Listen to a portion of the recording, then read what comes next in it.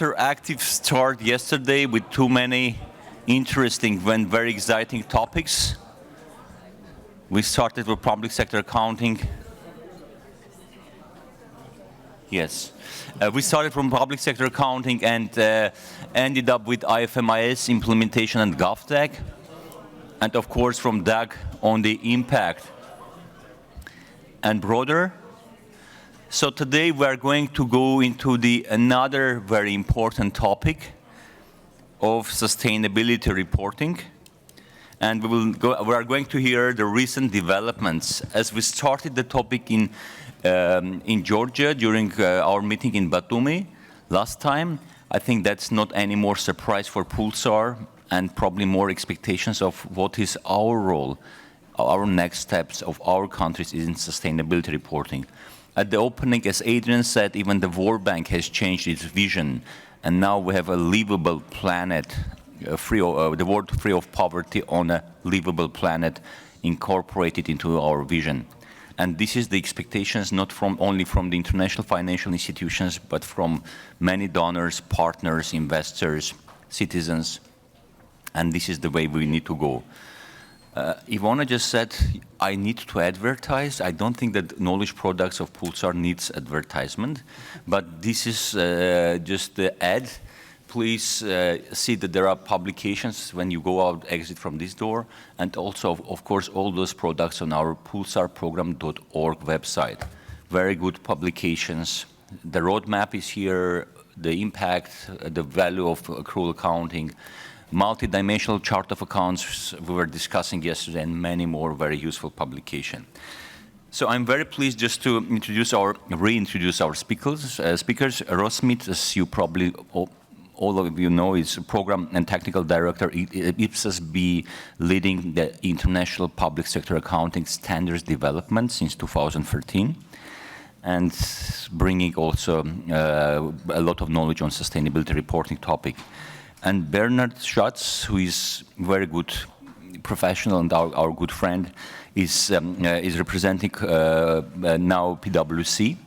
And before that, Bernard was at the Court of Audit, so bringing a Supreme Audit Institution perspective. And before that, in the Federal Ministry of Finance of Austria, in the Budget Department, and leading the transformation, IPSAS transformation in Austrian government. As Austria, as you know, they moved towards IPSAS and implemented IPSAS. So this is also, we're going to have different perspective. So the floor is yours, Rose.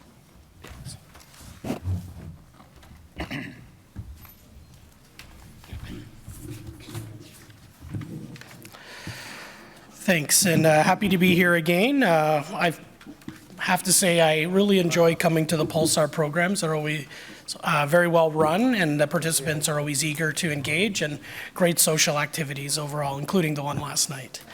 Also, I'd like to make a further endorsement of the PULSAR products that they produce.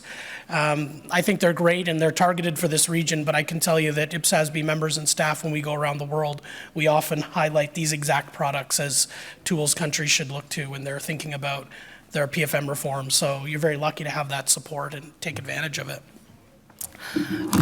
I'm very excited to be here today to talk a little bit more about what I think is our most exciting topic on the IPSAS-B work program, and we talk about both the financial reporting and the sustainability reporting, but the sustainability reporting topic is one that's been moving very quickly in both the private and the public sector, and challenging the staff and the board to be nimble and innovative and to move forward our standard setting in this space. So today I'm going to talk to you about what we're doing specifically, our current project to develop a climate-related disclosure standard, and provide a little background. A little bit of it will be a repetition of what some of you heard in Batumi, but there's lots of new information as well to add on. And the second half of the presentation, I want to talk a little bit about some thoughts and ideas on how you can get started now, even if you don't want to wait for our standard, and use some examples of some different public sector organizations that have already started to get going on sustainability reporting, and talk about some of the factors that get people thinking about sustainability reporting and making it meaningful when they get started. So in getting started, why did the IPSASB decide it was going to start to move into sustainability reporting? And it really all started with the developments in the private sector and a report by the World Bank in January 2022 called Sovereign Climate and Nature Reporting.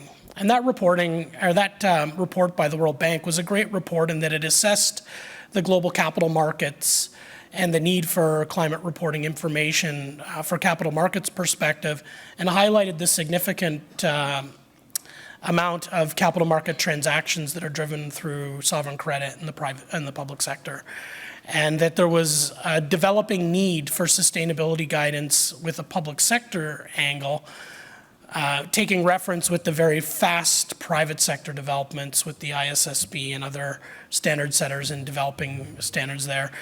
And they were looking forward in that report and kind of identifying a growing need for capital market information related to sustainability reporting. So based off of that report, and I won't go through all of the timeline on this slide, the IPSASB put its own consultation paper out in May 2022, and that consultation paper was a high-level exploration of the topic of sustainability reporting in the public sector, the IPSASB's role in standard setting on the financial reporting perspective for the past 25 years, and whether or not the IPSASB was the right body to step forward and start developing standards related to sustainability reporting, and even went so far as to suggest the first topics that the board would address.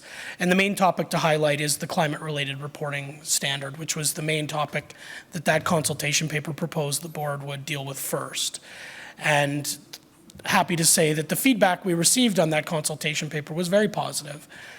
Just to highlight a few points to call out is respondents to that consultation paper did agree that IPSASB would be the right body to expand their remit and set sustainability reporting standards, and agreed with the reasons set out in the consultation paper. They did agree that climate-related reporting would be the right topic to start with first, but in the public sector, it wouldn't be appropriate to stop there. There were a number of other topics highlighted that they thought should be explored from a public sector perspective. And just to note, the board has agreed, coming out of that consultation paper, 3 priority projects that it will address first. So the general sustainability related information standard, which was the equivalent of S1 in the International Sustainability Standards Board world. Climate related disclosures, which is S2 or equivalent of S2 in ISSB. And one that's a very interesting one from my perspective, the natural resources and biodiversity. The reason I say this is an interesting topic is because this is one that relates to an ongoing financial reporting topic that we have at the moment. We've been working on for the past few years at IPSASB to develop guidance for accounting for natural resources in financial statements. And this is an extension of that project related to issues related to sustainability of biodiversity and natural resource management. So to this point, the IPSASB's only started the climate-related reporting standard, but these are very much the next topics the board will address in this space. So to go through a few different reasons why the public sector is different and significant, I wanted to highlight a couple of points here on this slide.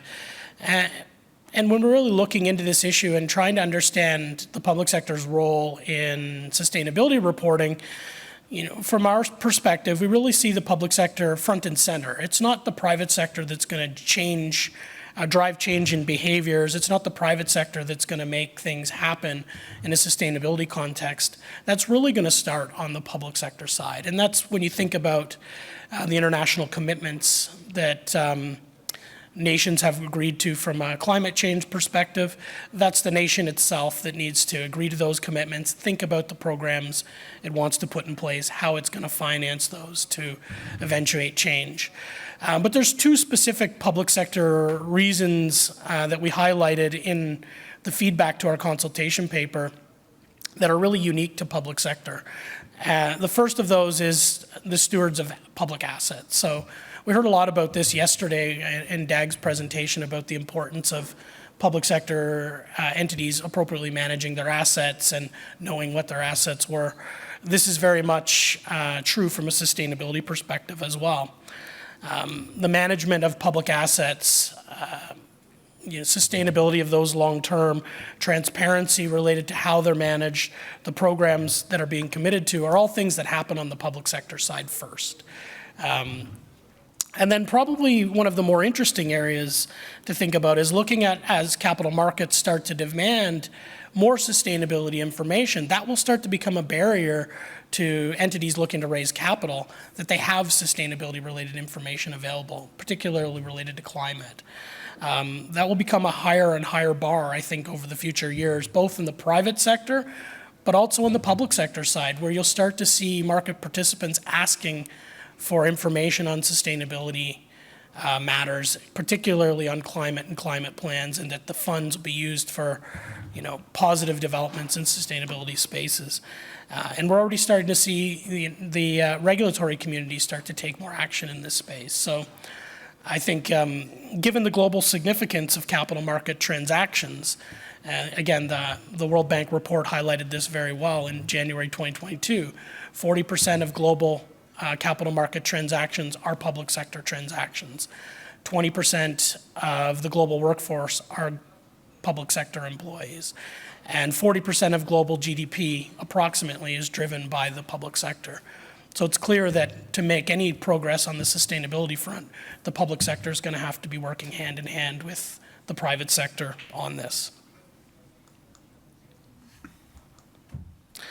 So in thinking about how the board is actually going to develop this guidance and deliver it in a prompt fashion, which was another key point that was raised with IPSASB when we took on this idea, is we can't treat it like a normal standard setting project. And those of you who've been around the board for a number of years are probably aware that standard setting doesn't move at a very fast pace. It's more like a glacier than a race car. For major topics, it'll take us 4 or 5 years to get to the right solution. And I think it was presented to the board loud and clear that we needed to move much quicker in addressing at least the climate topic first, but in the sustainability space as a whole, and to look to the private sector and be inspired with the pace that they were moving as a new international standard setter. But also a couple of cautions with the board in doing that, to not get carried away and try and develop a completely greenfield set of standards, to really look to what's already out there in the private sector, look to the consolidation that's already happening of the various frameworks listed there under existing guidance, and try and build off of the public sector or private sector work and adapt appropriately for the public sector to make that work for public sector entities.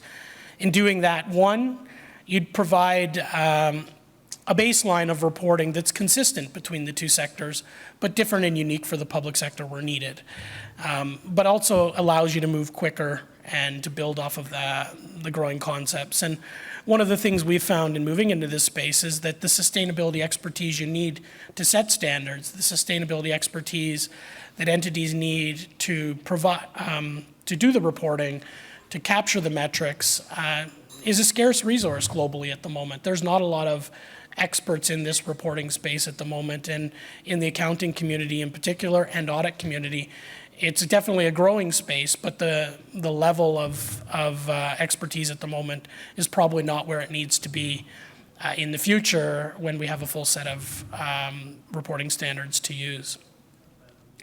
Again, emphasizing what we need to look for in a public sector perspective is really to think about where the public sector truly is different from the private sector, and add and address guidance that will help entities in applying that guidance there. And two key areas where that was highlighted is the multi-stakeholder approach we talk about, which really relates to the broader and more diverse user needs in the public sector. So the private sector is very much taking an investor-focused approach only, and we don't think that'll go far enough for the private sector. So we'll need to look to multi-stakeholder needs to build that out. And I'll talk in a couple slides about how we intend to do that, and some early thinking the board's working through on its current climate-related standard to try and do that in a relatively quick way, but also in truly trying to address public sector needs. And also the other area where we really highlighted that we needed to focus on was the unique aspect of public sector, where in the public sector you have entities that are reporting entities from the perspective of sustainability topics. So if we use climate as an example, they're emitting greenhouse gases and other emissions. They need to track those and understand their commitment to meeting climate targets overall. But also in the public sector, you have that that policy and regulatory role that exists in the public sector. So you'll have the entities that are deciding what the whole economy is going to do in a jurisdiction to implement climate protocols, how it's going to fund those programs, what the timelines will be, what the metrics are that you're going to measure those against. And that's a unique perspective that really only exists in the public sector that we're thinking about at the moment as we design our first standard. So I said I would talk a little bit about how we're going to set standards, and we've come up with this broad sustainability framework that's on the slide here. And I'll work around the dial starting with the top left quadrant of the circle and talking about the consultation paper that I talked about in May 2022 and the feedback we received. So one of the things the boards agreed is that in taking forward any projects, it'll continue to be guided by the key themes and principles it heard in that first consultation paper. And there was some really helpful feedback. Some of it I've already talked about on previous slides, but really keeping that multi-stakeholder model or diverse user needs in mind when you're trying to figure out what the real public sector needs are and where you need to specifically address those, to leverage the international guidance that's already existing, so the developing guidance from the ISSB, as well as existing guidance from GRI and other international standard setters. We're also looking to national standard setters that have started to address public sector issues in jurisdictions. An important one to highlight here, though, is one that was a focus of yesterday's session, the links to sustainability reporting. So we are looking at various initiatives in the sustainability reporting community, and I'll talk in a little bit more when I talk about the Sustainability Reference Group about many different groups that we're bringing into our process to get sustainability expertise, and many of those linked to what's happening at the national level, reporting macro statistics and statistical guidance. So moving to the right, the top right double blue quadrant, the IPSASB's conceptual framework. So the board will be guided in its standard setting activities by its own conceptual framework. We do have our own conceptual framework since 2014 that's broader than just principles for developing standards for financial statements. It's focused on the broader general purpose financial reports. And we already have some guidance that I'll speak about later in our recommended practice guidelines that are beyond financial statements. So although sustainability reporting is a very new topic, the space of reporting outside financial statements is not completely unique to IPSASB. It has been contemplated in the conceptual framework, and there is existing guidance the board's already published that goes broader than financial statements. In the bottom right quadrant, that's the light blue, this is really about looking to the International Sustainability Standards Board guidance and looking at that as a global baseline for capital market financially material transactions. And as I've already stated, if you go back to that WorldBank report from January 2022, it really makes the case that investor focus is at a minimum needed on the public sector side because of the significance of global capital market transactions for public sector entities. But again, need to consider further public sector investor reporting needs and broader public sector needs. And if that goes, we need to go further than what's already in the guidance that the ISSB's developed. And last but not least, when we think to that broader multi-stakeholder approach, we're going to look to guidance that already exists in the very vast sustainability guidance that's been developed by GRI. Now that GRI guidance is very much focused on the private sector, but it is topical and it's got sector and topic guidance that looks at many transactions that fall within the public sector space and can help identify those broader user needs. And again, it's a well-tested and international framework that entities are using in both the private and the public sector, which I'll talk about a little bit more in a few slides. So moving towards what the board's actually doing and talking about our current project. In June 2023, the board officially ended a research and scoping phase and approved a project brief, which is the start of us actually doing standard setting on a particular topic. And the board approved that project brief on the climate-related disclosures project that's going to look to S2 in the ISSB's world, and the GRI guidance on climate-related reporting, plus our framework, and develop our proposed standard, which we're expecting by middle of next year. That will be designed for the public sector, and then we'll go out and talk to people and see what they think about the proposals. So we're very happy to be working away on this. I can tell you it's keeping staff and the board on our toes as we work through this in a very prompt manner. But not only are we starting to set the standards, we're building a whole new side of the institution and how we set standards. And again, I'll talk about that on this slide.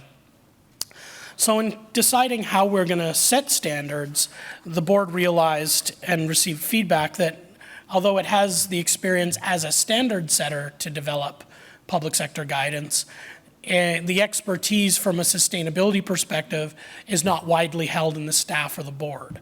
So we really had to think about how we were going to do things differently within our current structure to make sure the board had the expertise and the credibility it needed in this space.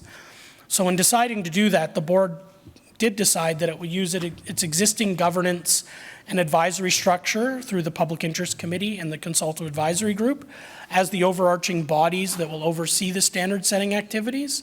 It will be the same IPSAS board that sets the financial reporting standards that will set sustainability standards, and we're very lucky that we have some board members with a high level of sustainability knowledge actually already within the board based on their day jobs supporting the IPSASB. And then the green boxes at the bottom are really the new areas where we've set up new institutional support to help us with standard setting. So the Sustainability Reference Group is the main advisory board of sustainability experts from around the world that's meeting quarterly on a virtual basis to provide direct thoughts, advice to the IPSASB on matters of a sustainability matter, depending on whatever topic we're working on, that will let the board know their thoughts to consider as we move through the standard setting process. Moving to the right, the topic working group is a small group of international experts who are involved in sustainability standard setting, have the knowledge, the content knowledge and experience, and are working directly with our staff member and 2 board members with sustainability knowledge to help develop the proposals the board will approve in our future standard. And the one that I'm really interested in and looking forward to launching in 2024 is what I call as a Sustainability Implementation Forum. Now, this will be a broad forum that will take specific matters of principle related to our developing standard and go out to future implementers and ask them what they think in real time about these proposals, whether they're implementable, whether they're understandable, whether they think they can apply them. Take those concerns back into the standard setting process before we approve an exposure draft, before we approve the final pronouncement. So in real time, we can make some of those tweaks that we normally wouldn't learn about until the new standard's actually out there. This will be an open forum for any entities or individuals that want to engage with the IPSASB. So we'll take all comers. It will be done virtually through a webinar model.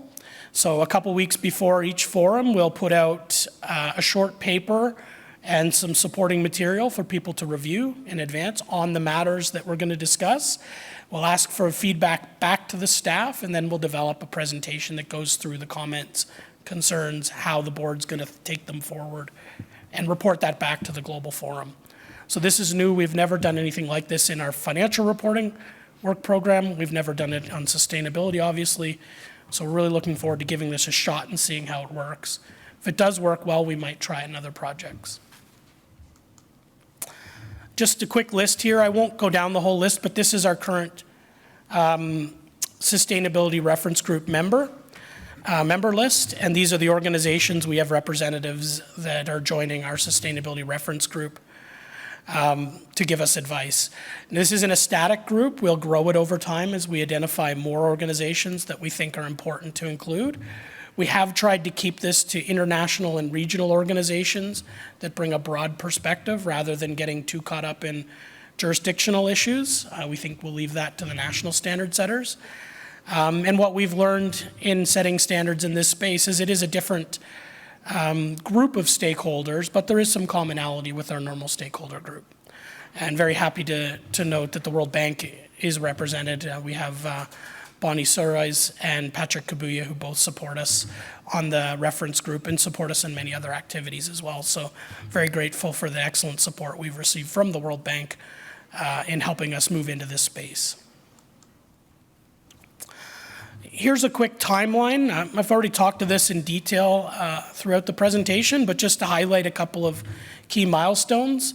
By this time next year, we hope that our exposure draft is approved and out for consultation so that we can hear what people think about it.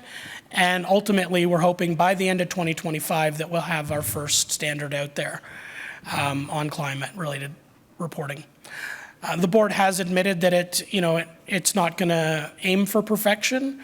It's likely it'll have to be an iterative process if we move with this speed, that we'll have to go back and monitor the implementation of the standard, leave an opening to go back and make updates relatively quick after we put it out there. But, and as I said, this is very fast in our world.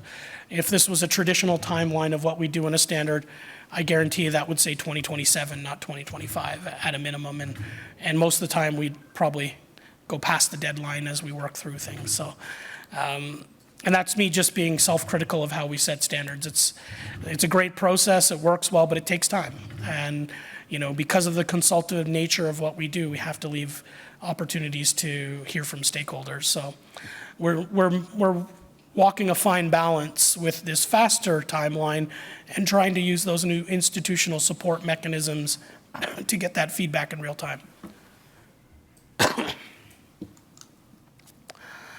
So in talking to people about our sustainability reporting, often the first question I get, and I'm sure if I didn't have these slides, it'd be the first one I hear today, is in my jurisdiction, we're thinking about this, what should we do to get started? I can't wait for 2025. This is important to my organization. I want to do something now. So I pulled together a few different thoughts from various different conversations we've been having, as well as some ideas that are starting to come together as how an organization can get started. And I'll walk through that now. The first point I want to highlight is there is one way you can get started now. So if you're not thinking about sustainability in your financial reporting today, you should be. There's probably already transactions from a sustainability perspective that are impacting your financial statements.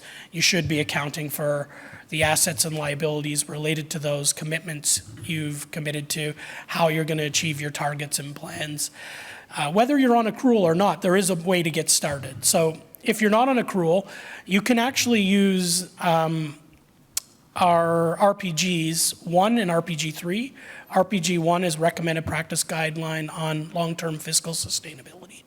RPG 3 is on Service Performance Reporting. RPG 3 in particular relates to how an entity tracks its inputs, identifies indicators related to a program so that it can track the efficiency and effectiveness of the outputs and the ultimate outcome of a program.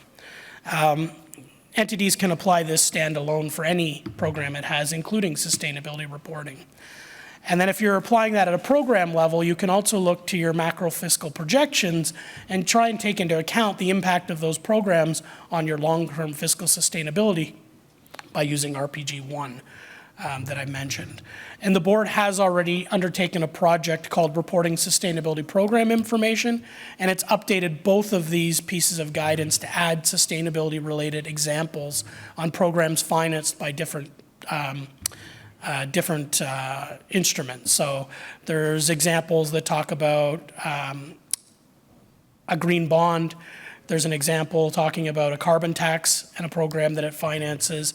There's one related to a tax expenditure, and there's also one related to investment in infrastructure to mitigate the impacts of climate. And in developing these, we've anonymized all of these examples, but we did go out and look at real programs that countries and jurisdictions were putting in place to base these. So they are realistic examples that you might see in a various jurisdiction. And now those are now embedded into RPG1 and RPG3.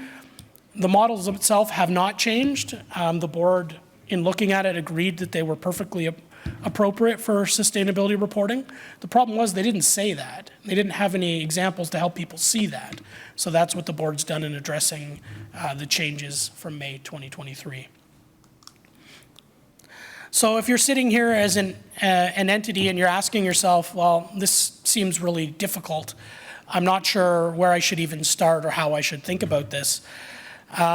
We've kind of thought this through in talking to various different constituents, and I think if you're really thinking about this seriously, you need to step back and ask yourself, from a sustainability perspective, what is your entity's objectives?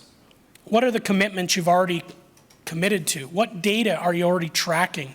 What capacity do you have within your organization? But probably more important, why is this important to your entity? How does this relate to your entity's goals? When we're talking to jurisdictions and entities that have already got started, the thing that really came through as meaningful is the entities that went forward first on a voluntary basis and were doing a good job with reporting, they weren't treating it as a reporting exercise. They were doing it because it was important to their entity. It was part of their core objectives that management was being measured on. It was part of their activities on a day-to-day basis, and people were asking them to start reporting on it, so they did. First, they would start internal, then they went external. And I'll talk about in a few slides an example of a number of municipalities in Canada that have voluntarily been reporting on sustainability for a number of years, and some interesting findings that we found in looking at that. When you're completing that sustainability self-assessment, very similar to what you're doing when you're thinking about your public financial management reforms, you need to ask yourself about capacity. Do you have the human resources to do this? Do you have defined metrics that you're going to report against? If so, do you have the data that you can report against those metrics? Do you have appropriate systems to capture the data, if you're going to report on this going forward? And that's why a lot of the entities we talked about did an internal reporting process first, because it allowed them to build up their capacity and get ready for the coming reporting. So moving up the right-hand side of the slide, once you've assessed your self-assessment, why you're doing this, why it's important to your entity, what your capacity is, you really need to think about how you're going to deliver the outcomes or the goals that you've set for yourself. So you really need to define what your sustainability objectives are and what the reporting needs relate to that. So is it an internal reporting need?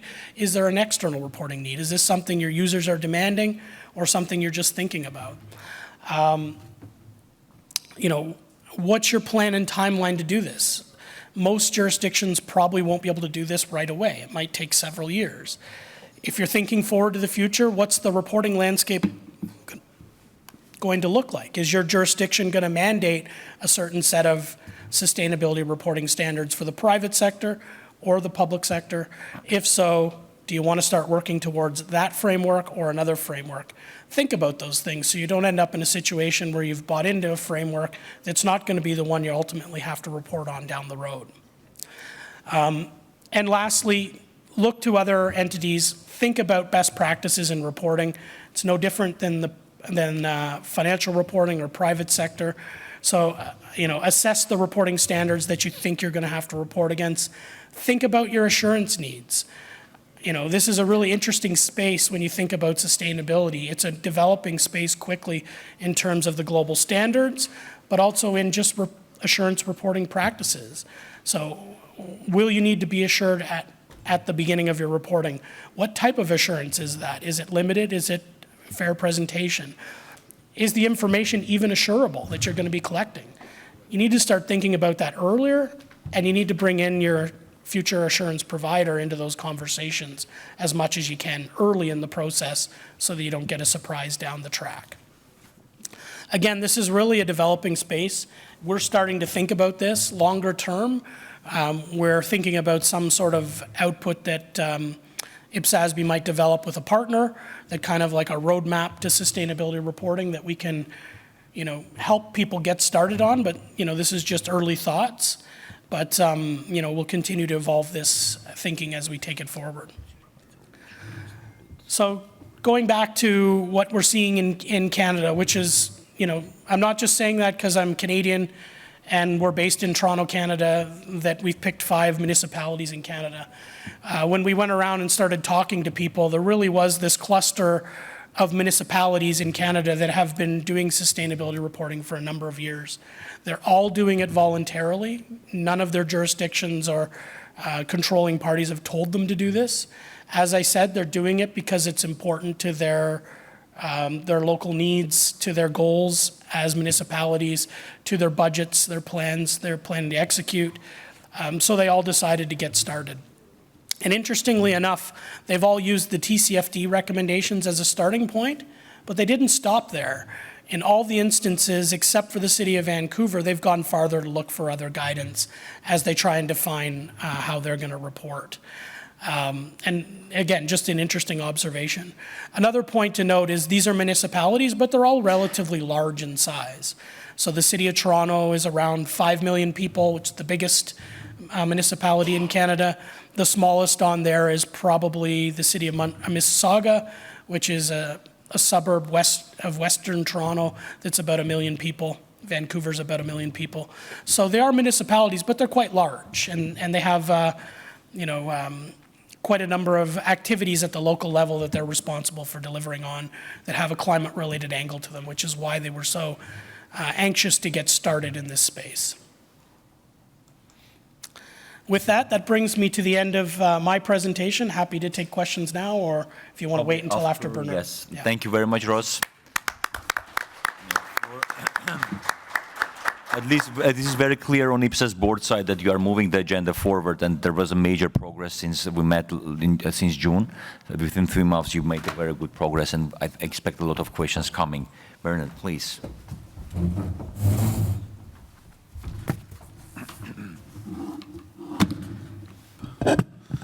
Thank you very much for having me again. I pretty much want to show you some practical insights in what we as PwC Austria are doing in the area of sustainability reporting. But before I do that, I want to actually start off where Ross left off and emphasize that it's really important to look at sustainability reporting as a means and not a purpose in itself. So the question, I think, and it's easy to see those two sets of reports as separate and not related to each other. And you can do that, but it will have an impact on how you draft your framework, how you report on the issue. And when we look at the private sector, and actually that's regardless whether it's ISSB or FRAC, there's already the hint, those institutions are financial accounting standard setters, and the perspective, particularly also of the European Union, really strongly is that sustainability reporting is a pillar for risk management. It's a pillar for proper financial accounting. It's giving context to analyze financial statements. So it's not a purpose in itself. And I think it's really important to think about that as well when we talk about practical examples or application of sustainability reporting standards. And having said that, I think if you come to a conclusion like that, it is a change in perspective. So what we saw a lot in practice in Austria, in Europe, and all over the world is that sustainability reporting so far, in many cases, has been an instrument of communication. So it was usually led by a communications team, a marketing team, maybe an investor relations team, and that was the predominant focus of the reports, and I'll show that in a practical example. And now this is changing. It's a shift in perspective, and I think it's important to always have this in mind when we talk about how should frameworks look like. And that's also why I'm very confident that IPSAS-B is a very good suited institution to move this sustainability reporting for the public sector forward. And the second thing I want to say is all I present to you today is practical insights, but that also means it's anecdotal. So Andreas, apologies, purely anecdotal, no science at all. But I'm really looking forward to the next session and what you're going to present on the issue of the reporting entity in that regard. All right, so to kick us off, the first issue I want to talk about is, and you might have heard about this, is the materiality assessment. And that's the process on how to define what topics or what content actually to report on. And you also might have heard that there is this, I'm inclined to say, war going on between impact materiality and financial materiality. And I will try to show you that actually, at least from our perspective, what we see in practice, those are extremely closely related. So I think there is no need to kind of try to move them apart more than actually necessary. So maybe in the first slide I want to show you what are we working with in Austria. So we have, of course, GRI, which is the predominant global reporting standard for private sector entities, but also for a lot of public sector entities. As Ross showed in his slide, there's one municipality in Canada also doing a GRI report. And then, of course, since we are part of the European Union, we are also working a lot with the ESRS standards from EFRAG, so the European Sustainability Reporting Standard. And when you look at what they say about materiality assessments, you see a lot of similarities and a couple of differences. And the similarities are, both of them talk about impact materiality. So the question on you as an entity, and already we have the question, what is the entity? But you as the entity, what is your impact on the society, on the environment, right? And there really is also, I think, the mandate from the IPSASB really important, and Ross mentioned that, usually that's a very broad range of stakeholders in the public sector. So it's not a very small group. And we also have in EFRAG the financial materiality, which is the question on, well, the changing environment, the changing society, what is the impact on you as an entity?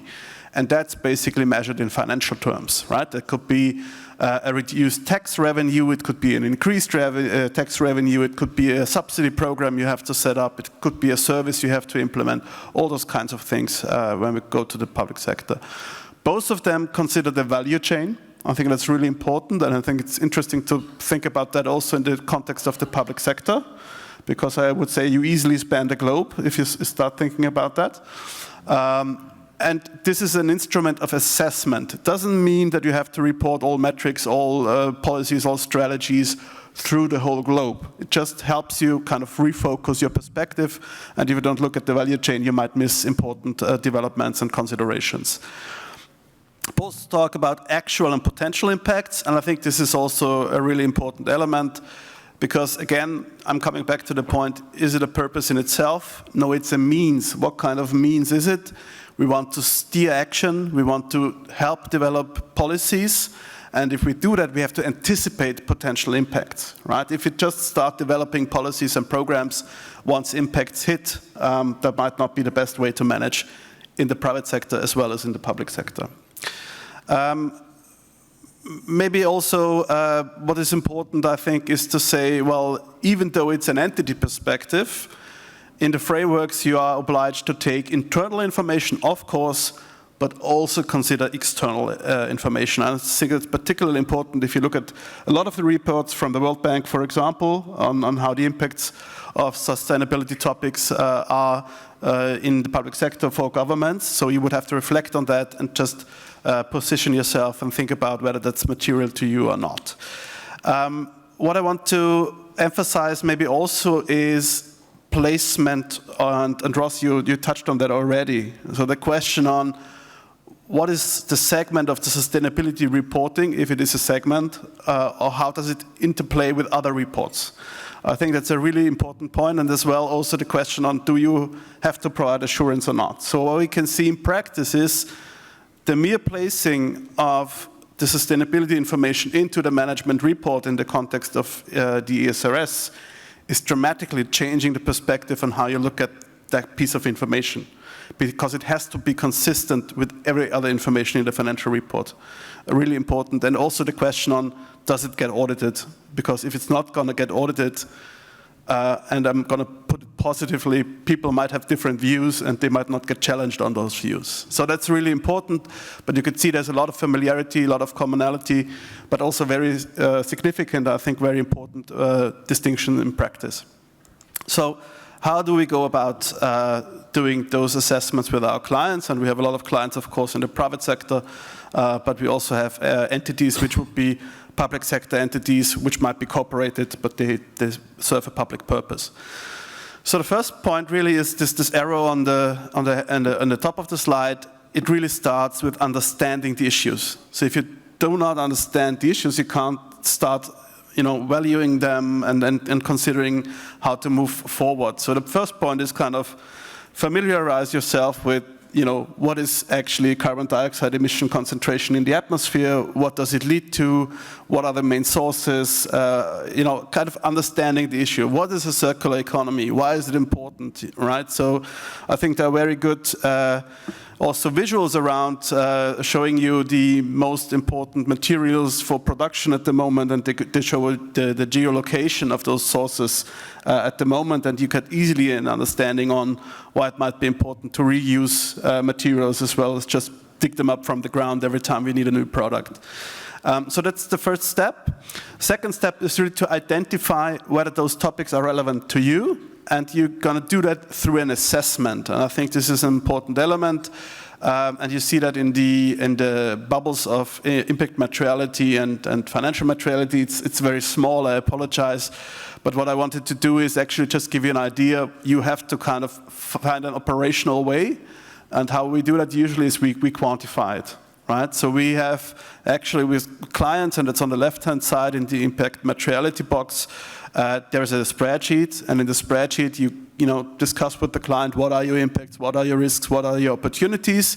You go through all the topics that are listed in that case in the ESRSs, and it easily leads you to a couple of hundred impacts, risks, and opportunities you have to value.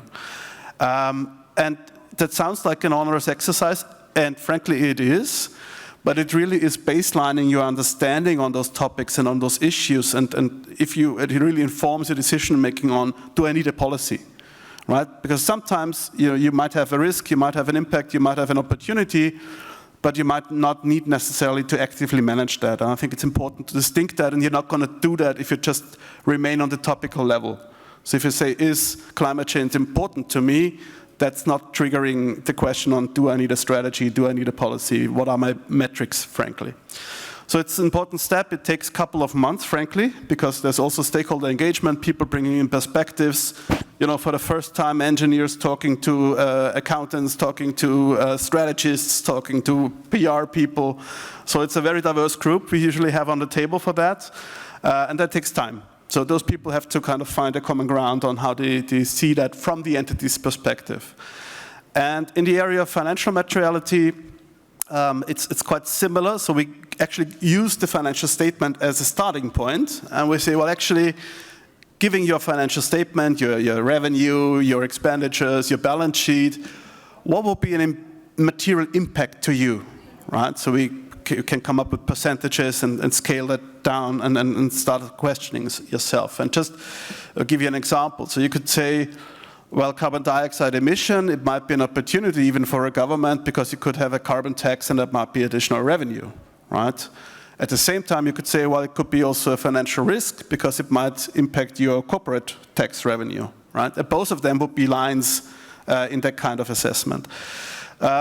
Of course, this is a more specialized group, frankly. So there's way more finance people in the room, and sometimes we have a lot of work to do to help them understand the sustainability issues. But once they understand it, they really are quickly in kind of being able to assess the impacts on that. So what I want to say is it is a big process, even for, I would say, kind of a limited entity like a private sector entity, because they can draw their boundaries.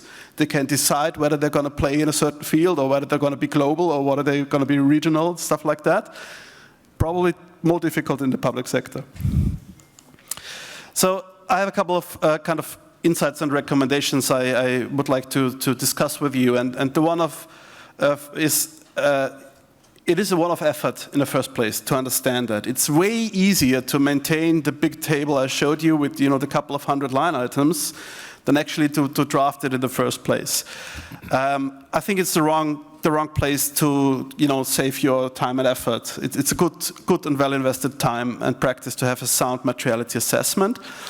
And what we saw in practice is it really creates a common language among those people with very different professions, very different skills, very different experiences to talk about the same topic and come to an understanding. So that's really, really valuable. It's not anything actually mentioned in the standards, but it's just how we human beings probably work. And again, I think it's always important to understand that this serves a purpose, right? So the materiality assessment itself, it's not, again, a purpose in itself. It's a means for a bigger purpose. And the question is, what is a good report? And I will come to the practical example, and you will see if you do not do a proper materiality assessment, you might end up with way too many topics, and everything gets blurred. And actually, currently, there is an audit standard in development for sustainability information. And one of the big concerns also voiced in this standard is that information might get obscured by too much information, which actually is not necessary. So it really impairs your understanding of where is the entity, what are the biggest risks, what are the biggest opportunities. And that's the instrument to deal with that, right? So I think it's really important to keep that in mind. And again, what I also want to stress is, because I think that's human nature, you very easily get sentiments like, ooh, no, we're not going to have the data for that, or, well, the process takes 2 months, can't we do the process in 1 month? So save some time, save some effort. Again, I think it's the wrong place to cut costs or think about the reporting burden. It really is the foundation, and it should be a solid foundation to start from. And then last observation, and I think that's, again, I mentioned already, maybe relevant for the public sector, and the question, what is the reporting entity? The bigger and more complex an entity gets, the less likely it is that any topic really is immaterial. Particularly if you look at it from the perspective of those affected, right? So that's kind of one of the last practical insights. So what I want to do next is I want to compare 2 reports, and I chose the Austrian SDG report, so that's a government report, with actually the GRI report of one of the Austrian listed companies, which is Lenzing. They do a lot of textiles, have production places all around the world. But just to give you an idea on how that actually looks in practice. And when you compare those two, actually you could say, well, both are fairly the same size. So it's about 116 pages for the SDG report, and it's about roughly 130 pages for the GRI report. But when you look at it, you could see actually the Austrian report is extremely narrative. So there are, I don't want to be unfair, there are a couple of metrics, statistical data points, but it's a handful, right? And you can see actually in the GRI report, it's a bit more balanced, but still the dominant part is actually the narrative. You don't have a committed time period actually in the SDG report. So the last one I think was from 2017 or something. So there's no regular kind of annual, biannual, whatever rhythm. The GRI report is annual. So that's the commitment from Lenzing. They said they're going to do it every year. There's no real reporting standard. At least I couldn't find, I would say, elements of a reporting standard in the Austrian SDG report. So you could see it's a broad framework. They're going to orient themselves on the SDG goals, but also on the metrics. But there's no reporting elements that are consistent through time or through actually preparers.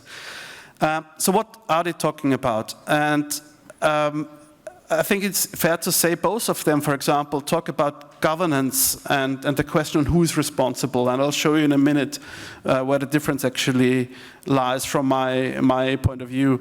And they all talk also about this kind of material topics, and in the Austrian reports it's called focus areas.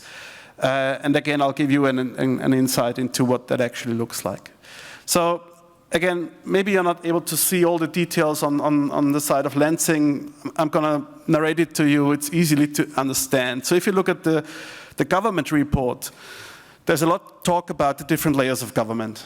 Right? So they talk about, well, what's the responsibility of the federal government and its respective ministries and parliament and the regions and the municipalities and also the broader society, civil society, science, the social partners in Austria, which is sort of an institution negotiating between corporations and the employees, And you also have the international level. So what is the European Union doing? What are the United Nations doing? What is the Parliament, the European Parliament in the case doing?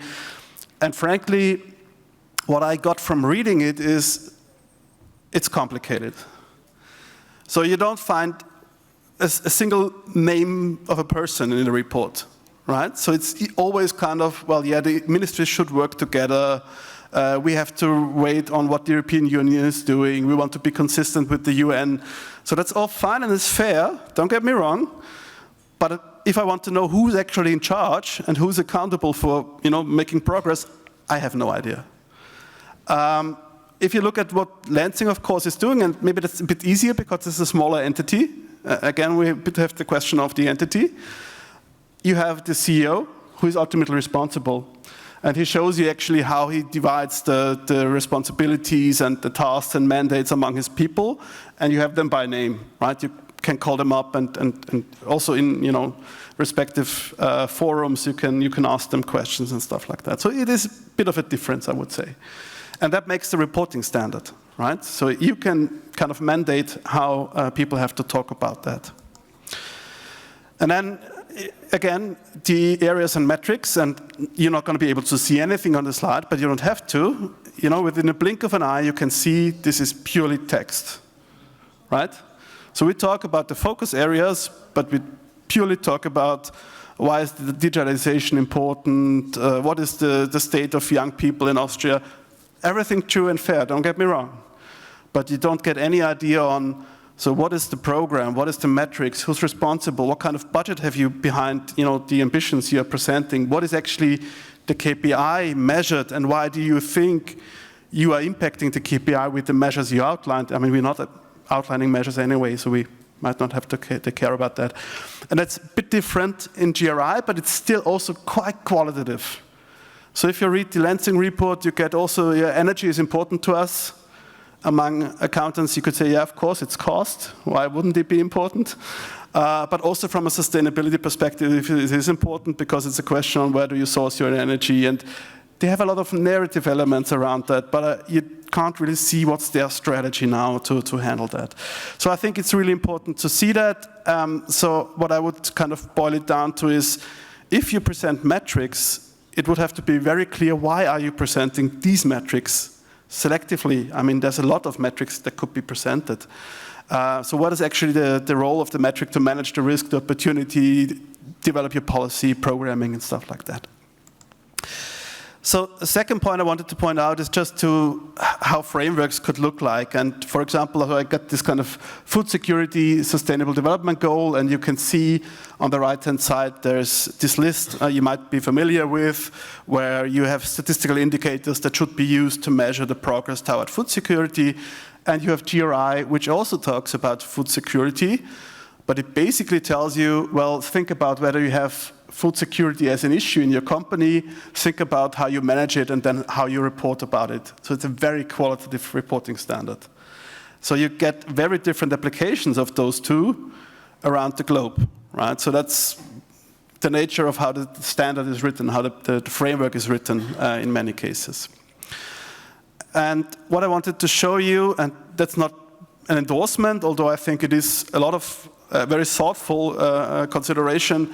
I just wanted to show you how ESRS is currently approaching this. And they have a very clear understanding that everything you report in your sustainability report has to be first a material impact or a material risk or opportunity to your entity.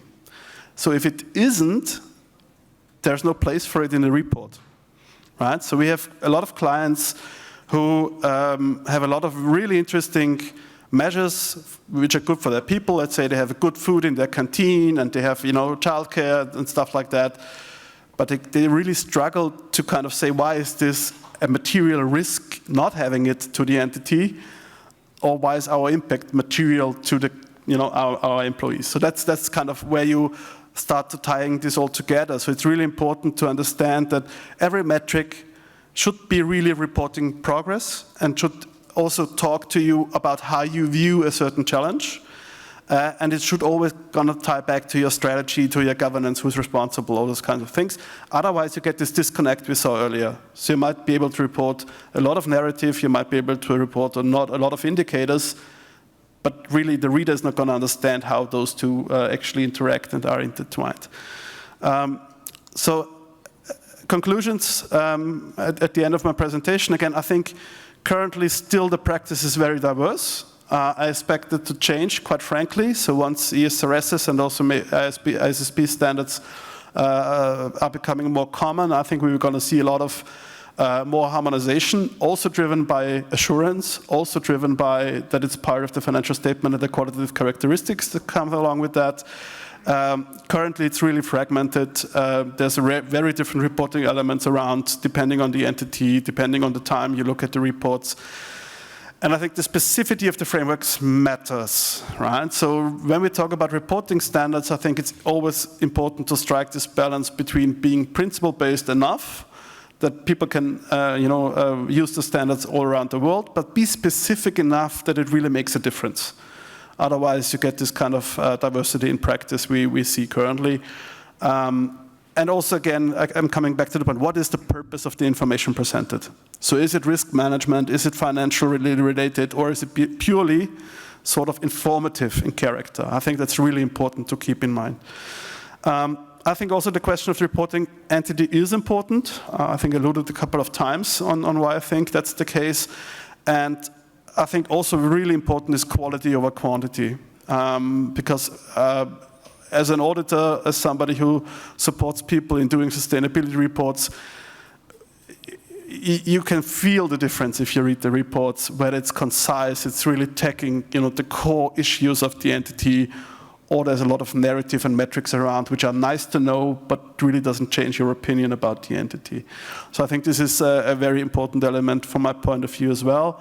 And of course, I think, the focus should be on the resources and impacts and on the financial matters in that sense. And auditability is important. Again, I think this comes down to the framework. If the framework is too broad, it's the purpose of the report is not distinct enough. It's extremely hard to audit against that. So keeping that in mind, I would close and open for questions. Thanks for your interest.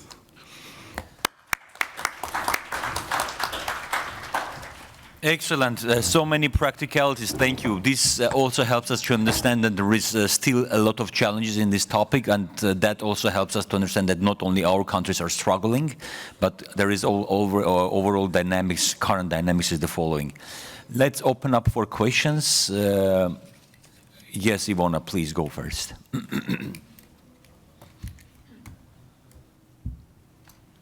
Just borrow from the next, on the left side. Yeah.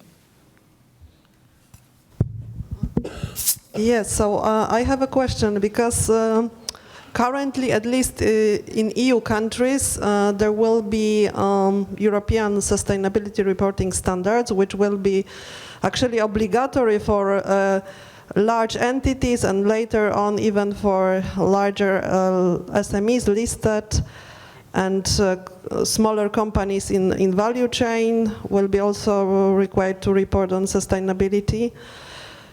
So this is actually coming for the private sector. As usual, public sector is lagging behind.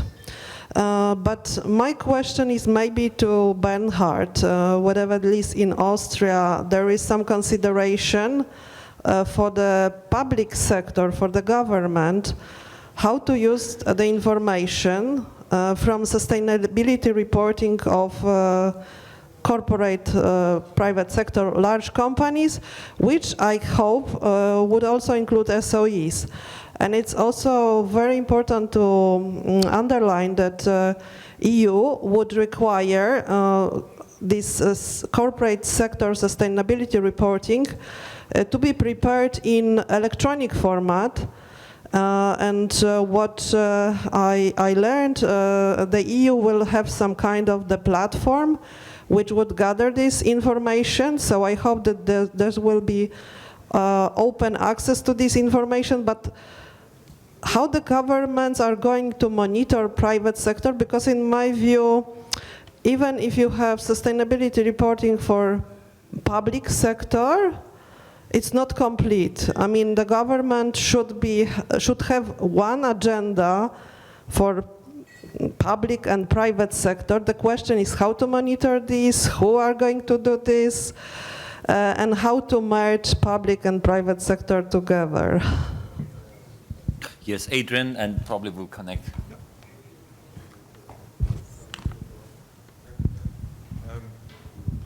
Thanks, very interesting presentations, and particularly encouraging to hear the work that you're doing on the standard setting and the progress that you're going at such an accelerated speed.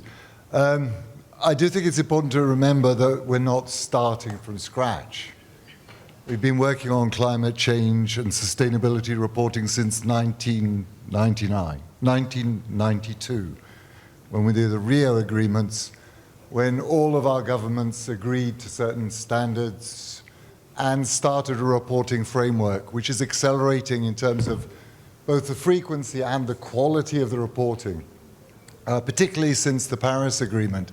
If you look at the quality of the reporting from all of our countries on what we're achieving, or sadly not achieving, in terms of progress on climate change, it's very significant.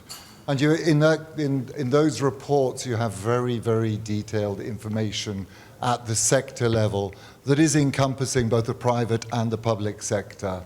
I understand, I think for Part 1 countries, it's every year that they're reporting, Part 2 countries every 2 years. So it's a very solid base of information, scientifically rigorous in most countries, so good quality information that you can use to identify that big issue that keeps on coming up, which is the issue of materiality. So from the point of view of trying to think about the big issues, I think we can see far too many problems, okay, when we think about, particularly about climate change. And ultimately there are two big issues. One is the issue around risks to the public sector and public sector assets. And I think that's something that all agencies in government need to be thinking about, and it particularly needs to be thinking about in terms of infrastructure assets. What are the implications of climate change, both in terms of extreme events and in terms of environmental change? And for all of your countries, that's happening at accelerated pace, really scary. And you need to be thinking about it when you're looking at your asset portfolio. What's going to happen over the next decade? We used to think about what would happen over the next 30 years, but it's actually what's going to happen over the next decade in terms of environmental change and extreme events. Now, the second side to it is all of your countries have made commitments in terms of emissions reductions. Everybody has committed to contribute to emissions reductions. Some countries have committed more, some countries have committed less. Now, it's very simple. There are two areas which you can impact on emissions: energy and land use. So if you have a government program that's impacting on energy or land use, it will have a climate change impact. Don't waste your time with the Ministry of Foreign Affairs. Don't waste your time with the Ministry of Labour. Don't waste your time with the Ministry of Education. They may do wonderful things about climate change, but in terms of materiality, they have no impact whatsoever. Your Ministry of Transport, your Ministry of Energy, anybody impacting on agriculture, water, these are the big sectors. That's where you should focus your attention. Secondly, the public sector by itself doesn't create big emissions. We don't generate emissions from buildings. I mean, there's some, it's trivial.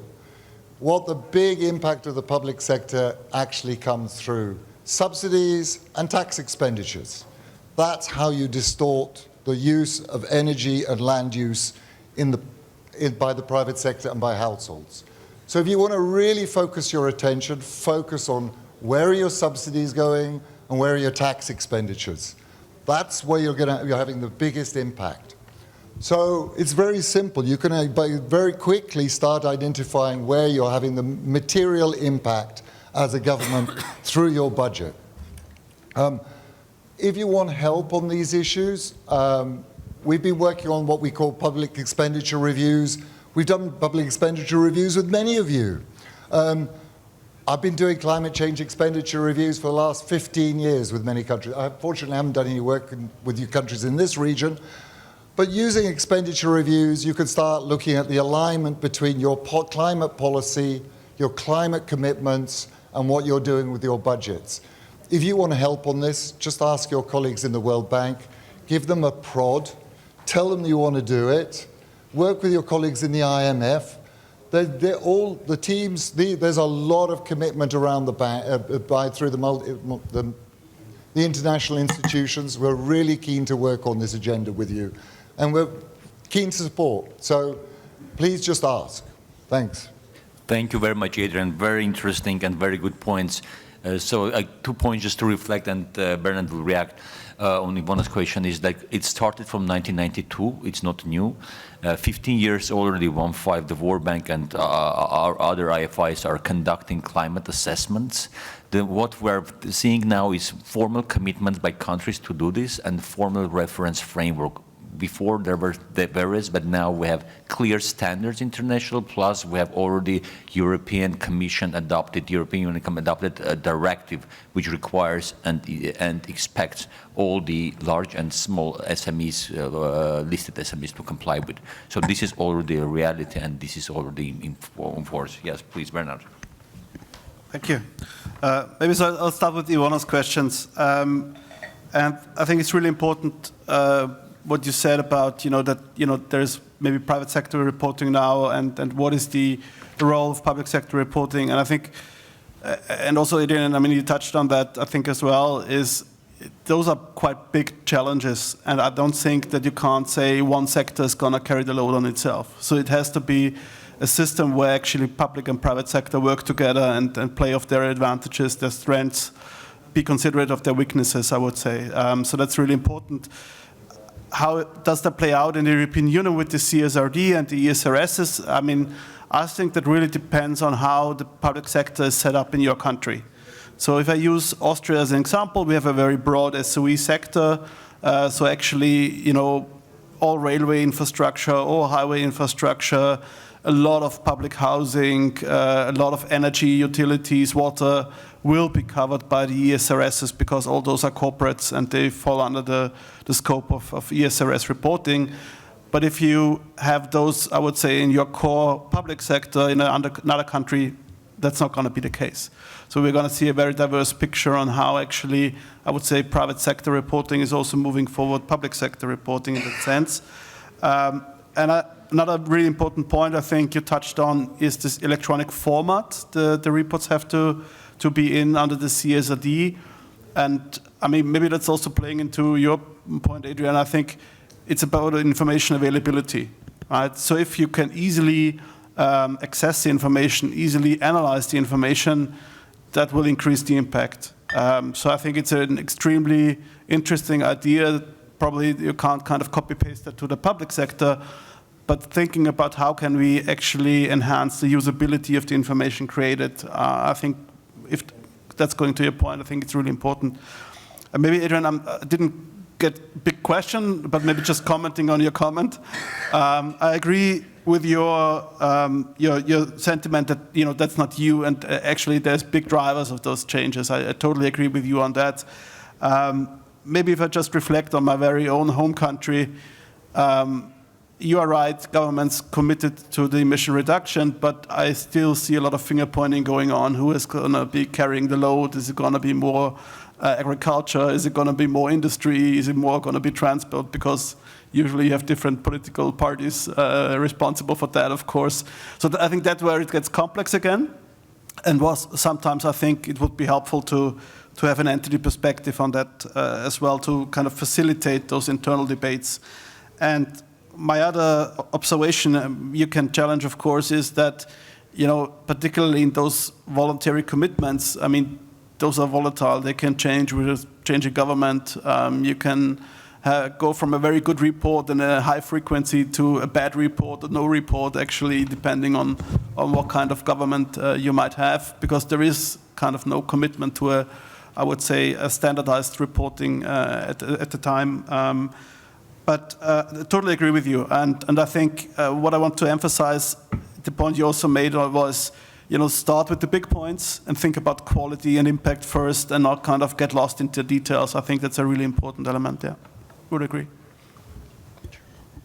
Thank you very much, Bernard. And I'm linked to that one, the question to Ross. Actually, Ross, in your presentation, you said the private sector standards do not meet the needs of the public sector. And yesterday, we were talking about consolidation. And even on consolidation, the topic was how we reconcile different accounting framework, IFRS, IFMIS for different levels of government, SOE consolidation. As we are at the start of the sustainability reporting standards development, is it possible to reconcile international sustainability reporting standards which have been issued by IWSB in June and reconcile somehow with the IFMIS initiative, so it will also help just to consolidate in future? Thanks. Yeah, thanks. It's a good question. Maybe the way we're thinking about it right now is, if you think about, we'll use climate as an example. In climate, if you're reporting your emissions, scope 1, scope 2, scope 3 in your value chain, I don't think there's a way a private sector organization can give its full scope 1, 2, 3 emissions without including some public sector entities and vice versa. So you'll need alignment in the way you report so you can actually do that value chain reporting, because I don't think anybody's going to have a pure value chain that just sits in one sector or another. And I think that's exactly one of the reasons why we're building off the existing private sector guidance. We want them to be interoperable. We don't want it to be different languages. We want,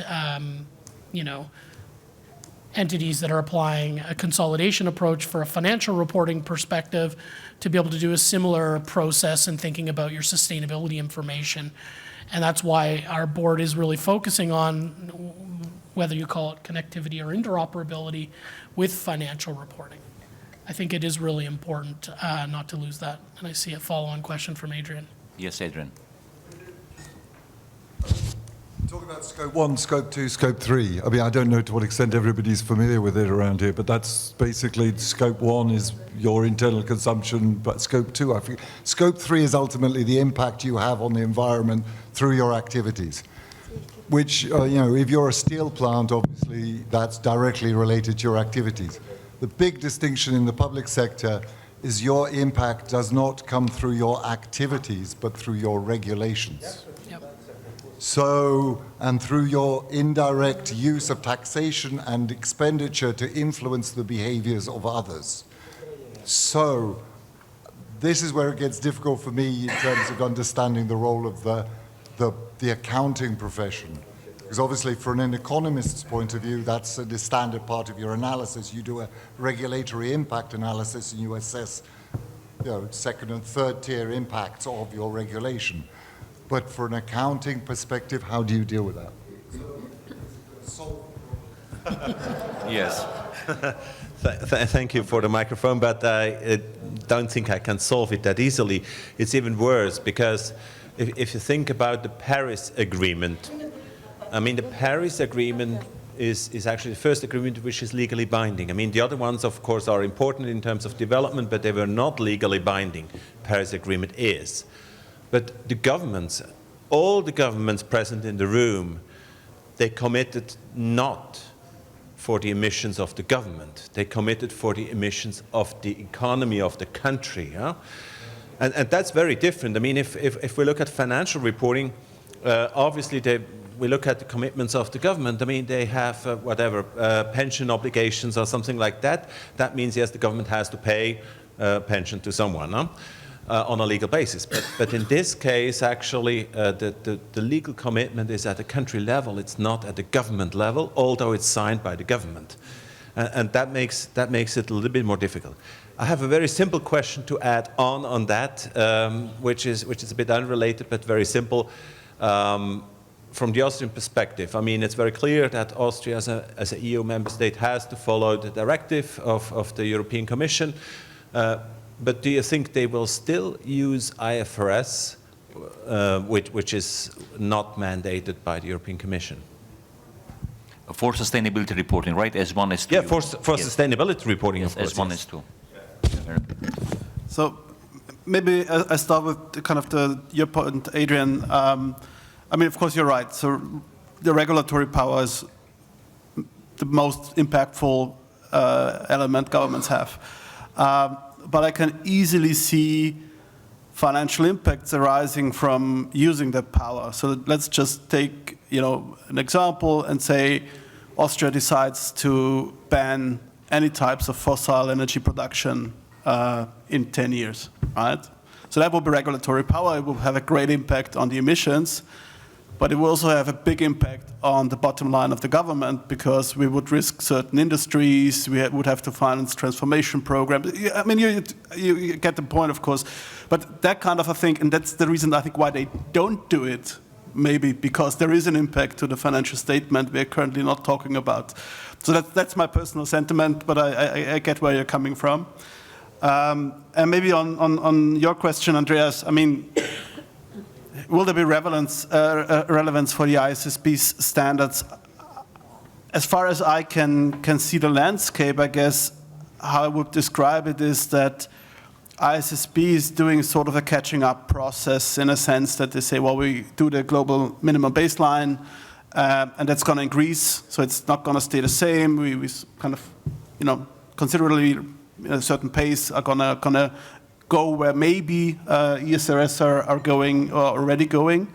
So I think the short-term impact only will be for those corporations, and usually, frankly, it's not public sector entities that are global and they have to access, investors in other regions who are endorsing ISSB standards and want to see actually, that's the same, actually, ESRS and ISSB are exchangeable and that they have the same quality and same level.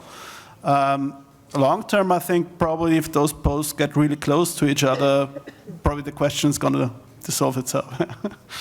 And probably linked to that one, because we talk about the value chain. By the way, ESRS is European Sustainability Reporting Standards. We are using it because we understand it, we discussed last time. And we are, CSRD is Corporate Sustainability Reporting Directive of the European Commission, which is already in force starting July this year. So those European Sustainability Reporting Standards are not plans. They are factual, they are effective since July, they are effective for the time year starting 2024 to 2028, the whole process should be completed. And we were talking about, under that one, about the value chain, upstream and downstream. So because the governments are also involved in the value chain as a procurement, as a major procurer of the services. So even if our governments try to avoid that, ultimately, is there a chance that we will be forced by our own directive, which we did for the corporate sector, to comply with? Because the corporate sector will need to report on their value chain. As an upstream, it will be about the government. Reaction? Yeah. I agree. Sir, I've got a question. Yes, please. And then yes. Yeah. One. Yeah. Thank you very much. My question is on the standard used by the European Union on sustainability reporting. Does it make provision on their action that others in different continents are having the effect? During the conference, I think the day before yesterday, we were laughing on this case. They said that in India, you don't have to smoke to carry the smoke in your head. Even from the neighbor side or from anywhere, you also carry the smoke on your head, so you're also a smoker. So I want to know, when country or when corporate report on this standard from the European Union, do they make provision? Because I hear people speaking that the less polluted country will benefit from the financial or whatever it is, like for example, those of Brazil and the Congo Basin and all these forests to absorb the pollution and so forth. So what is the provision in those reports that is taking place? Thank you. Yeah, good question. I think, so the good answer probably is yes, you have to look at those, that those are part of your, if those are part of your value chain, so if you're sourcing in let's say, the Global South or somewhere else, you have to think about your impact on pollution, your impact on health, on human rights in that areas. You have to think about that and think whether those impacts are material to you, and you have to have a strategy to manage that. What it doesn't do is it doesn't mandate you to take action, but you have to be transparent about that. So you could, as a corporate, say, well, I do have an impact, let's say, in India because I'm sourcing there, and there might be issues around child labor or other issues, and you have to be transparent about that. But it doesn't mandate you to have a strategy to mitigate that. That's up to the corporation. So it's not regulated. Yeah. Actually, Thomas. Yep. Please, and then. Yeah. Можно? Yeah. Them.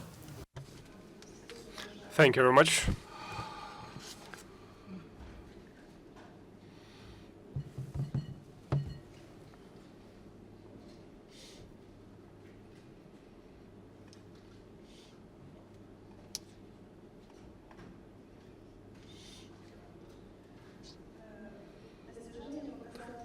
The achievement of indicators of sustainable development and information on sustainable development is discussed, as it was mentioned by Herman, since 1992. But we need to understand that now different platforms, and the last events that was conducted, there was a great presentation by Mr. Smith. It was this young town in Abu Dhabi, and there was a discussion of the issues of the quality of presenting information on sustainable development.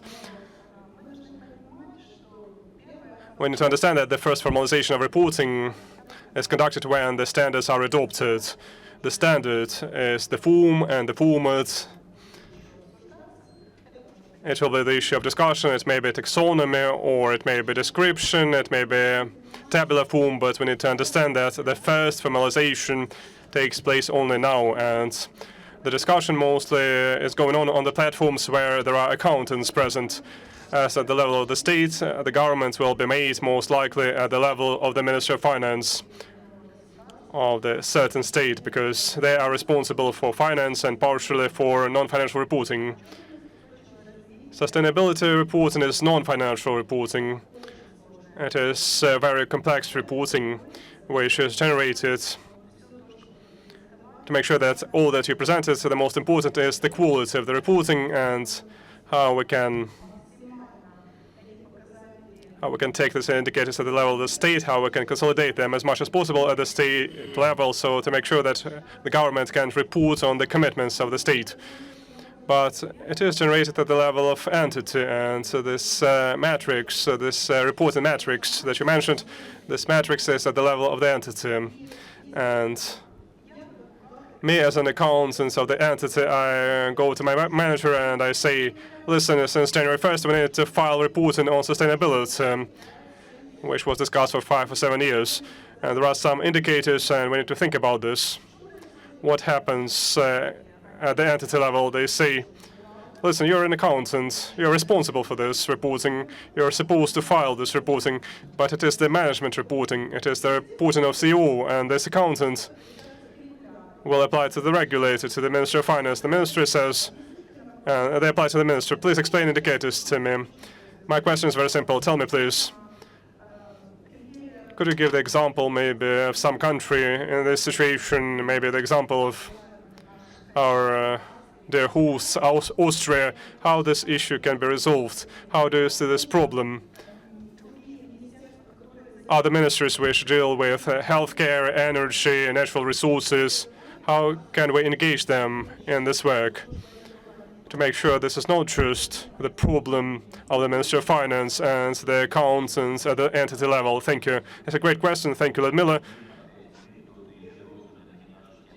Why should we do this? This is not our topic. It's an important question. Let's listen to the question of Thomas, and then we'll go for lunch. Coffee break. Many questions following the rich presentation. Then it's after the coffee break. Yeah, so I don't want to kind of... we have until now, until lunch break, right? No, I'm joking. But just one question in the interest of time regarding the materiality assessment, Bernard, which you presented on the slide.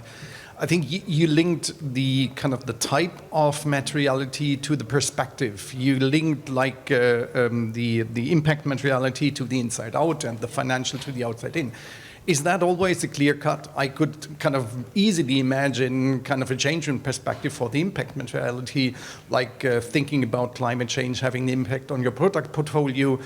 Very often, I think financial kind of consequences are linked to that, but.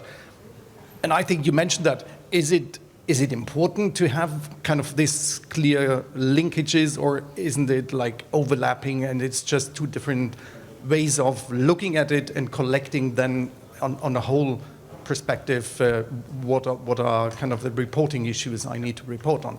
And connected to that, did you find any indicators or any indication of materiality assessment in the two reports you analyzed? Is there anything you find? Great. So let's start from the first question, Mila, from Austria and Canada experience. Who prepares, who is in charge of preparing report, and how government helps? Yeah. So thanks for the question. I think it's a really important one.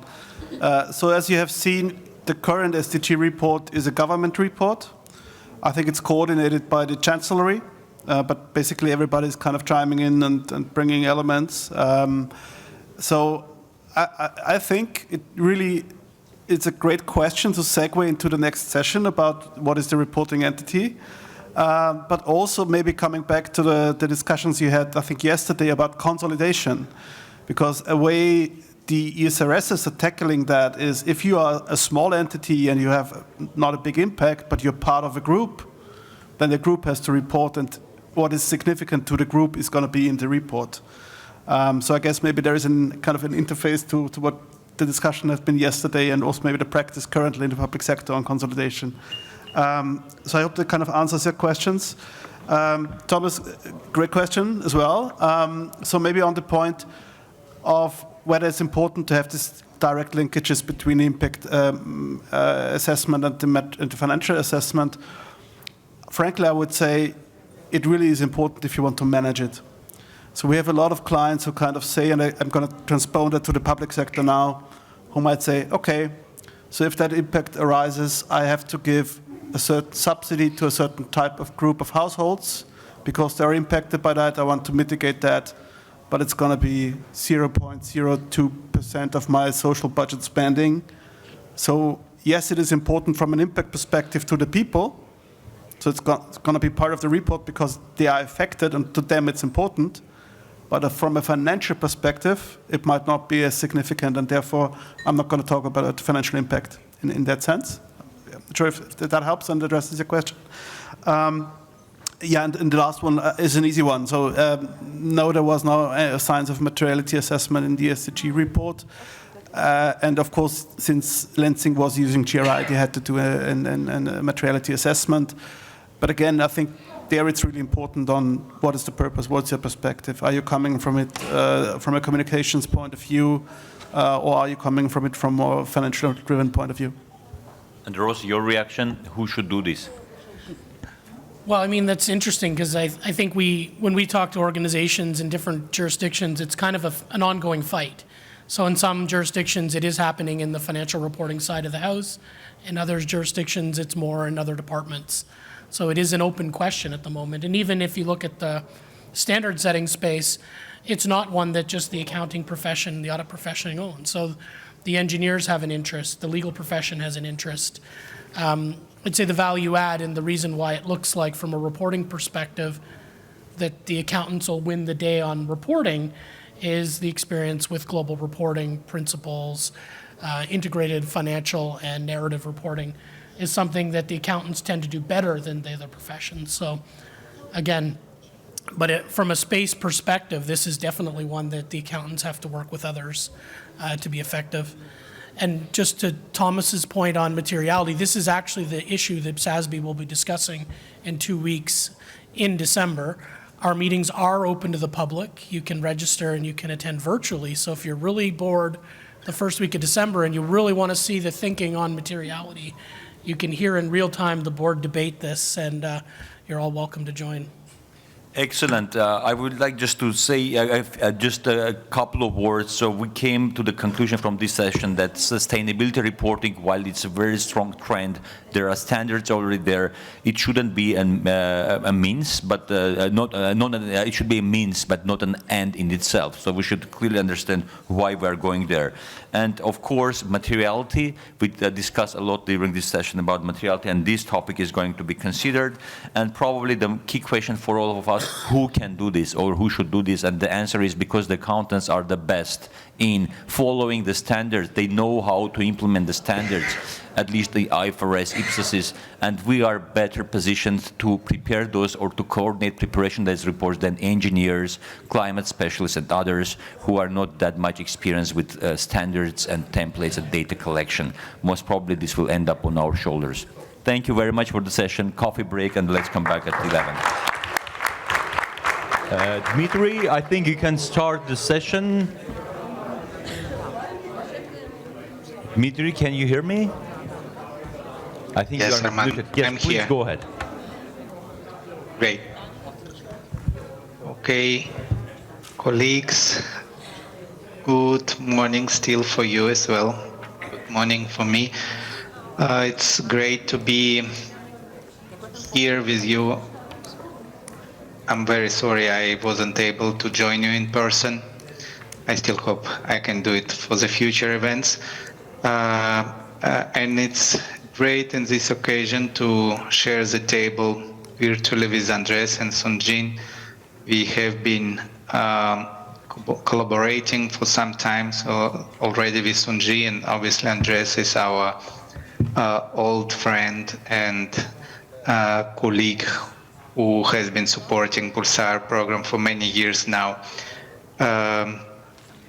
The main objective of this session in particular is to present the main findings of the latest knowledge product that PULSAR team has developed, which has to do with the sustainability reporting. One of the topics we also have been covered and discussed in the past events. It's important to mention that there is a background to this particular paper, and I will briefly mention it before we go into details. And probably it's worth mentioning that when I first time asked Andres that we would like to start working on sustainability reporting and focus our next knowledge product on this topic, he mentioned that they actually already working on a similar paper that was discussed with the colleagues from the Korean Institute of Public Finance. And basically the idea that we had would be pretty much aligned or very similar with the paper that has been already, that is being developed jointly with the Korean colleagues. So we decided to touch base with the KIPF, Korean Institute of Public Finance, to see if there is any interest to work together, joint efforts on this topic going forward, and particularly on this paper. And this is how we virtually met Sunjin some time ago. And Sunjin was very open to this collaboration and with the WorldBank and the PULSAR program. And basically what we discussed that collaboration could be an ongoing initiative, and that this knowledge product could be the first of a series of knowledge products to be jointly developed in connection to sustainability reporting. So it's a really pleasure for me to share with you that the paper is almost ready. We will share with you some preliminary findings and recommendations from the paper. Right now, our paper is going through the quality assurance process on the end, on KIPF end. We already conducted a decision meeting review on the WorldBank end, so we expect that the paper should be fully completed by the end of this calendar year. Without previous any ado, let me pass the microphone to Andres to get us into the details of this product. Thank you.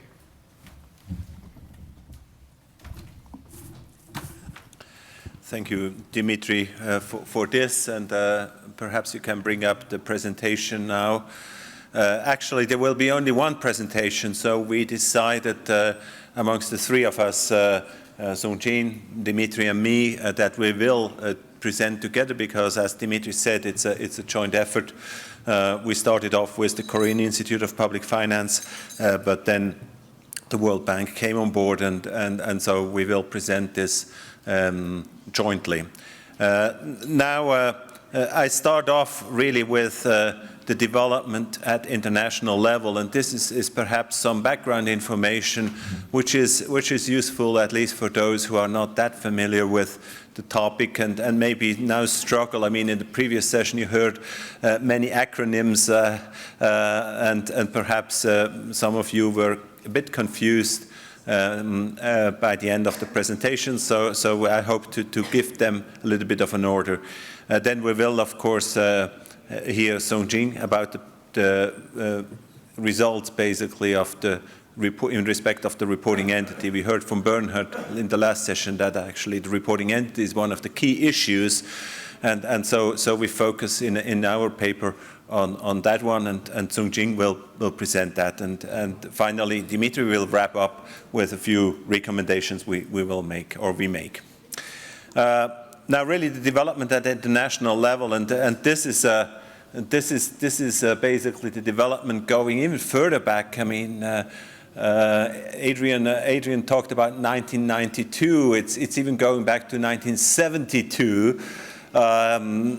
If we think about sustainable development and sustainable development goals, but the important notion, and I understand that some of the information here is a little bit small, but the important thing is the contrast actually with the next slide, because here we cover more than 20 years. We cover 1972 to 1996, 24 years. And you see it's not a lot of information on that slide. The next slide is covering 1997 to 2023. And you can see it's really cluttered. And I think that's important to notice. I mean, the development at global level has begun in 1972, but actually the momentum, the speed of the development has dramatically increased after 1997. So a bit more recently, but also not that recently, of course. So really the first step, just to have that in mind, was the UN conference on the human development and on the human environment. That was in 1972, and then for very, very many years, actually, not much else happened. Now, in 1997, which is, of course, a key date, basically the famous Kyoto Protocol was established, and of course, like many international treaties, they are named after the city. So in the city of Kyoto in Japan, the governments got together and developed this declaration. And I deliberately used the term declaration because it was not a binding document. It was a declaration that yes, the governments want to achieve a reduction in carbon dioxide emissions, but it was not more than a declaration. And that, of course, changed quite a bit later on, and that's in 2015-16 when the Paris Agreement came in. And the Paris Agreement, which was already mentioned in the discussion before the break, is really the first binding agreement. So all the governments have signed that and have not only mentioned that it would be nice to achieve a reduction in carbon emissions, but yes, they committed themselves for specific goals, objectives which they need to achieve as a country, as I mentioned in my question before the break. And I think that's where actually, of course, the reporting necessity became more obvious once we moved to binding agreements from sort of voluntary declarations. The other thing which happened at the same time was really in 2015 also that the SDGs, which is what Bernhard presented in the report from Austria, that the SDGs, they got also agreed on. And Now the SDGs, we will talk about that in a minute, but of course they are broader than just climate change. They include climate change, but it's not exclusively climate change which is included. It goes really to broader issues of humanity. So this is really the different steps. And if we now go down to reporting, you can see that actually reporting also kicked in 1997. So there's no first slide on reporting, because basically from 1972 to 1996 there were no reporting standards around. So we cannot show anything. We could show a blank, a white slide, but that would not be that interesting. What really happened is in 1997 an entity came on board, which is the Global Reporting Initiative, and you can see the old logo on the left-hand side. You can see the blue GRI logo a bit more to the right-hand side. They changed the logo in the meantime. That was not about climate change at the beginning. Actually, the triggering event for GRI to get started was the Exxon Valdez disaster. Maybe some of the older ones amongst ourselves remember that was a ship, an oil tanker, which ran on ground in Alaska and spilled the oil and damaged the environment, birds and fish, and so it was a natural disaster, a man-made natural disaster, but it was not directly related to climate change. It was more related to biodiversity, and Exxon, which was the owner of that ship, did not do very well in terms of communication, and that's why actually the Global Reporting Initiative started, because they felt, well, those large corporates being responsible for such disasters, they need to do better. So that was really the idea, and then we move on, and you can see many of those acronyms which were already presented in the slides, well, in both presentations before the break, actually. So that developed in several steps, and I think the important part is sort of the left corner at the bottom. Fortunately, there was now a consolidation process. So actually, the consolidation process means that some of those standards will disappear with the IFRS standards. So basically, the IFRS foundation, with the creation of the International Sustainability Standards Board, decided to consolidate those standards. There are two notable exceptions. One is GRI. GRI will continue to exist separately, so they are not consolidated, they're not integrated in IFRS S1 and S2, and also not in the further IFRSs. And second one is the European Commission Corporate Sustainability Reporting Directive, which was also mentioned. So the EU is moving ahead on a faster pace and has sort of created yet another standard. In the meantime, some of the previous standards got combined. So this is basically the environment.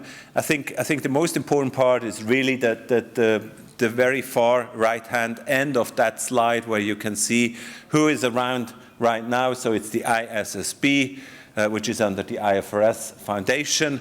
It is the ESRS, which are emitted by EFRAG, which is an entity of the European Union.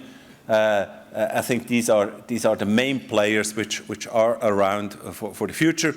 At least if we talk about the private sector reporting, obviously, IPSAS-B, I will talk about that in a minute, which is doing the public sector. Now, before that, really, the Sustainable Development Goals, the SDGs, that's what Bernhard presented, that Austria apparently reports on a rather irregular basis, if I may say so. These are the 17 SDGs, and of course, as I said, that's very diverse. I mean, that's not only about climate action. Number 13 is about climate action, so there is one SDG which relates to the carbon and greenhouse gas emissions in a broader sense, but the other 16 relate to very different concepts, like zero hunger, no poverty, gender equality, etc. So it's a broad set of sustainable development goals which have been agreed on in 2015 and which should be achieved in 2030. So most governments are now, hopefully, implementing those SDGs because we are sort of at halftime now. I mean, they started in 2015, we are now in 2023, and we are even a little bit past the half-time period of that, because they should be achieved in 2030. Now, the reality is really that the reporting and the indicators which measure them are still being developed, so actually I think there is a bit of a delay. And unfortunately, usually the greatest delay is actually in the area of indicator 13. So many governments really struggle with that climate action goal, which is part of it, and which is probably not the least important, but one of the more important ones. Here you can see also these 17 indicators, and you can see it's how they relate to ESG. That's another acronym. Maybe you've heard of environment, social, and governance, and of course some of them are a mixture of various parts, and some of them are purely, for instance, social, if you think about ending poverty, or are purely about the environment, if you think about life on land or below water. So this is a blend of ESG goals which is reflected in those development objectives. Now, as I said, really we do see a consolidation of the variety of standards which had existed, except the GRI, and so probably it's worthwhile to have a brief look at the GRI. So how do they work?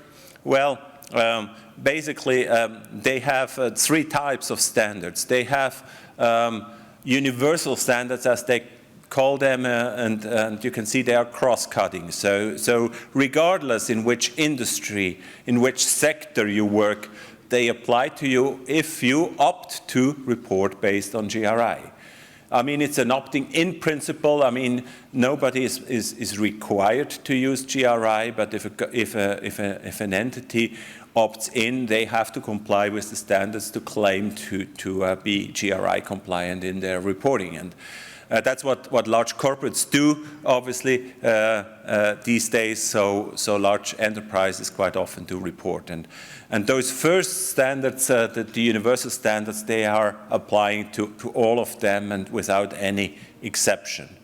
Then they have, in sort of brown, they have so-called sector standards, and there is no standard on the public sector. So I mean, actually, the sectors which are covered are the more perhaps environmentally damaging ones, like resource production, oil industry, gas industry, carbon industry, but it's not the public sector which is covered. So which also speaks for IPSAS-B to develop something in the public sector, because actually GRI does not provide anything on the public sector specifically. And then we have the sort of pink standards, which are topical, which are, for instance, about greenhouse gas emissions. So there you need to identify which ones are the most material ones, and obviously they are not the same. I mean, if you're a coal-fired energy plant, probably yes, carbon or greenhouse gas emissions are very relevant. If you're producing T-shirts using child labor potentially, that might be more important than actually the greenhouse gas emissions producing the T-shirts. Huh? So That's the idea of GRI, that basically applying the green ones, the universal standards, you select those sectors and those activities which are relevant for you as an entity, as a corporate generally. Nobody prevents governments from using them, but I'm not aware of any government, at least not the national government, which is using them for their reports. It's not forbidden, but it's not happening because really they are more focused on the corporate world. Now, as I said, really in 2021 at the COP26 conference in Scotland, the IFRS Foundation announced that they will start preparing those IFRS standards, and they will consolidate basically all the frameworks which were around except GRI, as I already mentioned.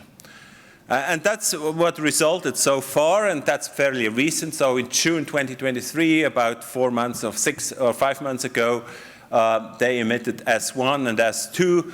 S1 is sort of the overarching standard talking about the general requirements, and S2 is about climate-related disclosures focusing on that very particular point. And you can see the structure of those standards. They have an objective, basically that's quite important. That's why I read it out: to disclose information on sustainability-related risks. We heard about risks in the first session before the coffee break, and opportunities to users in order to assess the value of companies and decide to resource it.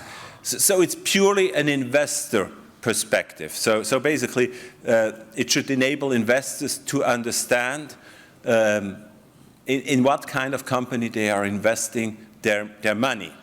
And I think this is obviously something which is probably not as we will see later on, not the perspective the governments can take, because of course the government also has investors into the government bonds. And that's quite large, so it's not to be neglected, but that's probably not the main expectation citizens have from your governments. They're not saying, oh, well, the government of country XYZ is not a nice investment. Well, no, I mean, that's not a discussion we have in the public space.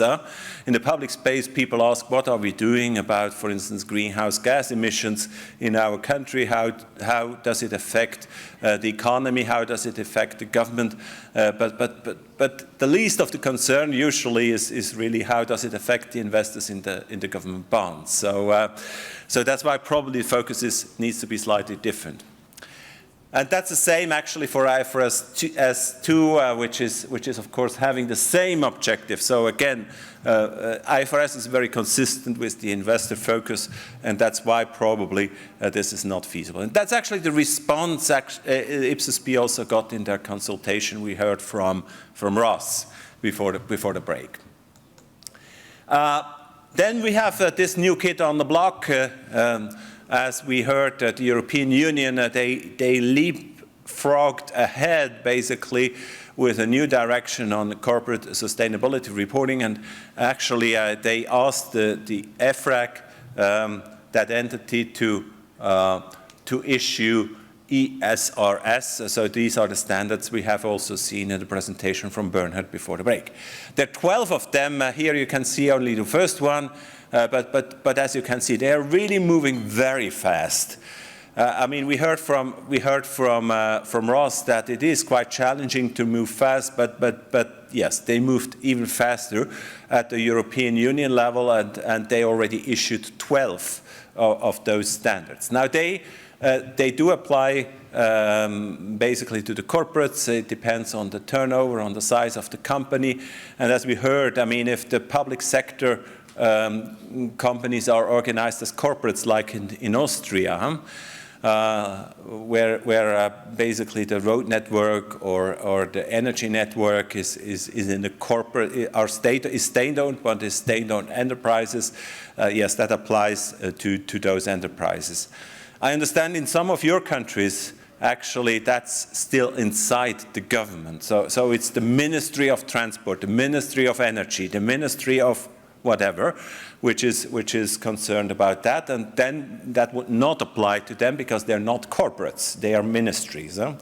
So that brings of course another challenge of comparability if we think about that reporting entity, and I'm gradually also warming up for the part Zhongjing will be presenting. But firstly, I mean, I can have that very quick. We heard about the IPSAS development. Yes, the IPSAS-P also started in 2020, reminding people that actually you can report based on RPG 1, 2, and 3 if you do relevant undertakings. And I think there are some relevant undertakings, and I'm currently working with the government of Ecuador in Latin America. And they actually, what they do exactly that. They use RPG 1, 2, and 3 to disclose what they are doing in terms of the environment. And actually, it's quite relevant what they do because, for instance, this year, they did the largest debt for nature swap, so they could reduce their government debt by almost $1 billion by committing themselves to take action not on the climate but on biodiversity in the Galapagos Islands. So they're doing preservation of the biodiversity of those islands. And of course they do report that at the level of performance reporting based on RPG 3. Which makes a lot of sense because it is relevant, it is also financially relevant, but it's also environmentally relevant what they do in terms of their government policies. Now this was the consultation, and as we heard, mostly favorable, but really some critical remarks on the focus on S1 and S2 because it's too much investor focus. And also some critical remarks on the capacity of IPSAS-P, and we heard that Ross faces some capacity issues in this project. Now the rationale for developing such a public sector framework has been outlined by a study from the World Bank. It's not part of the PULSAR products, but it's part of the global World Bank publications. And basically they also say, well, it might be actually attractive to provide such information in the government financial statements. And again, the example is pretty much, well, it was not around at that moment, the Ecuador example, but the Ecuador example confirms the finding of that World Bank report because actually, yes, it's a very favorable outcome for the government of Ecuador that they could reduce their debt by a significant amount, $1 billion. It's not nothing for it's a small country.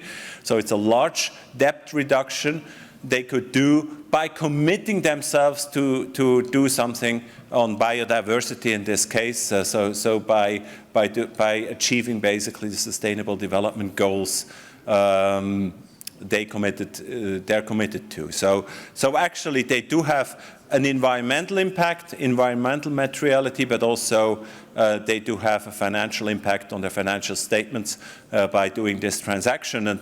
And so this confirms basically what the World Bank said, well, what would happen in the future? Because actually, yes, it does happen in the future. You can do some steps which have some positive impacts on your financing situation. And that's why probably governments should be interested, but also investors and also other users. Perhaps a little bit of a criticism on that World Bank report. It takes, again, a very strong focus on investors because really I think it needs to be seen more integrated. They could not do this deal in Ecuador by just talking to the investors. They had to talk to environmental protection non-profit organizations. They had to include the civil society. So I mean, if they had gone just to call the investors in New York somewhere, probably they would not have achieved that. And so I think the investors' approach is one side, but it's not everything. And then, of course, IPSAS-P is now working on that. We have heard about that disclosure standard they plan to issue in 2025. Now with that, I will actually hand over to Sung Jin for the presentation about the reporting entity, and later on to Dimitri about the recommendations, and then wrap it up again. So Sung Jin, please. Thank you.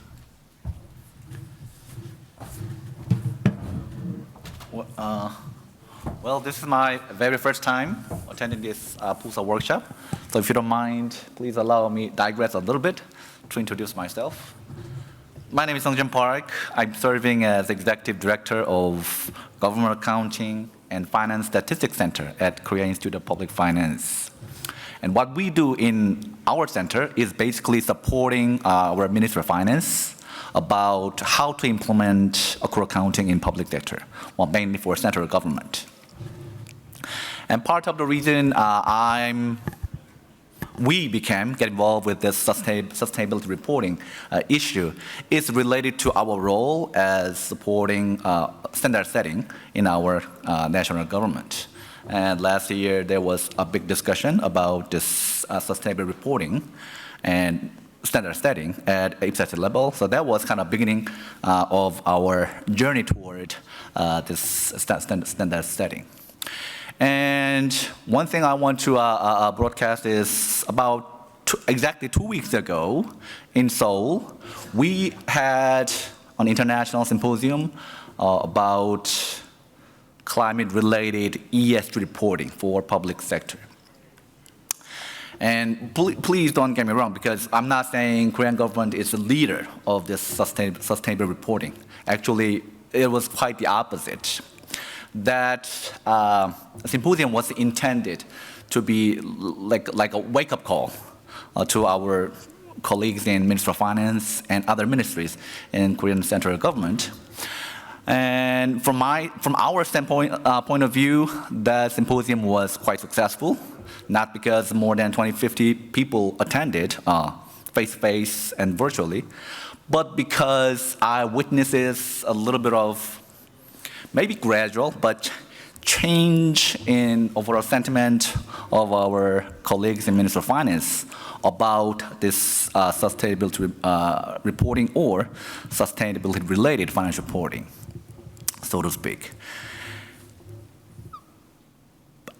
To be frank, about a year ago, well, over 1 year period, what I felt is kind of a reluctance of dealing with this additional reporting requirement related to sustainability related information. Because from Ministry of Finance point of view, there's so many other reporting work and requirement out there, adding additional layer not necessarily help. On top of that, what Korean government is actually doing right now, from this year, fiscal year 2023, is the preparation and settlement of carbon reduction recognition budget. Well, it's kind of green budget tagging kind of things. So how much of budget expenditure is actually geared toward greenhouse gas reduction related policy programs. And during the symposium, we invited one representative from Ministry of Finance. Actually, he's in charge of this financial reporting. And he stated that as of now, the way that green budget tagging in Korea is designed is focusing on how much of money, government money, is spent for greenhouse gas reduction related programs. But there are way more money spent for other activities related to creating or emitting even more greenhouse gases, right? Either directly through their own activity or, as Adrian mentioned, that through subsidies toward other part of this Korean country. So what the representative from Ministry of Finance stated is, now they're learning that current form of a green budget tagging system doesn't work because it provides only a small piece of the big picture. And during the symposium, actually at the end of the symposium and after the symposium discussion, he stated that probably Ministry of Finance have to think about expanding the green budget tagging or carbon reduction recognition budget system to include other policy programs, other expenditures as well. That means overall, Korean government also may need some kind of framework to identify and recognize, well, probably not recognize, but measure the impact of public money toward generating even more greenhouse gas. And then they can think about the way to report those information.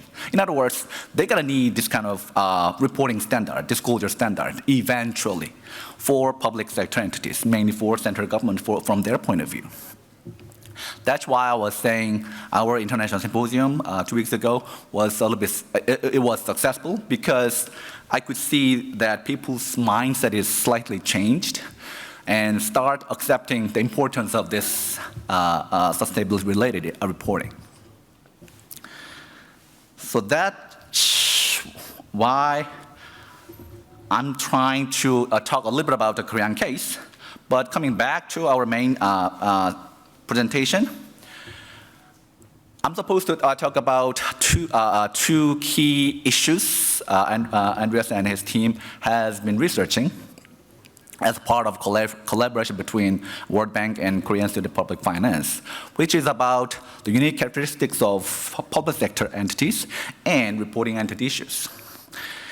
And in previous session, Ross and Bernhard actually provided excellent presentation about some of relevant technical issues related to this sustainable reporting. Instead of repeating exactly the same thing over and over, let me cover or elaborate a little bit more of the things Ross could have not enough time to discuss. First one, about the overall framework related to development of reporting system from IFSB's point of view. Ross already mentioned about, used this slide and talked about this 4 part of the circle. From our standpoint, the way this circle can be interpreted is starting from the bottom part of this circle, bottom right part, because let me quote from IFSB's project brief. They stated that the new standard will be built off existing private sector international guidance from ISSB and GRI. I believe you guys already know the fundamental difference between ISSB's point of view and GRI's point of view. One cares more about financial impact. The other one cares also about environmental impact as well. So single versus double materiality. And ISSB's maintain investor point of view, and GRI's actually consider a perspective from multi-stakeholders. And what IFSB is trying to do is, actually they want to bring both of framework and somehow merge them into one framework to come up with a reporting standard for public sector, which is quite challenging because of this fundamental different orientation between these two standards. On top of that, there is unique challenges that make that amalgamation of those two standards become even more challenging for public sector.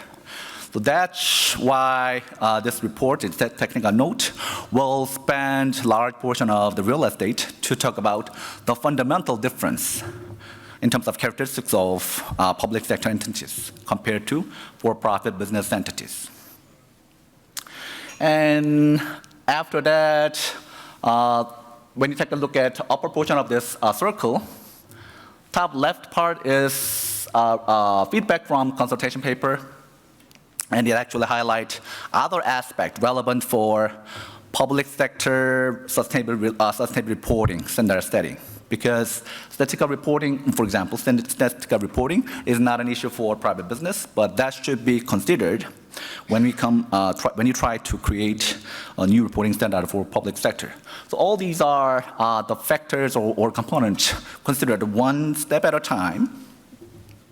But like I said, eventually all these standard settings should be based on certain theoretical or conceptual foundation, which is conceptual framework of IFSB.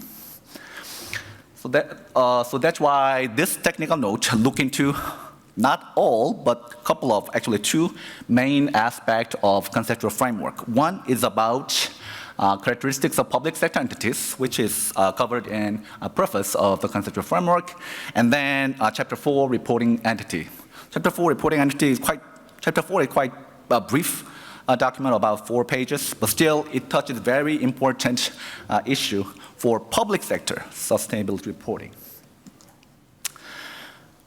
In this research done for this technical note, main methodology adopted is primarily desk research, going into the document of IFSSB's meeting minute or basis for conclusion of those conceptual framework to understand the logic behind of existing conceptual framework used by IFSSB when they are dealing with standard setting for financial reporting. So we are trying to learn something out of it to think about what we need to do or what we need to consider in advance when we try to create a sustainable reporting standard for public sector entities. And after that theoretical or desk research, 3 country cases were actually examined: UK, New Zealand, and Switzerland. And let me walk you through about topic by topic. First one, characteristics of public sector entities. Conceptual framework of IFSS actually lists these 6 characteristics as something unique and something require separate consideration of accounting standard setting, because public sector entities are fundamentally different from private sector entities. First one, non-exchange transaction. You know what we are talking about, right? Government largely funded by not sales generation, but tax or other related activity, right? So those are not exchange of something with equal value. So that was just one example of unique characteristics of what government actually do to maintain each operation, to fund each operation. Related to sustainable reporting, you can think about carbon tax. That's one way of funding this climate-related sustainable reporting activities, but that may not be necessarily covered by private sector standard. So this is one reason why we have to come up with separate public sector accounting sustainable reporting standard, because it is not covered by existing private sector reporting standard for sustainability. Second characteristic listed in IFSSB concept framework, approved budget. Obviously, all of you know the importance of budget. Probably our colleagues in private sector may not realize the importance of this approved budget. So that is another reason why we have to come up with unique or separate reporting standard for public sector entity when it comes to the reporting of sustainability-related information. And as I told you before, this importance of approved budget kind of related to some of activities related to those green budget initiative. I believe many countries, maybe not all, but many countries is doing one way or the other related to this kind of tagging approach. But that kind of aspect is not even covered in private sector standard. Like IFRS have nothing to do with this kind of thing, but IFSS was trying to provide a section, talk about how to report budget information on top of the financial statement information. Likewise, we have to consider the importance of this approved budget when we are thinking about sustainable reporting standard setting. Another third characteristics listed is about nature and longevity of public sector. When I was a student taking accounting class, first thing I learned is about the meaning of going concern. Heard about it, right? You guys already know them, right? Because business, who knows what will happen tomorrow, next month, next year. So going concern should be the first one considered when financial statement readers trying to interpret, understand what's going on through their financial statement. But in case of government, especially when you talk about central government, national government, going concern should not be a problem. On top of that, most of those activities, programs, policy programs, usually last more than a year. So in other words, by nature, government has longer horizon in terms of all their financial reporting and related activities. interestingly, I think it happened recently. IMF proposed kind of new format of public sector balance sheet. If I remember correctly, it was intertemporal public sector balance sheet. What they're proposing is, let's apply the notion of asset and liability defined by a private sector as a probable future economic benefit. Right? What is the most important source of future cash flow from government point of view? Future collection of tax. So what they're proposing is, let's think about the present value of future tax collection or revenue collection and recognize that as asset. And future spending, because of legal requirement or other mandate, government may have to spend a certain amount of money for specific policy programs. So if a certain amount of future spending is already locked in, recognize the present value of those future spending as a liability. So that's just one way of think about this future orientation of government, but obviously we are not recognizing those present value of a future revenue or expense in government balance sheet. But point is, public sector entities have way longer horizon in their decision makings and related to financial reporting as well. And that's related to the fourth kind of characteristics, nature of and purpose of asset and liability.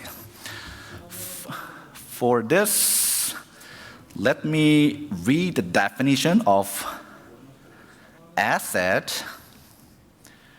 Give me one. All right. So, okay, this is from conceptual framework of IFMIS, and it says, okay, so IFMIS define asset as resource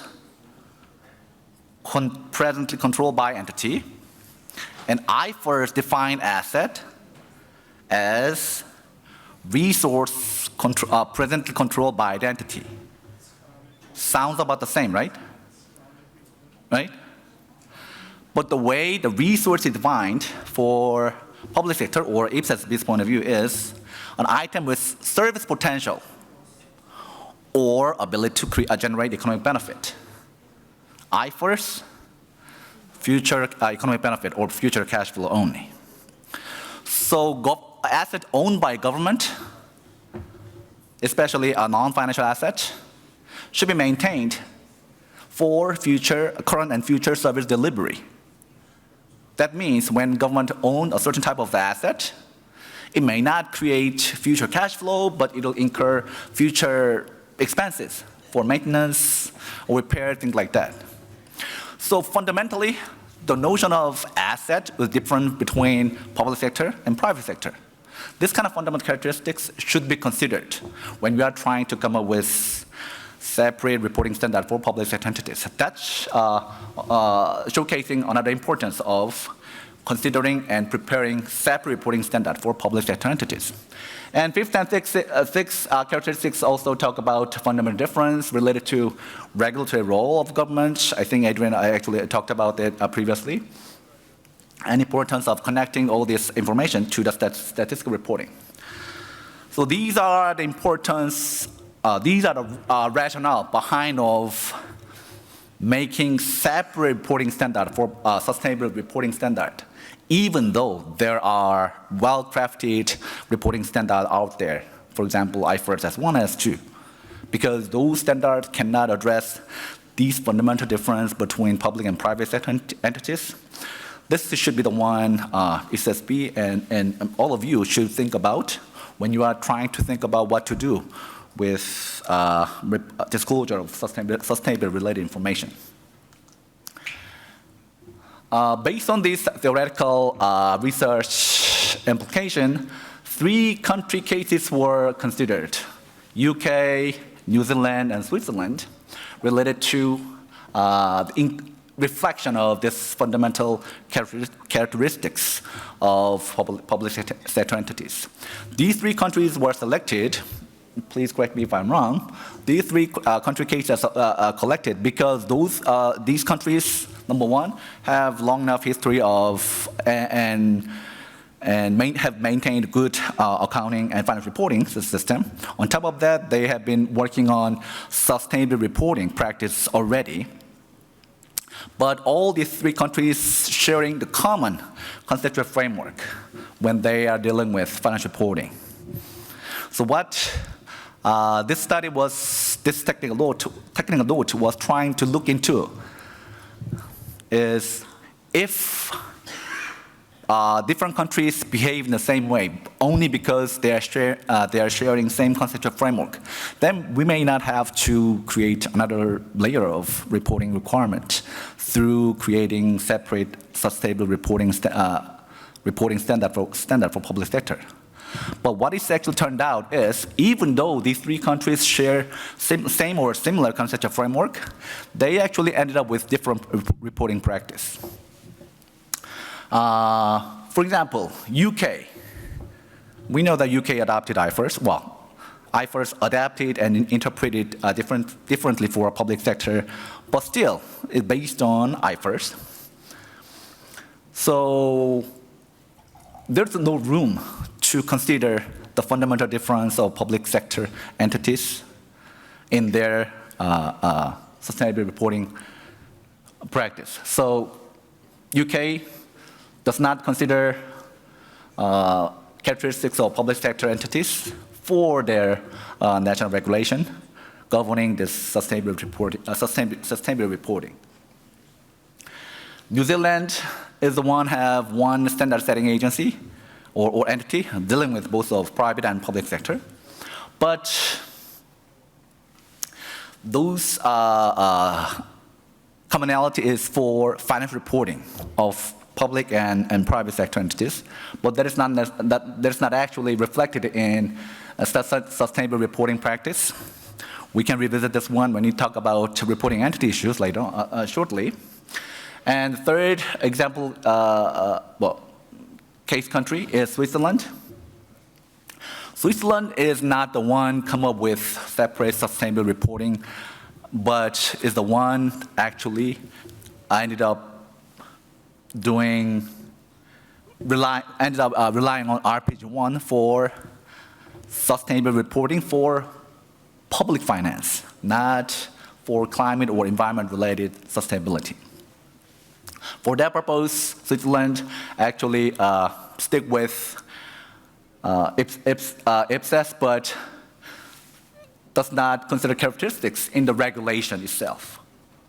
Because, anyway, so these are, the point is, these three countries start based on same or similar conceptual foundation, but without common or uniform standard out there, their reporting practice ended up quite differently. Here, we are looking into the way the characteristics of public sector entities are considered in their reporting practice. But this one actually showcases the importance of coming up with one common standard for most countries if we want to maintain high level of comparability related to sustainability related information. So that's about different consideration of public sector entities' unique characteristics. And second topic addressed in this technical note is about the issues related to reporting entity. Reporting entity is important because it actually set the boundary and scope of financial financial reporting. So it determines who's responsible and how much is responsible in terms of financial reporting. So this should be the one actually requires a lot of attention. But in case of, for example, IFRS S1 and S2, for private sector sustainable reporting standard, they did not have to worry about this kind of issue because IFRS S2 is kind of relying on the financial reporting entity concept. So sustainable reporting issue, sustainable reporting for, let me take it back. Reporting entity for sustainable related information equal to a reporting entity for financial reporting. So it was not a big deal from private sector's point of view, but this becomes even more or tricky issue for public sector entities because of, number one, characteristics of reporting entity for public sector entities And number two, additional wrinkles in the system, jurisdictional factors or regulatory or legislative issues should be considered. Or sometimes public sector entities are responsible for either managing asset or incurring liabilities that comes with additional layer of reporting requirement for related activity as well. Point is, there are way more complexity and need to be considered before determining reporting entity for public sector entities.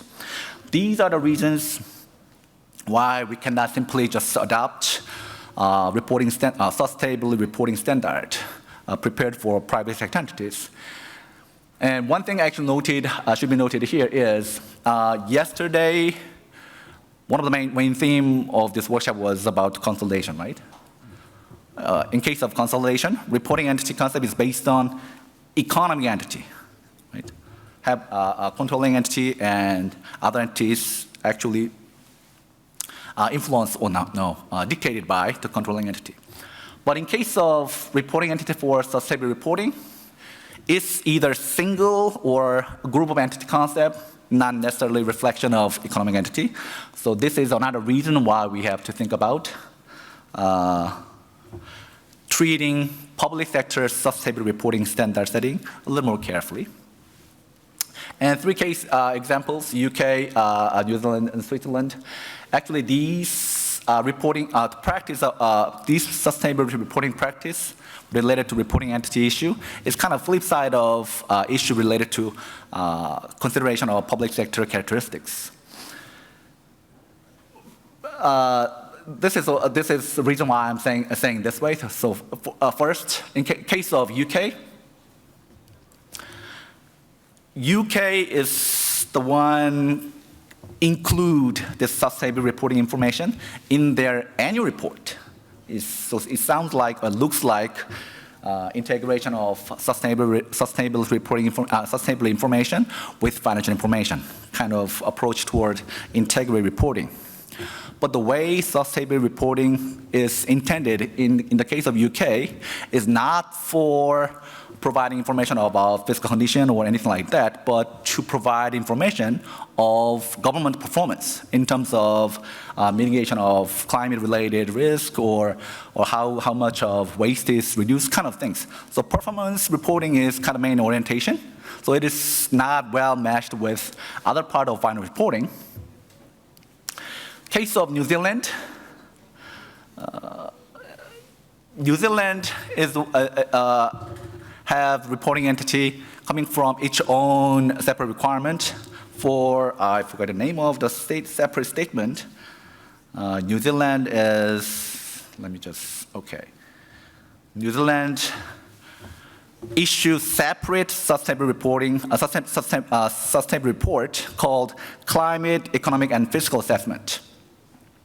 Even though this is location of disclosing the sustainability related information, this is not actually part of financial reporting. And this sustainability report is actually intended to provide like overall framework for New Zealand compliance with the Paris Agreement. So its boundaries is nationwide. How much of impact is made for individual household or other sectors, government-wide, and ultimately New Zealand economy as a whole. So it is more close to like jurisdictional reporting kind of approach.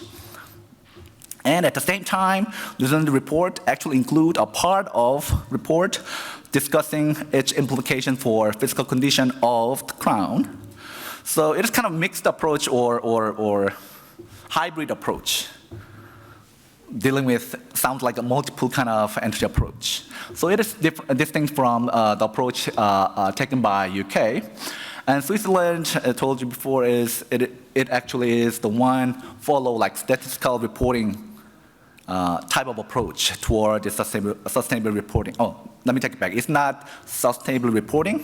It's actually reporting of sustainability related information in their financial report. So 3 countries, even as I told you, even though they start from the similar ground, conceptual ground, but they actually ended up with different reporting practice. regarding the consideration of public sector characteristics and for the definition of reporting entities. Anyway, these are the case studies actually done to see what is the current landscape of sustainability reporting or sustainability related financial reporting. And based on this diversity or heterogeneity across the countries, we may think about the reason or importance of, number one, creating reporting standard for sustainability related information, and number two, unique demand for reporting standard for public sector entities. And having these said, let me turn the microphone to Dimitri. Are you there? Maybe not. Yes, I'm here. So can you take it over to cover the recommendations of this technical note? Of course. All right. Thank you, Sunjin. Thank you, Andres, for the summarizing the findings and the main aspects of this knowledge product. In terms of the recommendations, it was mentioning they are ordered based on the structure of this technical note rather than based on their priority. So I will briefly go through. Please keep the slides up for Dimitri because he's presenting the slides. Thank you. Thank you, Andres. The Sustainable Development Goals are an important reference framework for sustainability reported related financial information, as you know. They not only represent a comprehensive approach to sustainability, but also they have all been developed by the United Nations, involving all the member states representing in the General Assembly. Therefore, they are the logical reference point for future pronouncement of the IPSAS in this area. And specifically in terms of the climate change, they are implemented by Paris Alignment, which is binding for jurisdictions which ratified this agreement. The second recommendation has to do with the fact that the Global Reporting Initiative in particular, but also the European Union Corporate Sustainability Reporting Directive, a certain degree are based on a broad definition of stakeholders, while the, for example, Task Force on Climate-Related Financial Disclosures and IFRS themselves focus on financial investors. Therefore, based on the IPSAS board consultation results, and based on the IPSAS conceptual framework, future pronouncements by the IPSAS board on sustainability-related financial information should apply to a broad definition of stakeholders. The next recommendation is related to the use of broad concept of stakeholders, given that materiality should follow the principle of double materiality, as it's applied in particular by the EU. On the other hand, given the value chain are often less fragmented in the public sector than in the private, the concept of undertakings, which aims to include up or downstream activities, is arguably less a priority than in the corporate sector. Next slide. The theoretical analysis of the IPSAS board conceptual framework and its preface shows that sustainability reporting has not been in the focus of IPSAS board when the characteristic of public sector entity and the definition of the reporting entity were developed. There is only some limited mentioning of sustainability in the characteristic of longevity and the regulatory role, but rather in the sense of fiscal sustainability in environmental regulations. Therefore, it's recommended to revisit the IPSAS board conceptual framework and its preface and clarify its relationship with the sustainability reporting. The next recommendation says that all three country cases examined in this study are either based on IFRS or IPSAS frameworks. But different interpretation lead to relevant differences in the disclosure of sustainability-related information, which reduces the comparability of the information presented. Due to their conceptual and not binding nature, the IPSAS conceptual framework and its preface are using general language, not defining specific reporting requirements. Therefore, it's recommended in the interest of comparability to develop such specific requirements when the IPSAS board is working on at the standard level. Next slide. The regulatory role requires reporting entity as defined in IPSAS conceptual framework, not only to report on the entity's sustainability, but also on the entire jurisdiction. Such reporting requirement at jurisdiction rather than at entity level are defined in the Paris alignment as well as for the Sustainable Development Goals. Therefore, the relationship between jurisdictional entity reporting requirement should be elaborated further in the IPSAS board conceptual framework. At the individual entity level, the user needs are arguably more focused on the sustainability about the reporting entity. However, at group entity level, a hybrid approach including information about the reporting entity as well as the entire jurisdiction may be more appropriate. Governments, unlike private sector corporations, are accountable for both their own sustainability as well as the sustainability of their entire jurisdiction.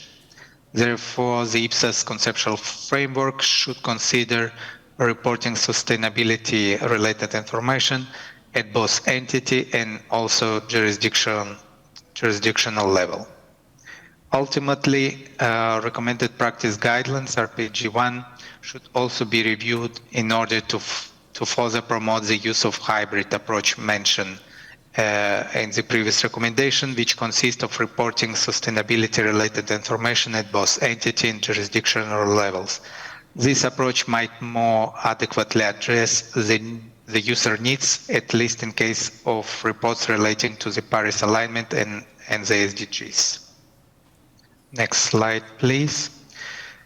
In terms of the next steps, as I briefly mentioned at the beginning, this paper would be the first of a series of joint knowledge projects to be developed jointly by the Korean Institute of Public Finance and the PULSAR program in collaboration with the Zurich University of Applied Sciences and specifically with Andreas Bergman team.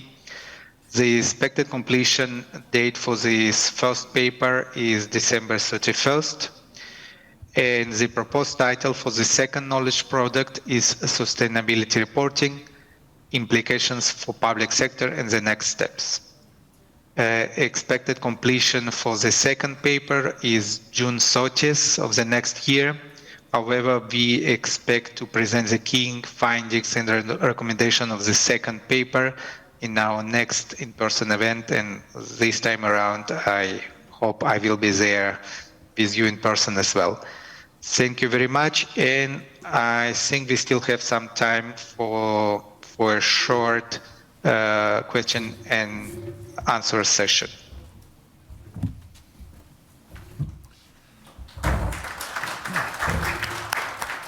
Thank you. Thank you. So we will take a few questions. I think, Dimitri, I will take the role because it's a bit difficult from remotely. I have Rafi has a question. Perhaps you can take a microphone for the benefit of Dimitri also hearing your question. Thank you, Andreas. Yes, I just realized that it's probably easier for one of you to take this role. Thank you very much for presentations. My question is for Andreas. You mentioned that these IFRS sustainability standards have main focus on investors, and also in the end they may replace other frameworks in this field. On the other hand, we have ESG reporting standards, which, let's say, have two main advantages. First of all, they have a scoring system. They provide scores to companies reporting, which provides information on the correspondence level to applicable standards, which helps investors to make decisions rely on this information or not. because sustainability standards are not easy ones. And on the other hand, central banks of different countries have already taken actual steps in the field of applying these ESG standards for banks and other public interest entities. What do you think, in your opinion? May these two circumstances lead in the end that ESG reporting may perhaps prevail these IFRS sustainability standards actually for countries? Thank you. Any more questions before I answer that? So I go ahead with my response. Certainly, I mean, a sort of a scoring system would be nice because it enhances the comparability. On the other hand side, I think it's not really on the project plan of IPSAS-B to develop such a scoring system. So I think just to manage the expectations, I think that this will not be part, or most likely not be part of the first IPSAS standard. So, but yes, I'm completely with you in the argument that this enhances the comparability. I mean, that's certainly something to be considered. In terms of the central banks, I mean, I think what you describe is where the central banks have a regulatory role for the banking sector. Which is the case in some countries. In some other countries, it is another entity. It is a banking regulator, which is actually taking that role of financial market regulator. I actually think, yeah, I mean that's sort of a different objective. I mean, they have the objective basically to protect the investors from what is called greenwashing. No?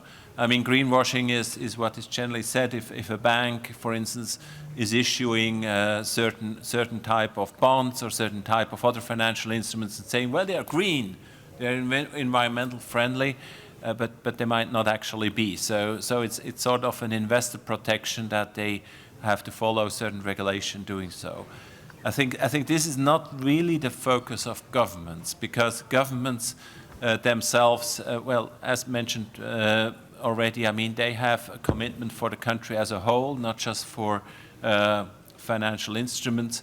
And also, I mean, at least in those jurisdictions present here in the room, yes, they have also an important role to play themselves, because, for instance, energy generation in many countries is done by the government, and therefore is, of course, also impacting the climate change or the climate situation. So I think it's, I would actually not take that into consideration at this stage, because it's done, but I think central banks have a separate role in terms of financial market regulation. I think that's a separate topic.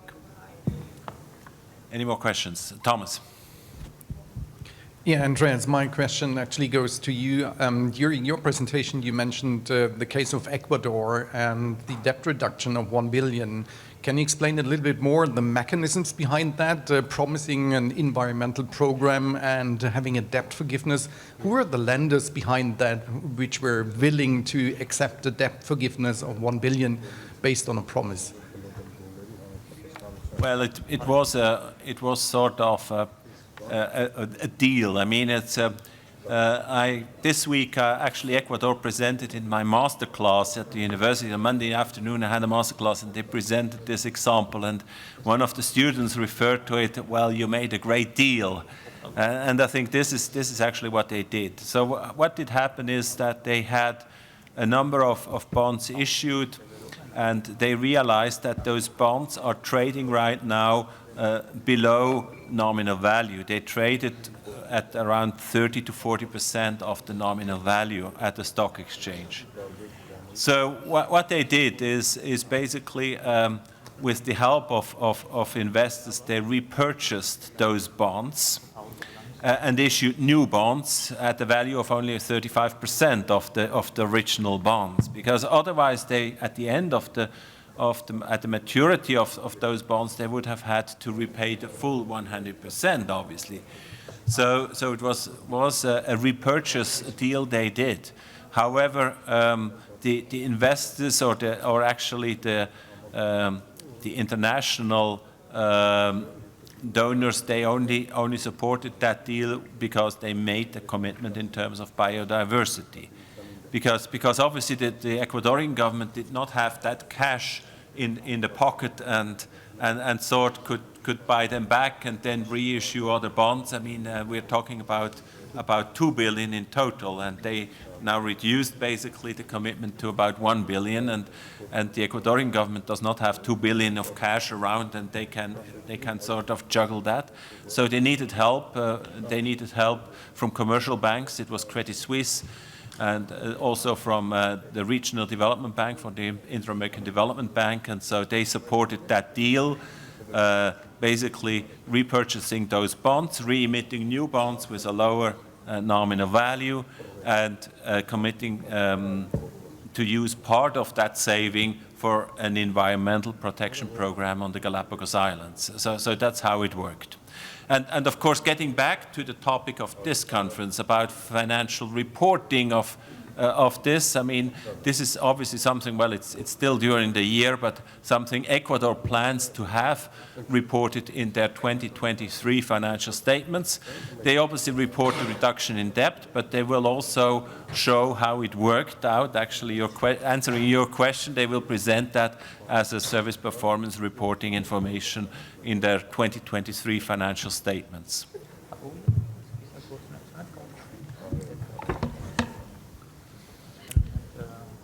Next questions? Yes.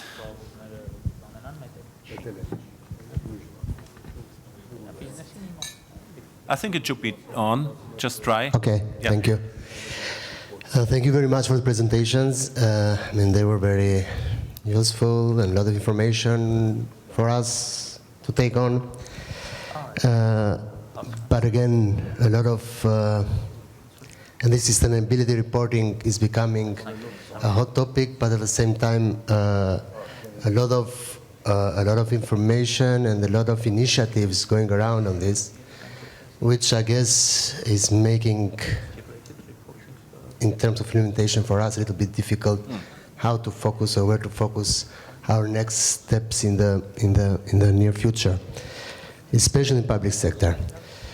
I have, I guess, I'd like to ask an opinion from Professor Bergman. As in the private sector, where there are different initiatives on sustainability reporting, this is a hot topic now. There is the ISSB, there is IESRS from EFRAG, and different countries will have to oblige or follow both types of standards. Some are, which complicates it for the private sector, but for the public sector it's even more difficult, I guess. It is already a challenge to implement accrual accounting, and then again we'll have to embark on implementing some sustainability reporting requirements, and it will be difficult, a challenge to get the government embark on this kind of trips, especially in our countries, I guess. And we heard here different countries are taking different journeys on this. We learned and we heard some very interesting recommendations how to start implementing these kind of standards. But for certain countries, small countries like ours, may be difficult to develop our own standards. So we'll have to follow some other developed standards from other international institutions. ISB is already preparing some standards on this. That's why I'd like to ask, shall we expect from European Commission some other initiative on this? Or like EPSAS, for example, or I don't know, we should think our own take on this. Thank you. Thank you for that question. Now I'm not the spokesperson of the European Commission, so in all fairness, I am not able to answer whether they will come up with something, but my understanding is that certainly the EPSAS program is right now not working directly on that, so I don't think it's something they will consider in the short run, at least. Perhaps, yes, Arman knows something on that. I think you attended the last meeting in Luxembourg, which was last week, so maybe that was discussed at that meeting. Perhaps you can answer that question. Yeah. Yeah, thanks. Yes, yeah, last week we had the EPSAS meeting. I was there as an observer on the WorldBank side. This is exactly the topic which was discussed, sustainability reporting, and how whether they are now focusing, European Commission is now focusing on the EPSAS, European Public Sector Accounting Standards, which are developed based on IPSAS, and they are finalizing that package. They said that at this moment they will not work on sustainability reporting. It was a clear message. And also the question with Ludmila raised, the question was whether it's us to be dealing with sustainability reporting or there should be another platform to be dealing. So not answers at this stage, which was clear is we're now focusing on EPSAS. We're finalizing EPSAS, and the next topic will be sustainability reporting, but who, how, and when, not discussed. Thanks.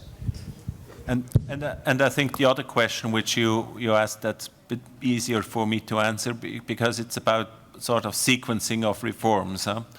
I understand that we also have a really different degrees of progress in the different countries present in the room. I mean, we have some countries which have essentially implemented IPSAS for financial reporting and therefore perhaps have some capacity to address sustainability reporting at this stage. Whereas other countries also present in the room are really at the early stages of IPSAS implementation, and for them it's probably really too much of a burden also to do sustainability reporting. I think they should really focus their activities perhaps on IPSAS implementation in the first place. So I think really it's different because you have different degrees of maturity in that group of countries present here. And I think Ecuador, I mentioned Ecuador. Ecuador is a bit like, for instance, Armenia, Azerbaijan, Georgia is very advanced in terms of IPSAS implementation, and therefore they decided to move ahead with sustainability reporting. But I understand some of the other countries present in the room are not that advanced.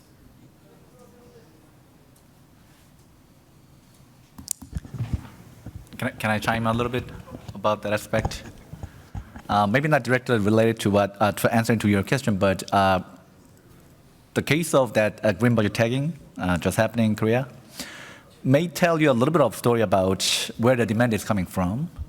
Well, when you take a look at what's happening in the private sector, there's an incentive from capital market when companies report better performance in terms of sustainability-related issues. There's significant amount of research showing that there's a link between the ESG performance and companies' valuation. So in that case, the valuation, increase in valuation lead to lower cost of capital. That would be a strong incentive from preparers or corporations' point of view, which doesn't exist in the public sector. But as we see from what's happening with the Paris Agreement, which is legally binding agreement, similar thing happened in case of Korean government related to that green budget tagging, because there was no internal demand of this green budget tagging, but that was kind of forced by the policy entrepreneurs in legislative. They actually mandate the government do that. So it is not kind of endogenous demand coming from a certain part of the country related to information demand, but somebody have strong power, especially in case of public sector, when Congress or legislative body requires provision of that information. That, well, maybe this is not a friendly topic for people like you from Minister of Finance, but this may be the driver of change toward creating some certain level of demand for the sustainability-related information. And partly because the Congress or legislative body is the one cares more about accountability of government operation, including sustainability-related issues as well. So that's what I noticed about the case from Korean government green budget tagging related issues over the year. Okay. Looking around the room, I don't see any more questions, and obviously the questions would be in between us and lunch, and so I think, oh no, there is one, actually, yes, one final question from Georgia before we wrap up for lunch. Thank you for a great presentation. I have a question on the new standards. The standards for presentation of the reporting, but to report you need to do the accounting. In the standard itself or in the conceptual framework, do we have some rules for doing accounting, or are some changes planned in other standards which cover accounting? And second question, compiling financial reporting depends on many things, including the budgets. When we prepare financial reports, we look at the budget structure and the budget itself. How do we envisage sustainable development program? How do we have financing and subsidizing and so on? And financial reports should be in line with budget execution. Is it planned to change GFS, so functional classification or budget classification, and so on? And another question, or the wish, the guideline on the chart of accounts developed by PULSAR should be reviewed, and we need to make changes on this matter and to present some templates for chart of accounts to use for this information, which will be used when preparing financial reporting. Thank you.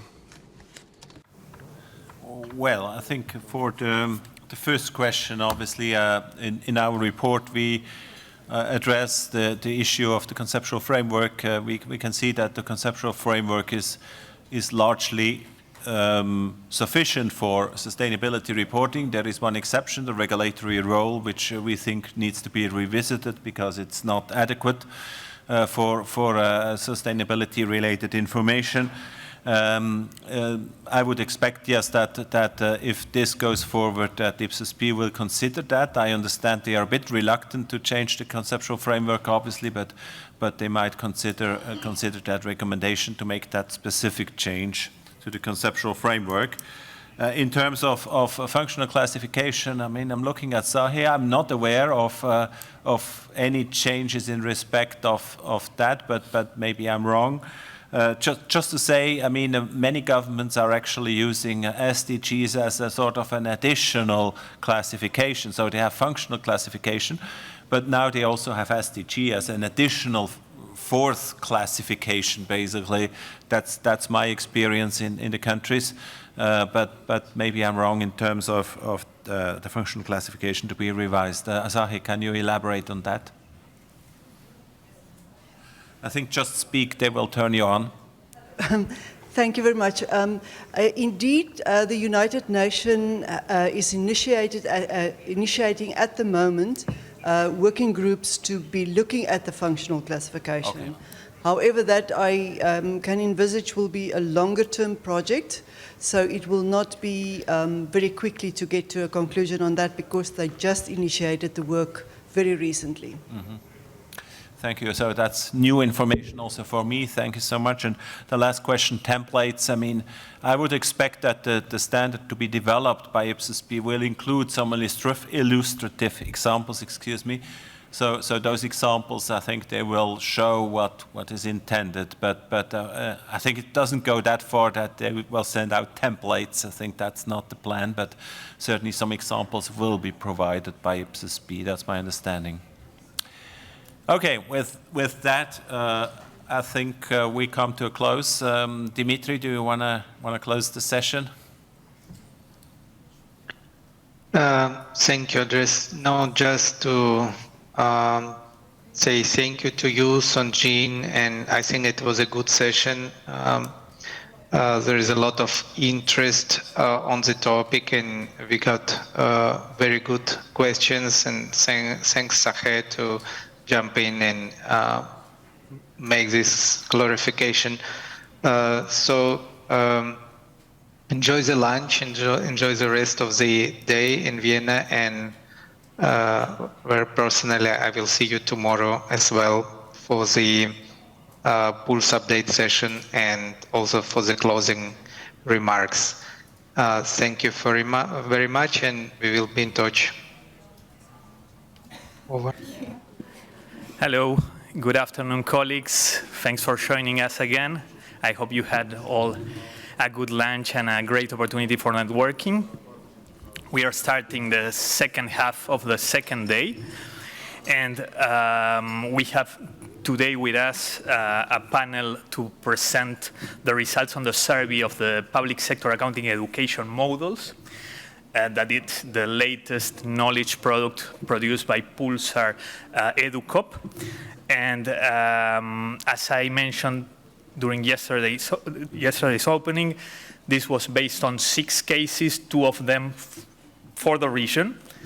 And today we will present the main conclusions and findings for the study, plus selected cases will have the chance to present. So today we have part of the team that was involved with the production of the knowledge product, Natalia Konovalenko and Natalia Ostapiuk from the WorldBank side.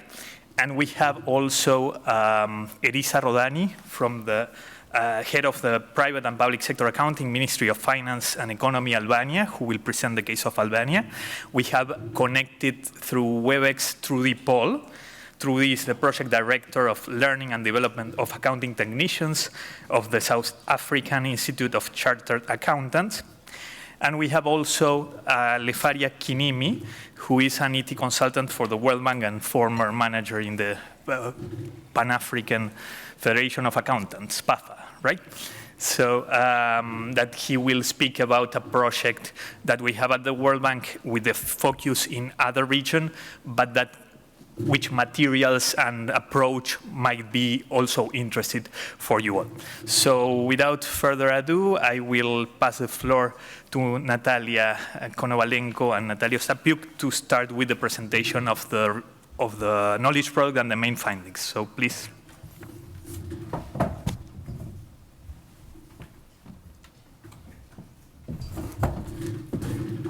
Thank you very much, Jose. Oh, it's not sitting there. Okay. Thank you very much, and welcome to this after-lunch session, which is usually the most difficult. But we will try to keep it dynamic because there are 5 speakers of us, and we have very limited time, so we will speak very quick, very fast, and hope that it will prevent you from falling asleep. So we will try to keep it short and to keep it simple. So let me start with a brief overview of the results of the main findings of the report analyzing 6 countries' cases of the public sector accountancy education models. And there were 4 main focus areas of these models, which included framework of accounting education in public sector, coordination of the education process for accountants in the public sector education at universities and in general at initial professional development level, and involvement of professional accountancy organization in the education process and continuous professional development. I will start with the first 3 key topic areas, key focus areas, and Natalia will continue with practical examples and the 4th focus areas. So what is the education of accountants in the public sector about? The education process of the accountants in the public sector should ensure forming of the competences of an accountant who can perform their functions as a professional accountant, including those specifically related to the public sector. And in different countries, these models or education process may vary, which depends on the country's requirements set up by the relevant regulatory body. So basically, there are global benchmarks like international education standards, and Bruce will elaborate more a little bit in the second EduCop session on it. And those international education standards are forming the baseline for accounting education in general and specifically for a public sector accountant. And there are also local benchmarks, including local education standards and other requirements issued by the Ministry of Education to universities or by regulators to professional accountants. That is why the education models differ from country to country and has its own specifics and its own features, also in those 6 countries that we reviewed.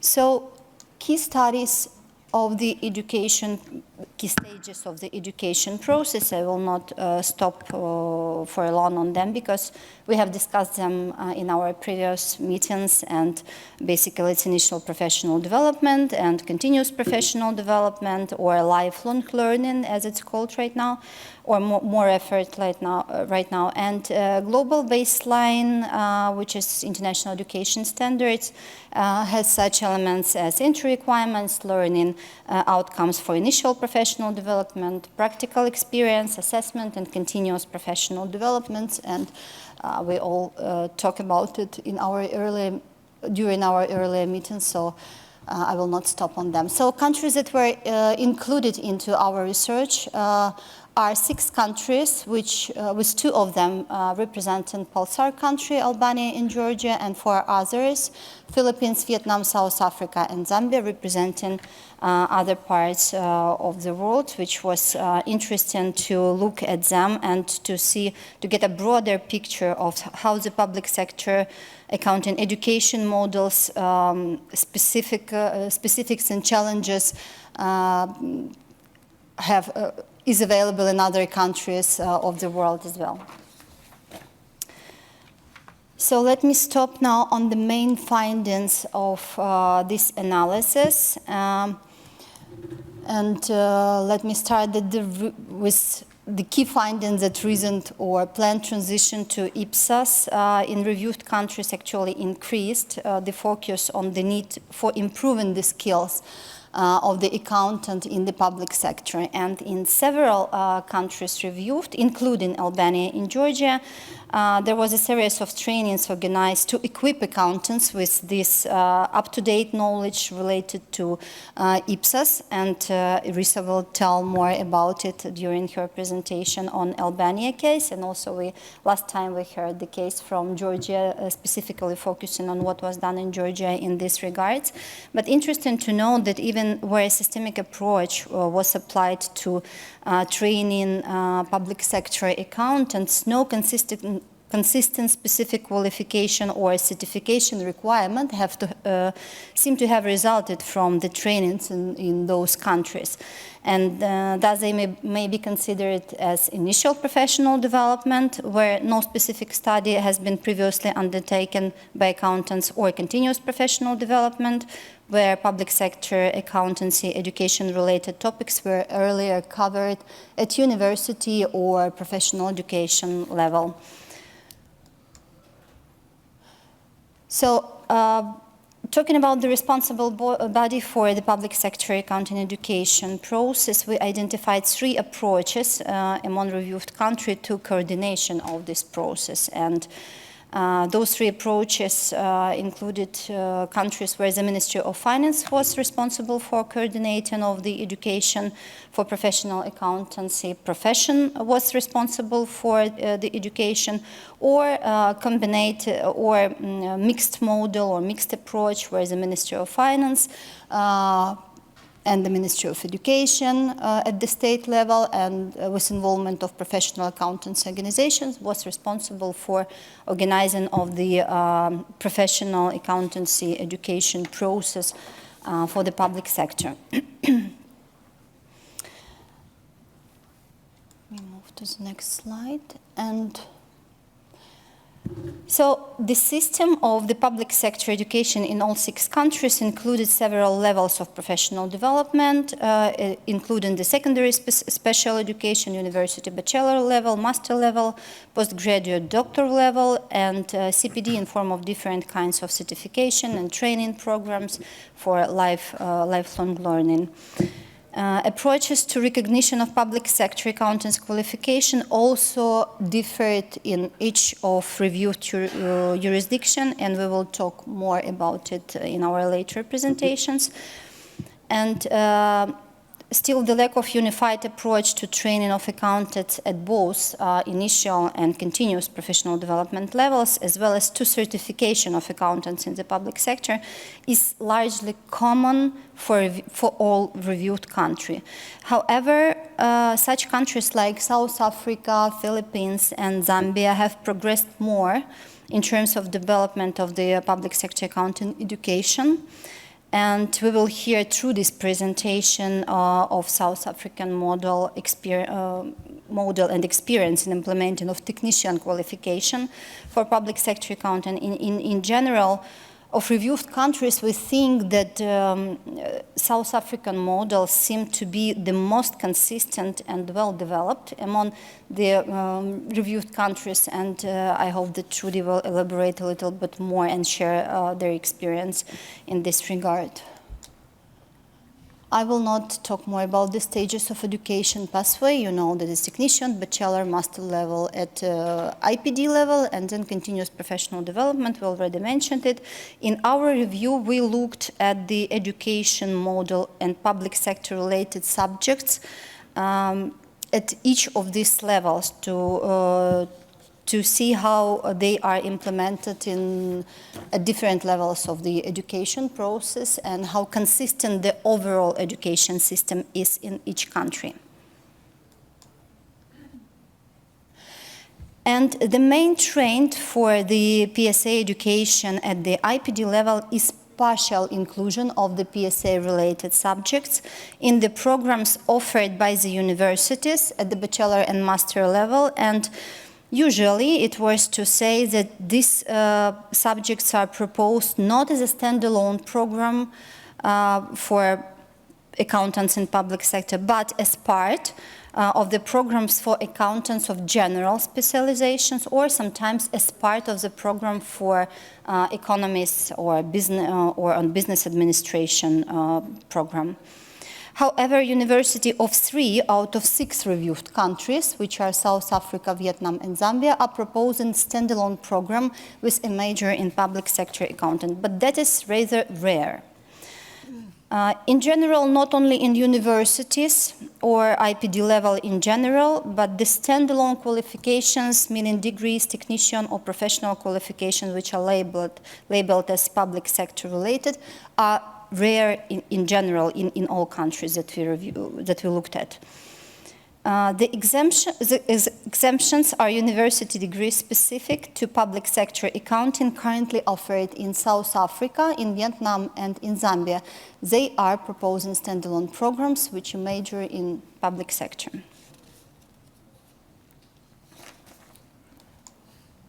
Okay. A technician level qualification specifically labeled as for the public sector is offered by the PEO in South Africa, and it actually stands out as the only public sector labeled qualification offered by the PEO among the 6 countries reviewed.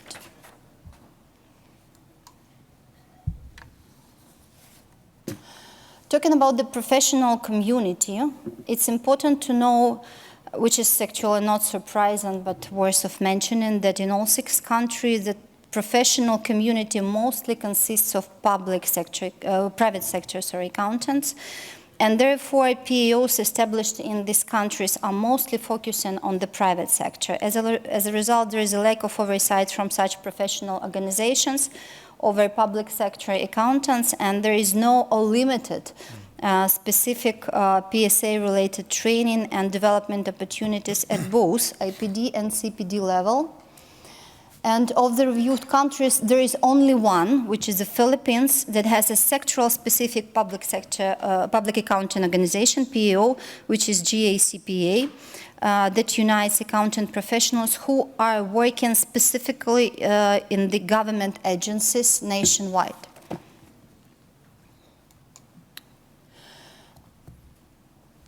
2 out of 6 countries overviewed, which are Philippines and Zambia, have specific requirements to accountants in the public sector. Other 4 reviewed do not have specific requirements. And even so, however, even those 2 countries have requirements which are not specifically focusing on professional knowledge, skills, or experience related to public sector, but they are more generally requiring applicants possessing of professional qualification offered by national or international PO.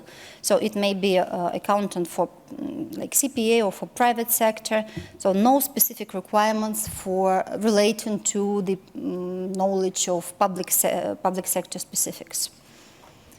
Other 4 countries are moving towards development of a more formal specific requirements for certification for accountants in the public sector, and Arisa from Albania will tell us more about what they are doing in this direction and about their cooperation with SIPFA, hopefully, on development of these specific requirements.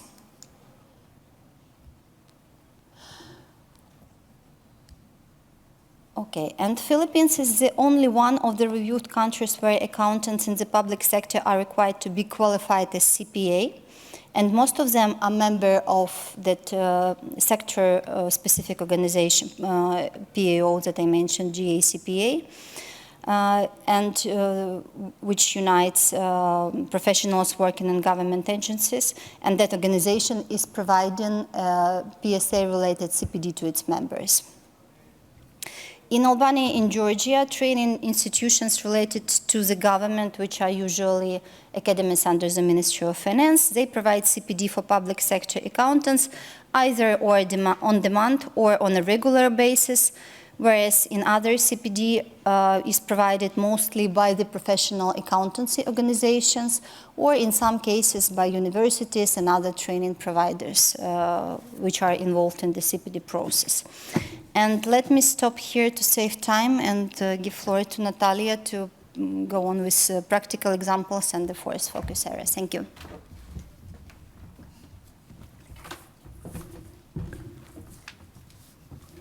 Good day, dear colleagues, and we began to look through the educational syllabus for public sector accountants in the studied countries. So last time when we met in Batumi, we talked that syllabus should reflect the essence of education. And as we talking about public sector accountants, we can recognize that main philosophy of the preparation such specialists should be knowledge about budget execution process. So when we analyzed the syllabus of the universities in bachelor, master, and postgraduate level in the university of the studied countries, we can see that the typical subjects are reflected in the syllabus of those countries. And we can divide that subjects to the 2 levels. The basic level for me is finance, public finance, public accounting, and IPSAS. These subjects are typical for all the countries, but we can see, I call like advanced subjects. Why? Because that subjects on the master and postgraduate level reflected the essence of the public financial management and control and auditing. And we can see that Albania, in cooperation with SIFA, tried to prepare a syllabus which consists of the financial management in public sector, the information security, the auditing and analysis of financial reporting for public sector entities. And as you remember, yesterday we talked about analysis of financial statements, indexes of the public sector, and it's really important and needed knowledge for public sector accountants as general. And we should recognize that all the syllabus of the universities in the studied countries consist with the syllabus of international certification of international PAO. The SIFA and ACCA are subjects in public sector accountant certification are reflected in the next slides.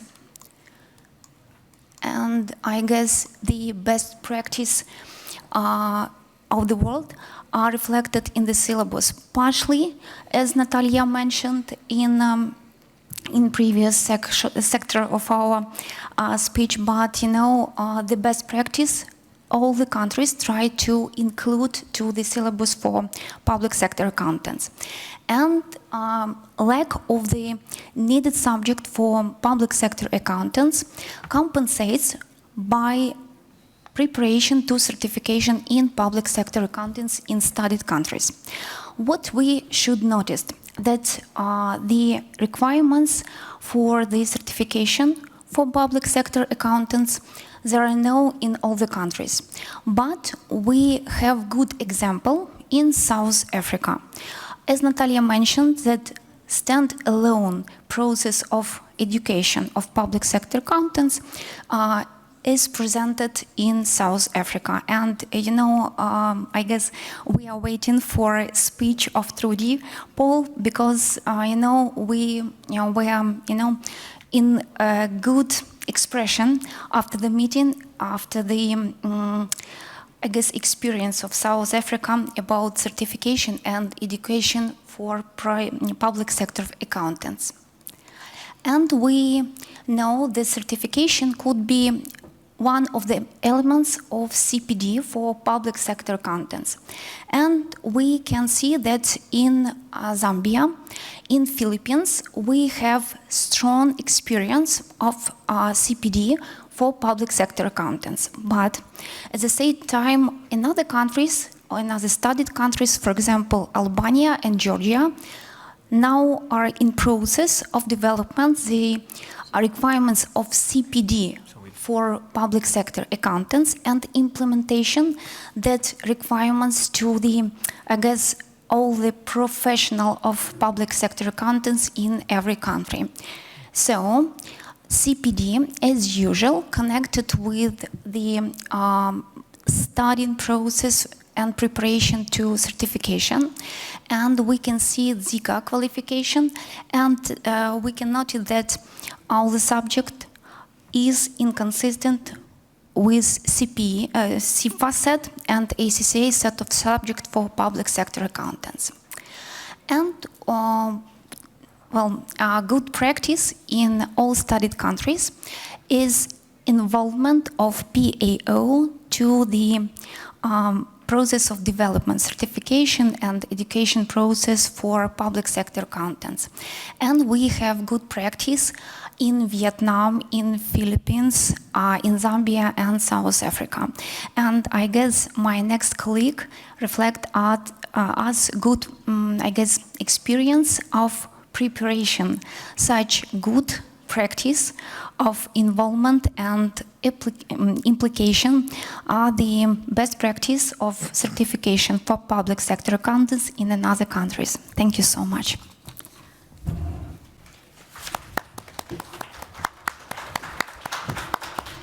Thank you very much, Natalia and Natalia. And now we're going to hear more in detail one of the experiences that were showcased on Albania. I'm inviting Elisa to walk us through the presentation. Thank you very much.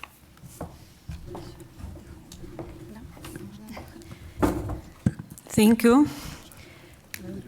First of all, I want to thank all the organizers of this event, and I feel very grateful to be able to express and to present the reform that we have undertaken in Albania regarding the public sector accounting. Since 2017, the government of Albania has committed to the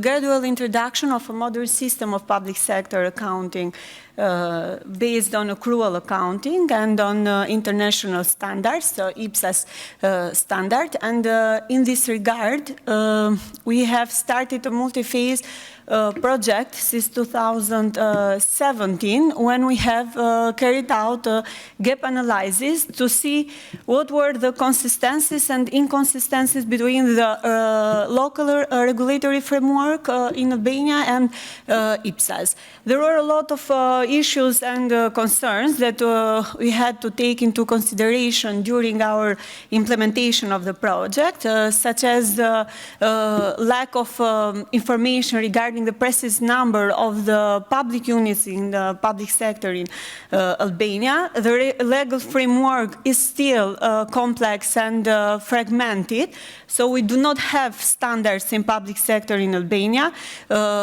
We have only some instructions of the Minister of Finance that are used by all the public sector units in our country.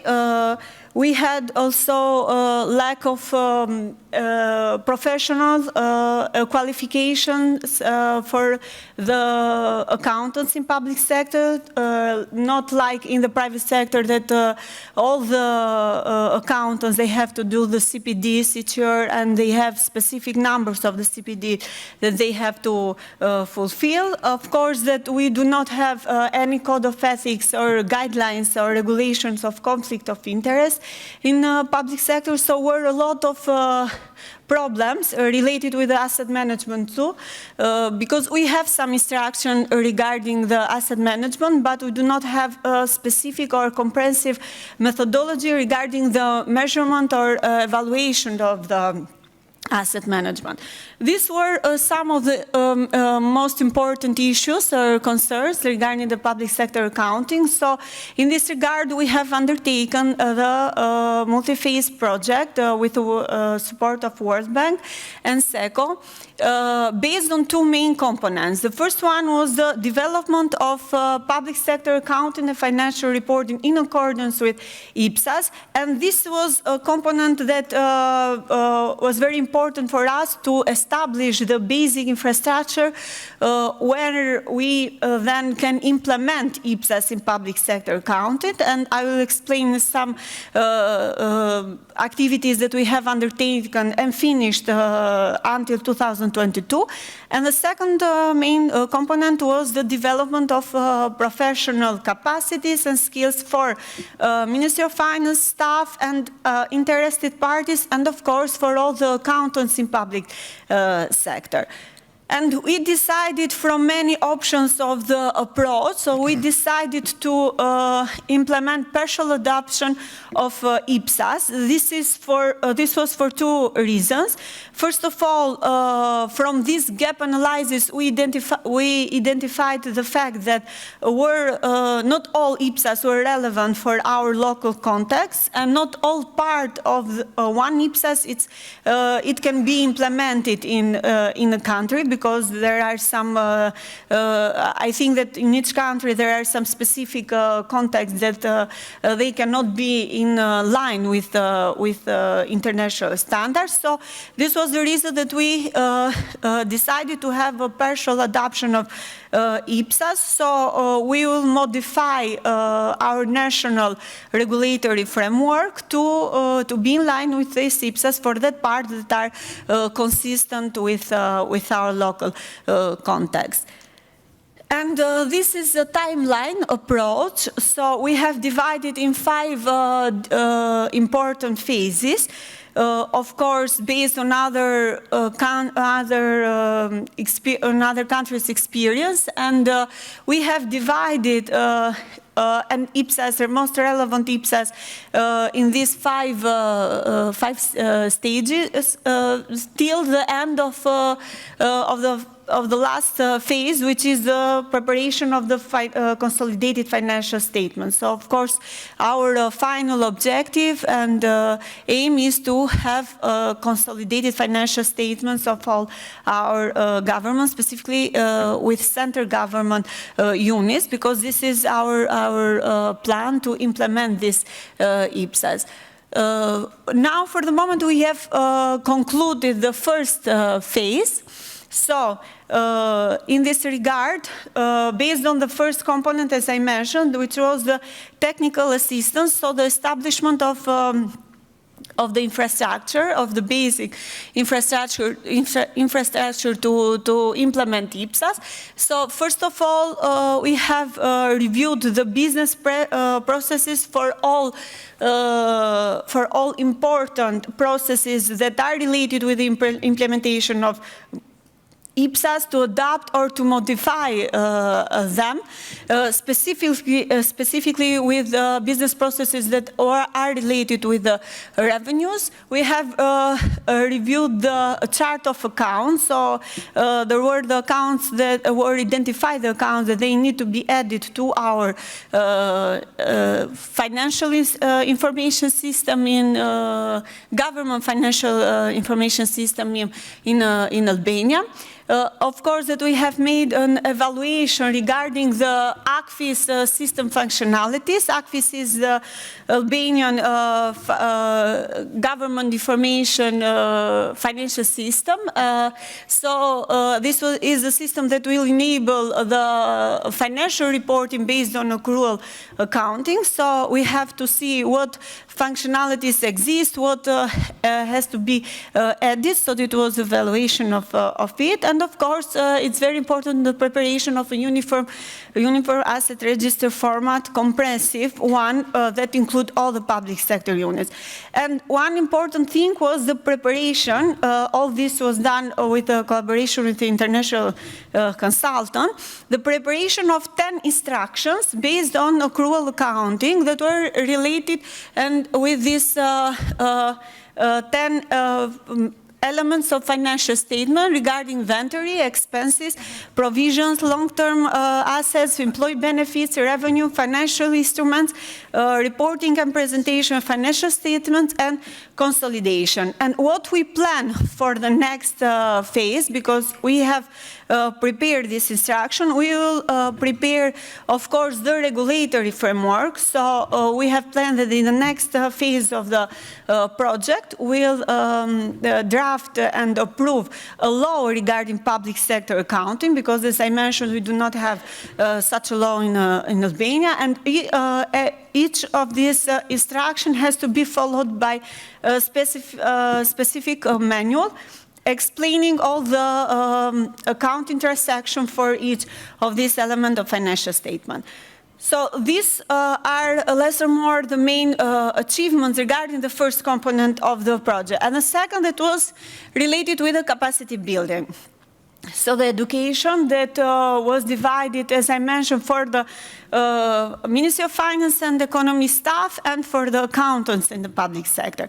So this was a component that we collaborated with CIFA in all the activities and measures that we have undertaken. And we thought of three main activities.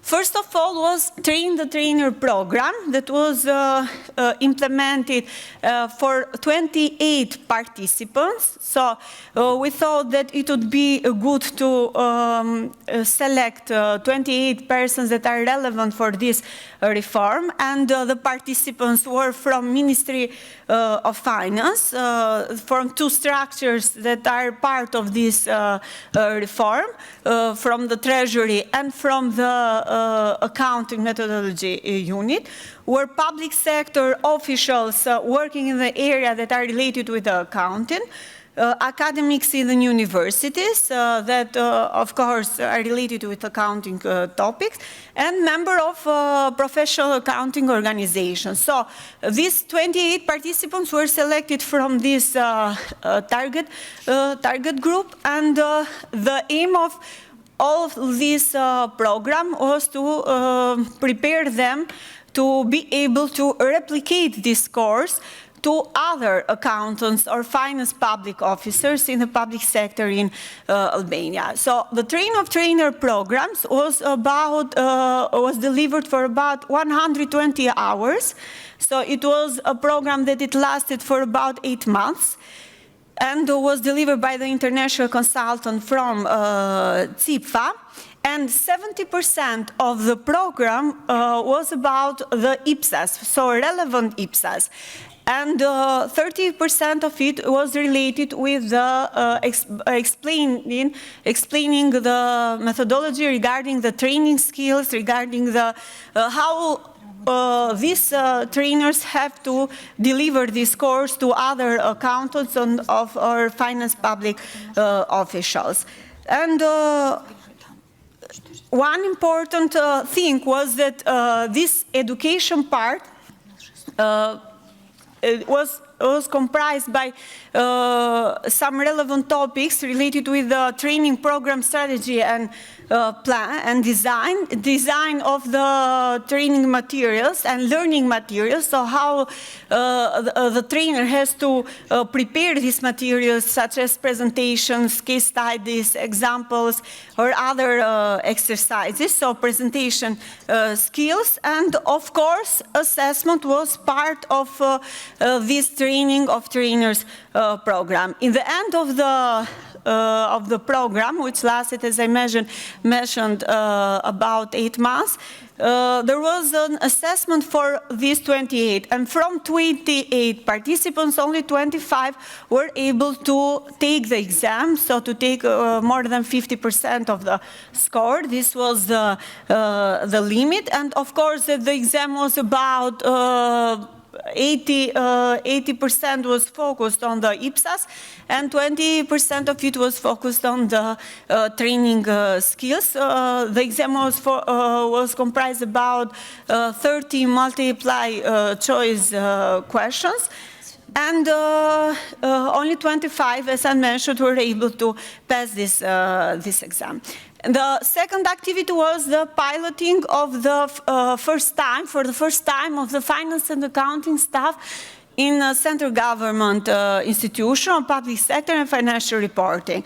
And the piloting was a collaboration between the international consultant, again with CFA, and with co-trainers. So co-trainer was a specific element in this activity. So from the group of 25 people that we trained and prepared in the first activity, so in TOT, they were selected to collaborate and to deliver these trainings with the international consultant. These were the 4 modules that were used during the piloting, as my colleagues mentioned before. So were information, general information on national public finance and information systems, financial accounting, financial reporting, public sector, and advanced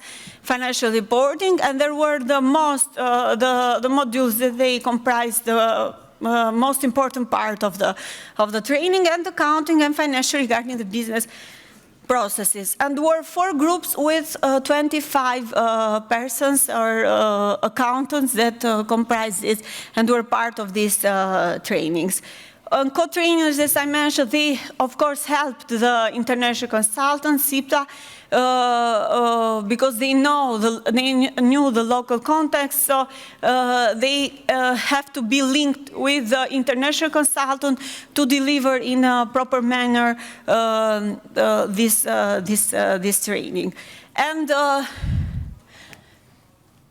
I have presented here the IPSAS that were delivered most during the piloting and during the TOT, and of course these were we have selected in collaboration with IPSA with CIPA which IPSAS will be more relevant in the Albanian context. Of course that this can be different in many countries, but this is a stage that has to be undertaken to identify which IPSAS are more relevant. And of course that in this stage it was the basic presentation of IPSAS to public sector accountants, because it was, after many years, it was the first training that accountants in our country were delivered. So they want to have trainings in this kind of trainings, because, as I mentioned, we have lack of this qualification in Albania. And the third activity was massive training. So this course then was delivered for 400 accountants from public sector units and other public sector units by these co-trainers, as I mentioned in the first stage. And all these participants were selected from public sector units, specifically from central government units. And second part of this capacity building activity is related with the CPD program and with the educational framework for development of public sector accounting professionals. So CPD program, of course, that this was provided by our international consultant, by CIFA. So we have now some staff in Ministry of Finance and other interested parties that they are able and they have knowledge on IPSAS, but now we have to transmit this knowledge, and of course that we have to maintain this knowledge by all our public sector accountants. So it is important for the methodology unit in Ministry of Finance to maintain this knowledge, and so we developed this CPD policy program for accounting and finance management for all central government units, and of course was the development of some instruments, tools and methodology on how we will maintain this knowledge and will transmit to other accountants. And the second part was the development of an education framework for PAOs and for universities. So professional accounting organizations, they were provided by CIFA with all the materials, so training materials, learning materials, presentations, case studies, exercises, communication skills, so everything, syllabus, everything that is important and is part of the trainings that they can provide to the accountants in public sector. And the second one was the collaboration with the universities in bachelor level and in master level. So in bachelor level, they have provided syllabus that are related with the introduction to public sector accounting, IPSAS fundamentals, introduction to PFM, and fundamentals of budgeting and management analysis. So were 4 modules that were provided in bachelor levels for these universities. And of course, all of these were associated and followed with their specific learning materials, trainings, presentation, case studies, etc. So these were the main and most important achievements in our country regarding the education. Of course, all these are the basis that we have to continue to develop and to specify. So, of course, that we have to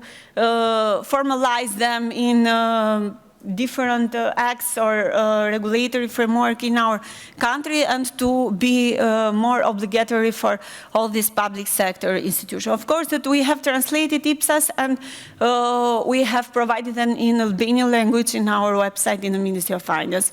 There were a lot of challenges and capacity, as we are focused on this capacity building. Of course, that except CIFA, we have collaborated with ACCA, with WorldBank, because we have provided some PFM certifications, IPSAS certification, IFRS certification in collaboration with ACCA. And these are some other initiatives that we have to collaborate in our countries that are related with other reforms in our country in order to fulfill successfully this accounting reform. And these are the project stakeholders, main stakeholders. And in the field of education, as I mentioned, was the professional accounting organization and universities. Thank you.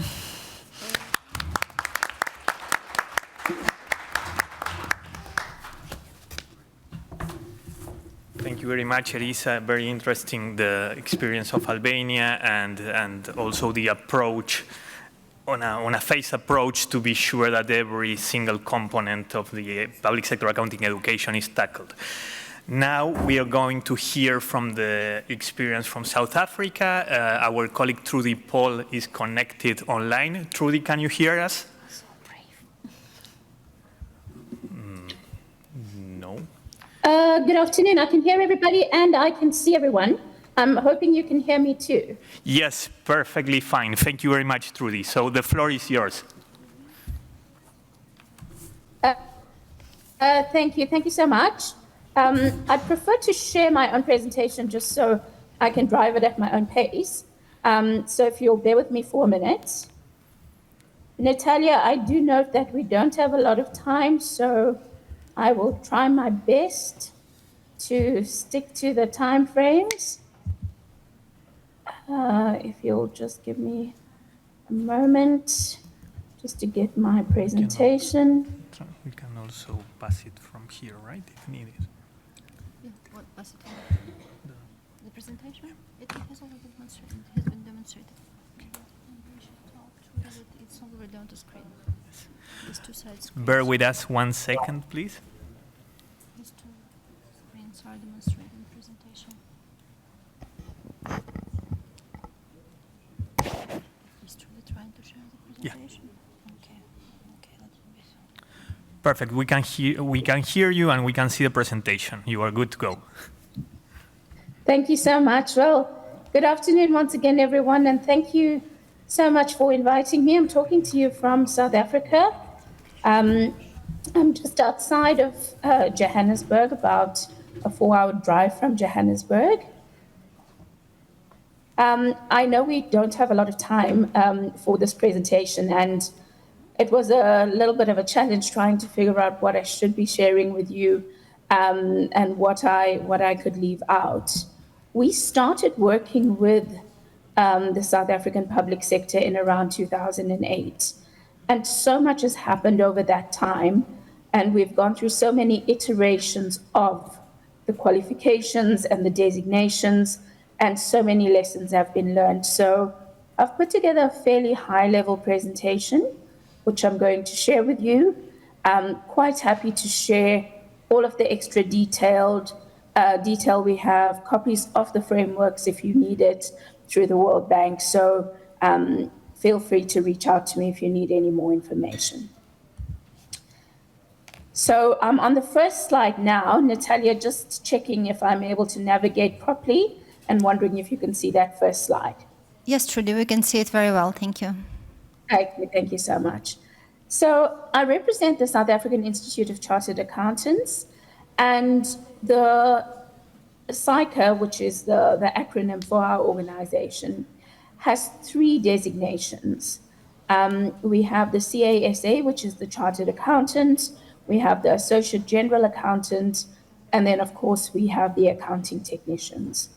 All of these designations are underpinned by accounting qualifications, and all of these 3 membership types are represented both in the private sector and in the public sector in South Africa.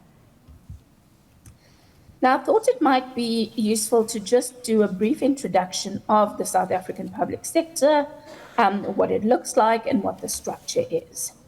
So it's a democratic constitution. It has a 3-tier system of government, and our judiciary is an independent one.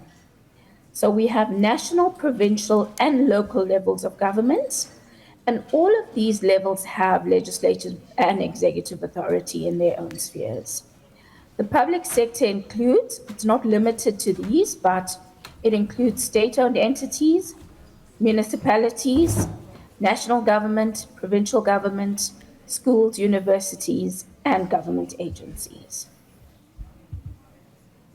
Now, accounting in the public sector is largely driven by the National Treasury, and National Treasury, in conjunction with several partners, have developed something called a technical competency dictionary. Now, that technical competency dictionary has within it several sub-competency dictionaries, and these dictionaries together make up a competency framework. The competency framework covers major occupational groups in the field of public finance management. So what these dictionaries do is they set out to describe all of the skills, all of the knowledge, and the competencies that a practitioner will be required to perform in their daily duties at various different levels within the accounting space. Now, these 10 technical competency dictionaries, which make up the competency framework, they have been developed to enhance human resource development in public finance, and they were done in conjunction with the South African Qualifications Authority. Now, in terms of the technical accounting, excuse me, and the development thereof, this was done primarily by the public sector in conjunction with subject matter experts, industry experts like the professional bodies, various stakeholders in the accounting and finance space, and the role of the regulators here, which is the South African Qualifications Authority, was to ensure that these technical competency dictionaries were carried through into our national qualifications framework. So the Technical Competency Dictionary, we refer to it as the TCD. It was produced under a capacity building model. It was a financial management project, and there was extensive research done covering the following topics: public finance management related legislation, the applicable regulations to that legislation, national and international standards, current practices applied in the workplace. Those were just some of the broad approaches that we looked at when the Technical Competency Dictionary was being developed.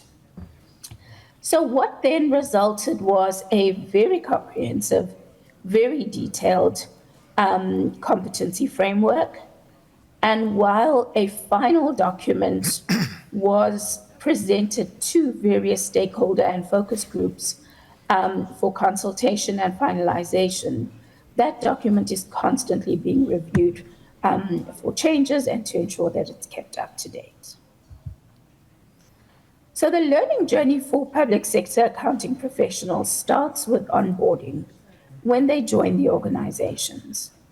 So South African government is actually the biggest employer in the country, employing in excess of 150,000 individuals at last count.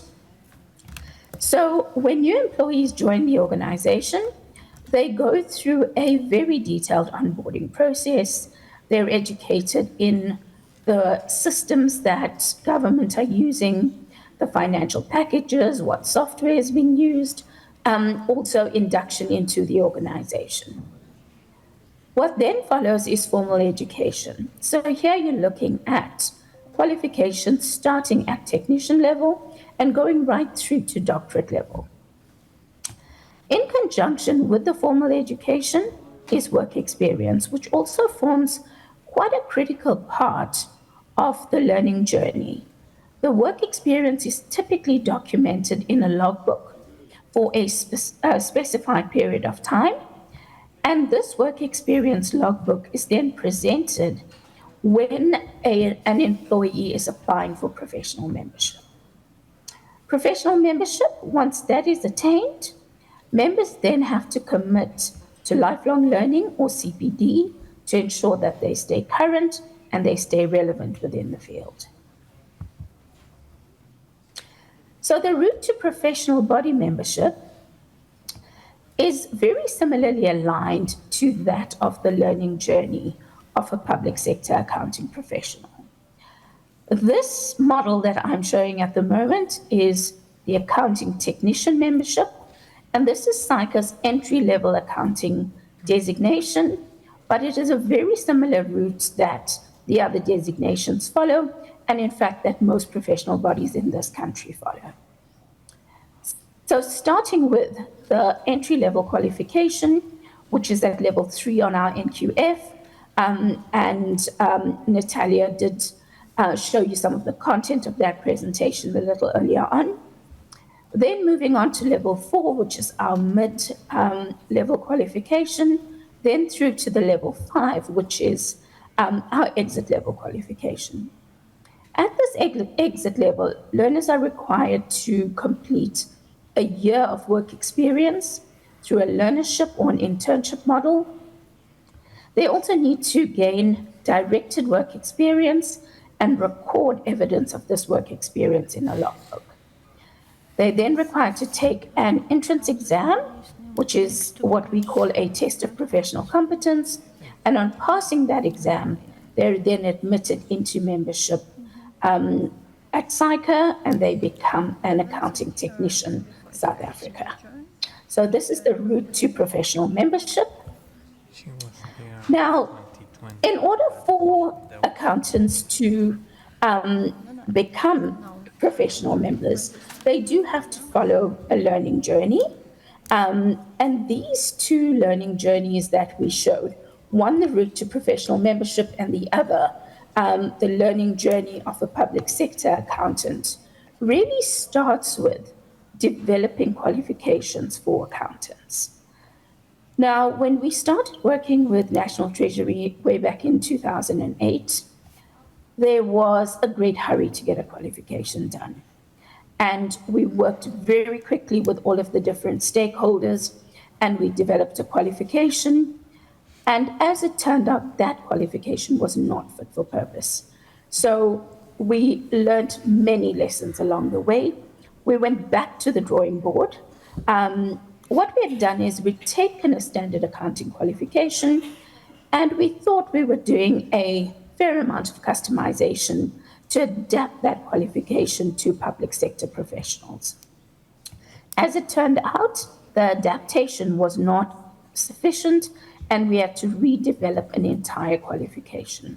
So we went back to the drawing board, and we started with a really basic process of qualification design and development, where we went into the environment and we analyzed the learning needs that new employees or unemployed people who wanted to enter the public sector as employees needed to attain. So we started with analysis. We established a community of expert practitioners. This consisted of SAICA, some industry experts. I wonder if you can also see me? Yes. And if you can see my presentation?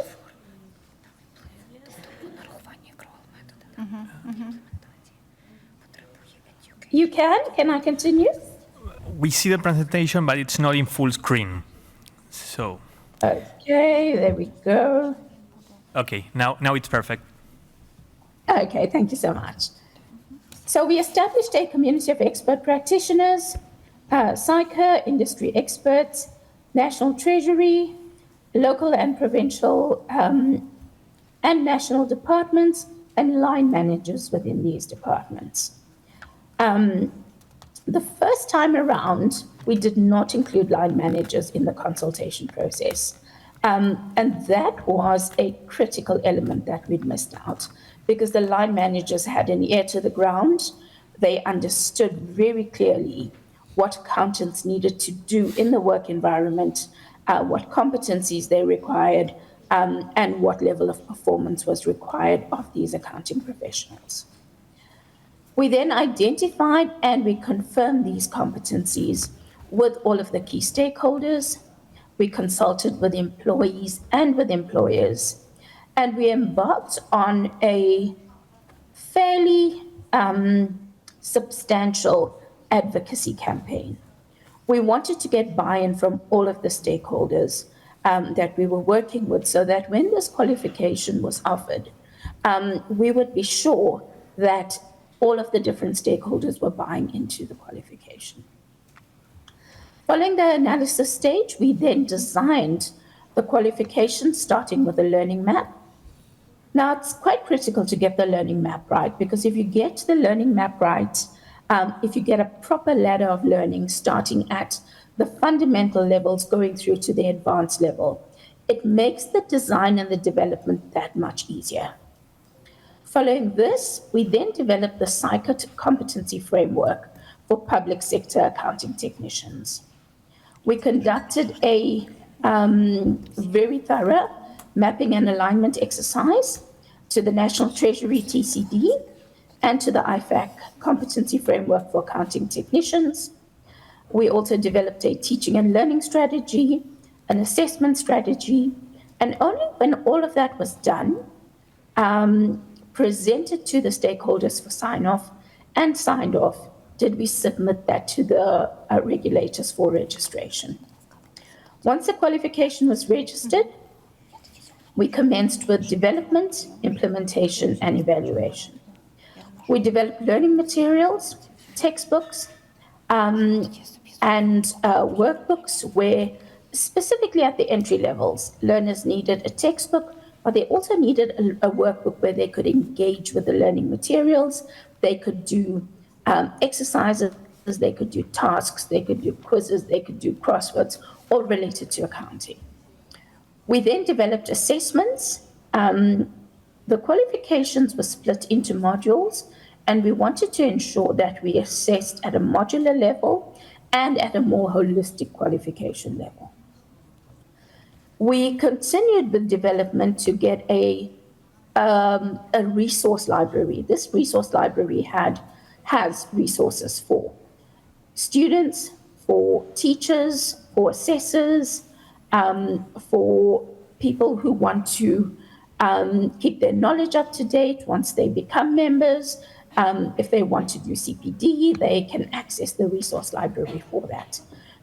Quite a big undertaking and a fairly expensive one, but well worth every cent that we spent to ensure that all of the people engaged in the qualifications had access to the right type and the right amount of learning materials. We also digitized assessments and learning materials, and we allowed our students the option of going paper-based or going digital. Quality management, quite a rigorous process undertaken by CFRR to ensure that all the quality management processes were met and were constantly adhered to. Once the development was completed, the advocacy campaign that we started in step 1 of the analysis, we continued. We had to do a great amount of advocacy across the public sector. There were many departments, there were many divisions, there were many provinces we had to go to present these qualifications and get buy-in from the various different stakeholders within the public sector departments. We then had to accredit academic providers. So this required us to do accreditations with universities of technology, with further education and training colleges, and with smaller public and private providers. Upskilling of educators. We found that upskilling was quite a momentous task, but the reskilling proved to be even more so, because we wanted them to deliver a competency-based qualification. And we found that there was a lot of focus on theory, and we wanted to change that. So we had to do a fair amount of reskilling to teach educators how to deliver for application-based qualifications. Once that was concluded, we then did a pilot program. The pilot program started fairly small, was with 200 people initially, but then grew to over 1,000 people. And it was after we delivered to 1,000 people that we got a decent amount of data that we could work with. In that pilot program, a lot of monitoring and evaluation happened, and we took that data and used it to improve the qualification. On the evaluation side, after the monitoring, we did a comprehensive evaluation process across the entire value chain. That included interviews with teachers and students.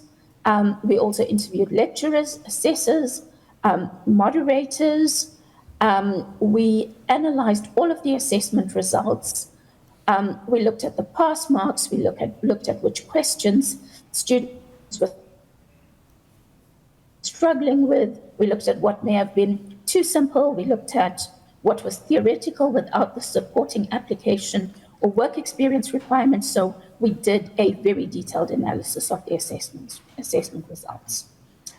We also surveyed all of the stakeholders involved, and we did diagnostic assessments on the students and educators. So we did a diagnostic assessment before we started the training, and we then did an after assessment afterwards so we could get a before and after comparison on the level of skills transfer.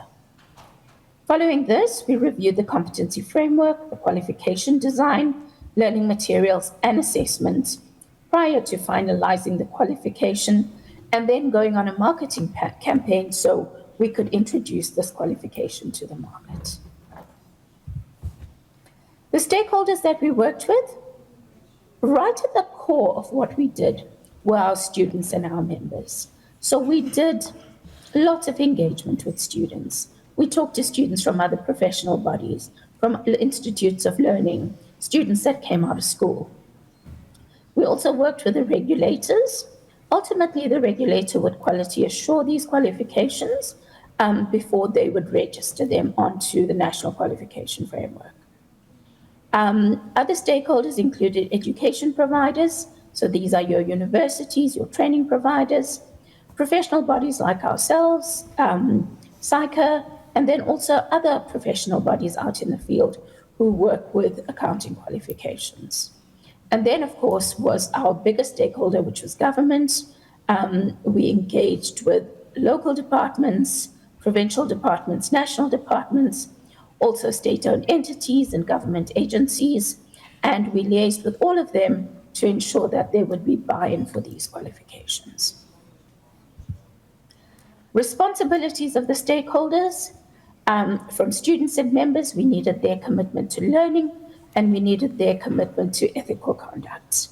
Ethics at the core of all of these accounting qualifications, and in fact, a compulsory model on every single module every single qualification that we have as a module on ethics in it. So compulsory across all qualifications.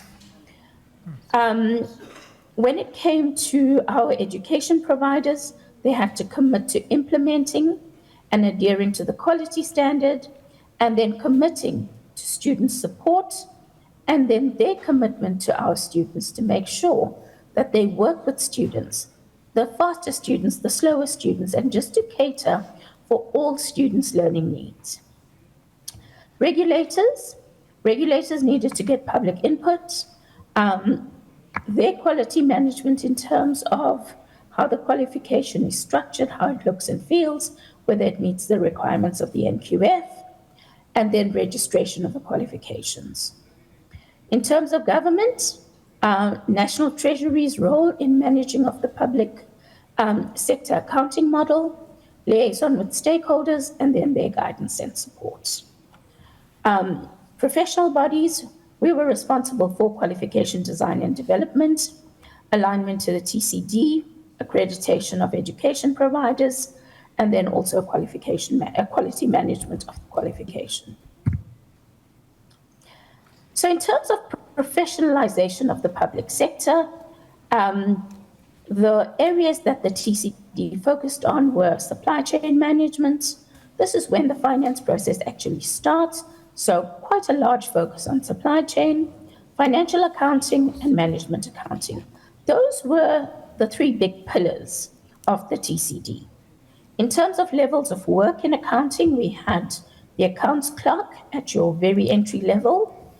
junior and state accountants at the mid-level, and then general accountants and senior accountants at the top level.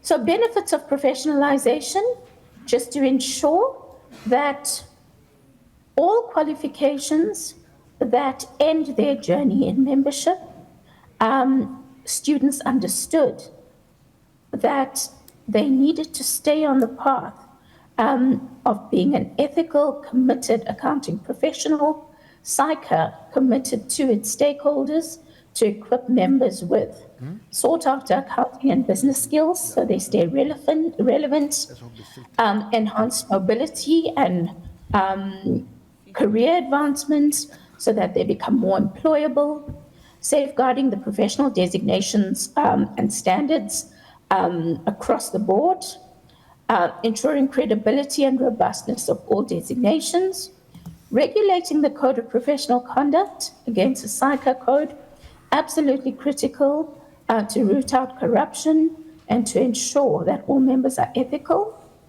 And then, of course, lifelong learning or CPD, so that all members stay current in terms of their skills and competencies. Lifelong learning, which is the last step in the professional journey, but also a step that is really never ending because it is a lifelong process. So SICA has a CPD policy that requires professionals to embrace lifelong learning. They have to learn, they have to relearn and unlearn certain things in order to remain relevant. The objective of having a CPD policy is to protect public interest, it's to protect members, and to create a framework within which our members can operate and commit to always staying ahead of their curve. So measurement of lifelong learning in the past, it was done using an input-based approach where we counted the number of hours. Now we're working on a more output-based approach where we're counting and looking at what competence is relevant to the roles that these accounting professionals perform. Because the world is changing so fast, technology is evolving at a pace that we really can't keep up with. We are very clear that if our members do not stay abreast with what is going on in the world out there, they will become relevant. So we cannot emphasize enough how critical CPD is. So along the way, several lessons were learned. In a previous talk I went through these lessons. I'm going to run through them again quite quickly, but one of the biggest lessons I learned through this process was that this is not something that should be rushed. And while there is a need to get things to market quickly, because the world is changing so fast, it really is important to give every step in the process the attention it deserves. So some of the lessons we learned is to broaden stakeholder groups and to consult as much as you possibly can to ensure that a qualification is fit for purpose, fit for the students that are going to actually be registering onto it. Experiential learning, teaching the theory is great, but you also need to do the practice and the work experience.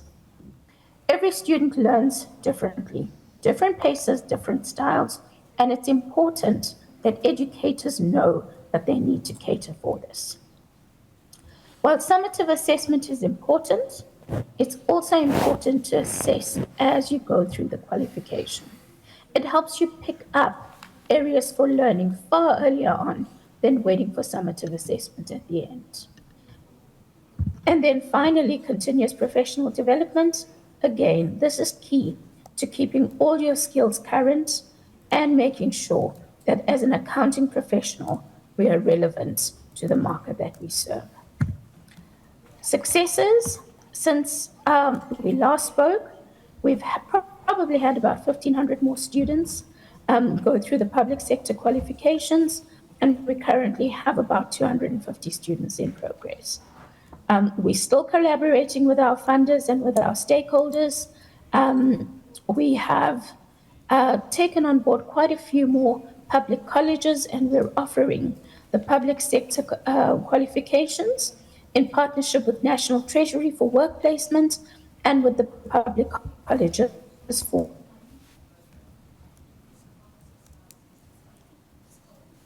the week. Okay.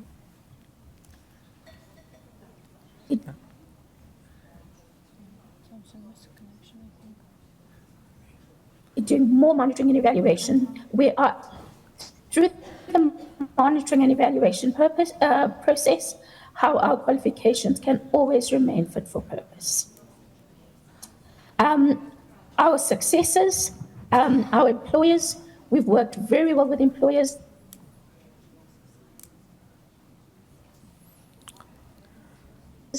From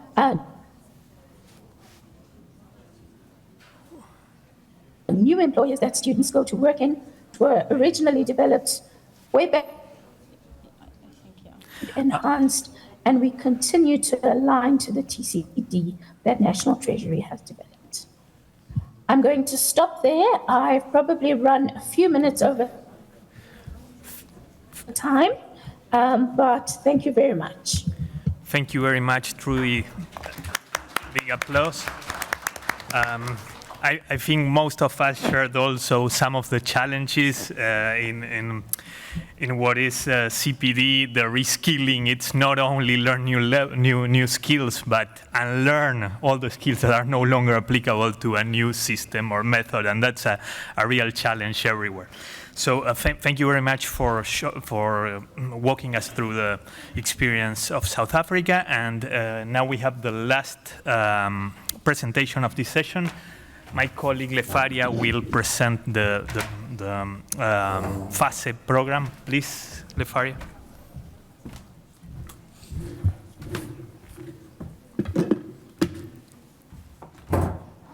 Thank you very much, Jose. Good afternoon to everybody.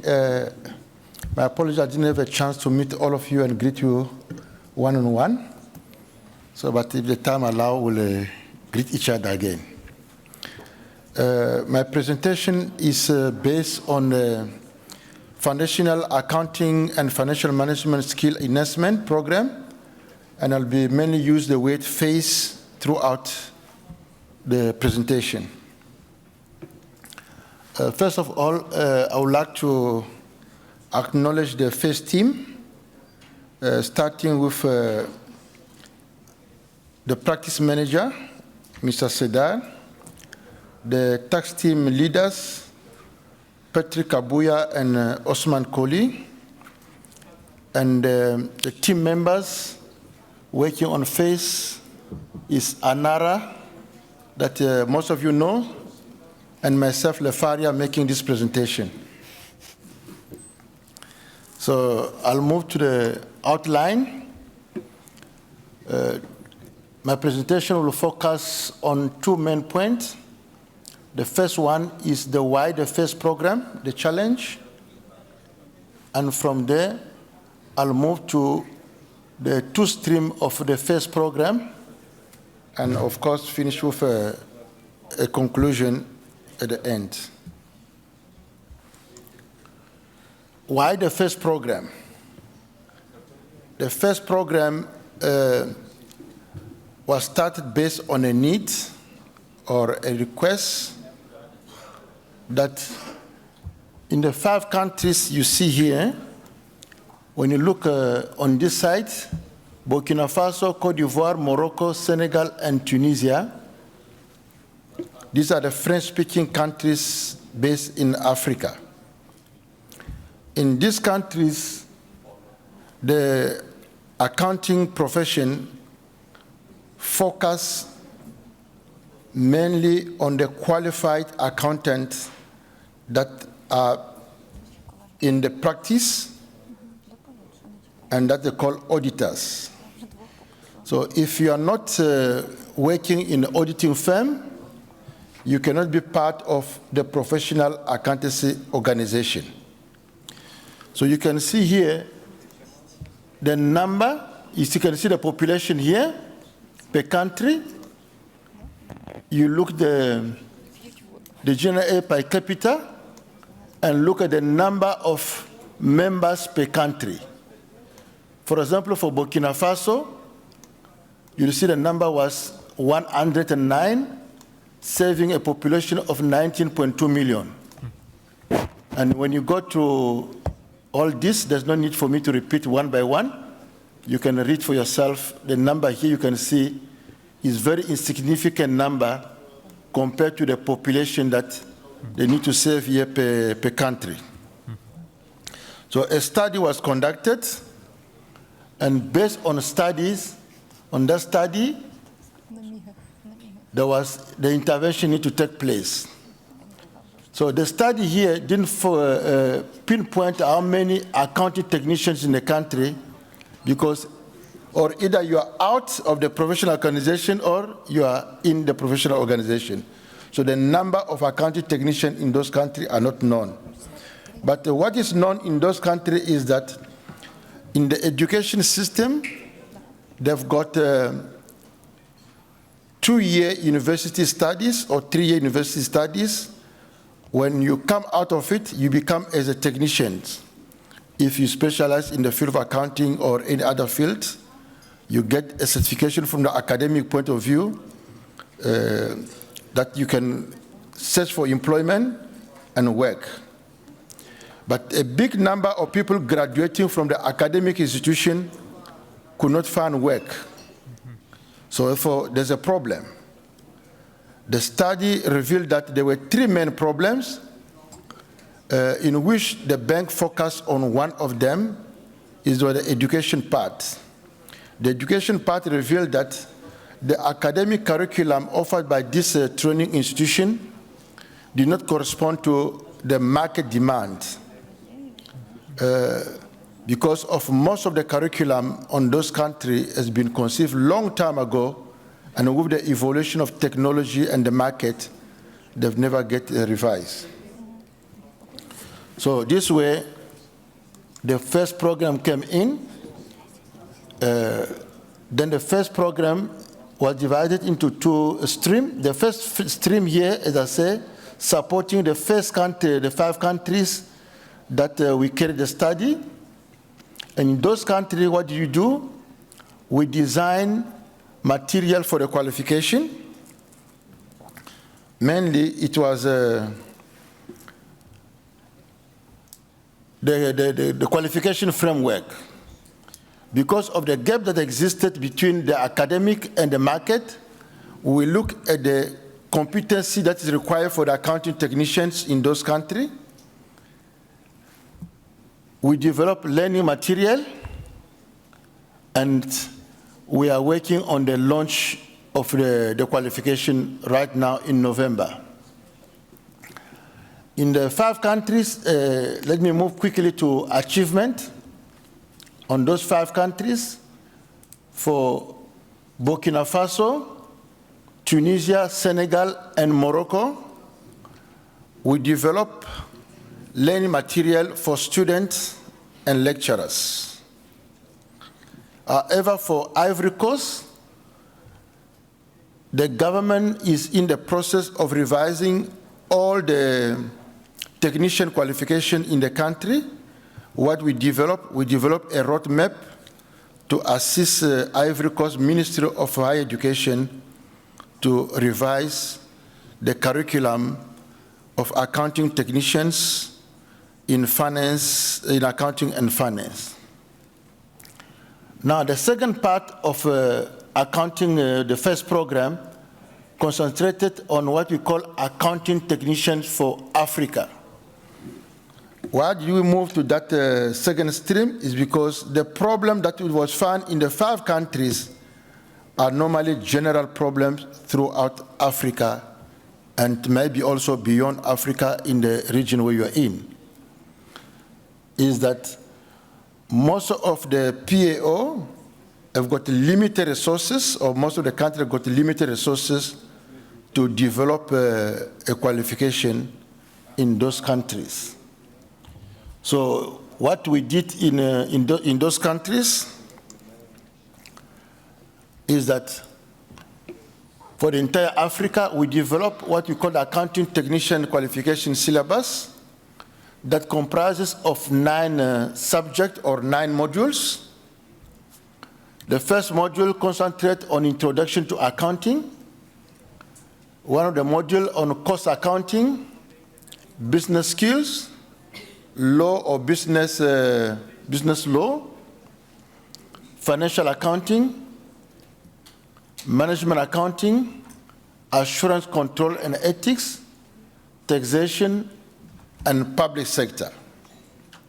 So you'll notice that in this qualification that we've developed here for accounting technician for Africa, it is a qualification that after completing the qualification, you can work both in public sector and private sector. I understand from the qualification that has been described for previous speakers on this session here that concentrate mainly only on public sector. That's the route that the PAO on those countries adopted. But this qualification that has been developed here is the qualification that makes a person not to go from one training to other training.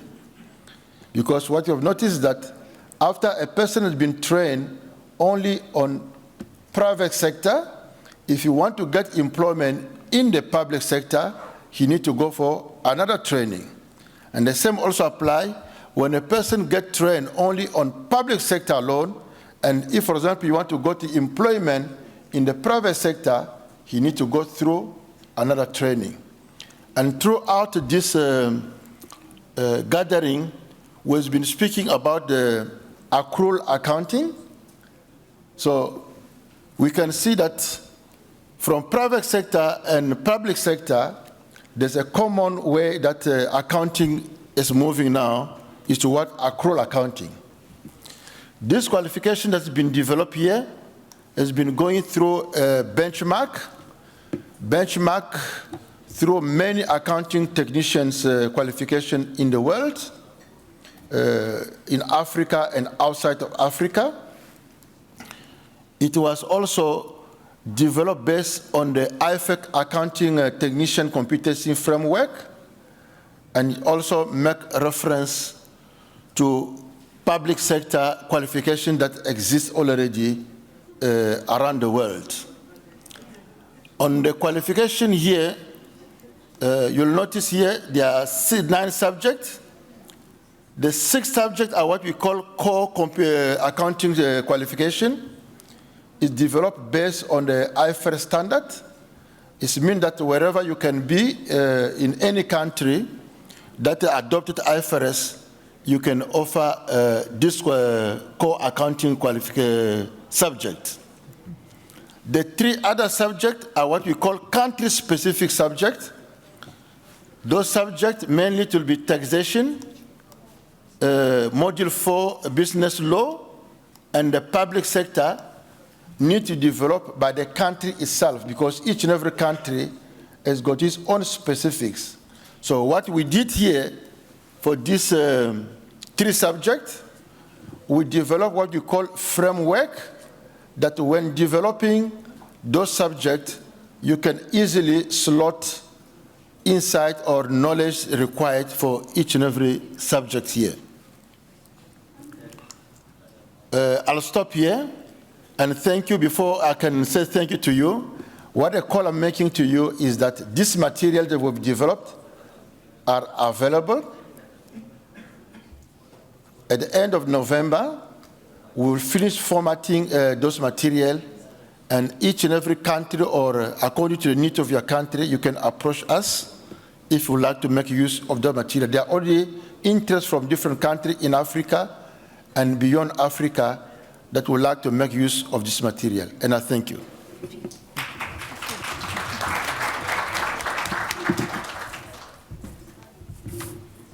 Thank you very much, Lefaria. Very interesting, and also I think it's something important to showcase in a forum like this, so they know what is being done also from the World Bank side in helping, pushing in, for this curricula outside of our own region. So we have a few minutes for questions and answers. Who's going? Yes, please.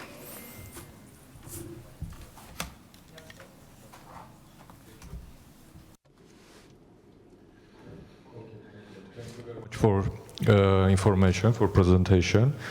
I'm sure you are doing very important job and hope you're going with deepen your study, your research. A few small short questions. First one, as I understand from presentation, mainly PCA subjects are included in education program, accounting education program in universities. So if you have information calculation, which is the average level of PCA subject in accounting education program, that will be very great to share us with this information. Next one, if you have any information, if there is a country where PCA subject, public sector accounting subject, is included in PAO co-location program, if there is any country, in order to get accounted co-location. And if we have a still connection with the South Africa, as was mentioned, the co-location program, not every country can afford 2 or 3 co-location programs. So in South Africa, as I understand, it is a separate co-location program. If so, how many participants are qualified per year? It will be great if you share this information. Thank you.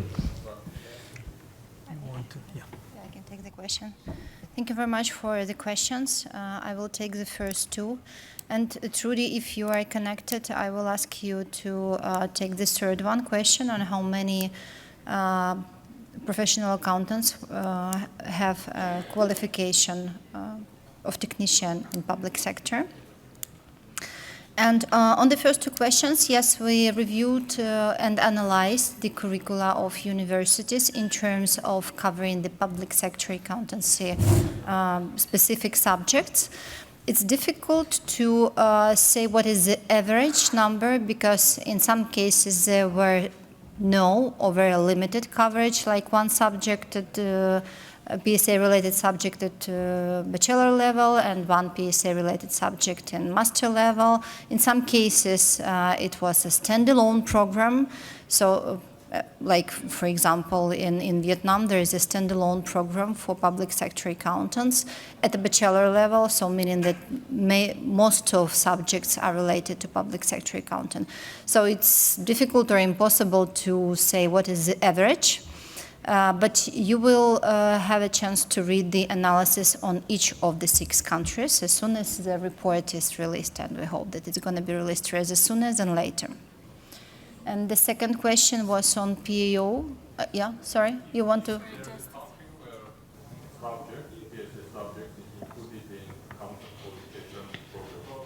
Can you speak in the microphone for the translators? Okay, one more time. The second question, if you know if there is a country where public sector accounting subject is included in accounting professional accounting co-location program. Okay. Yeah, that's also the same. It's very different in each country.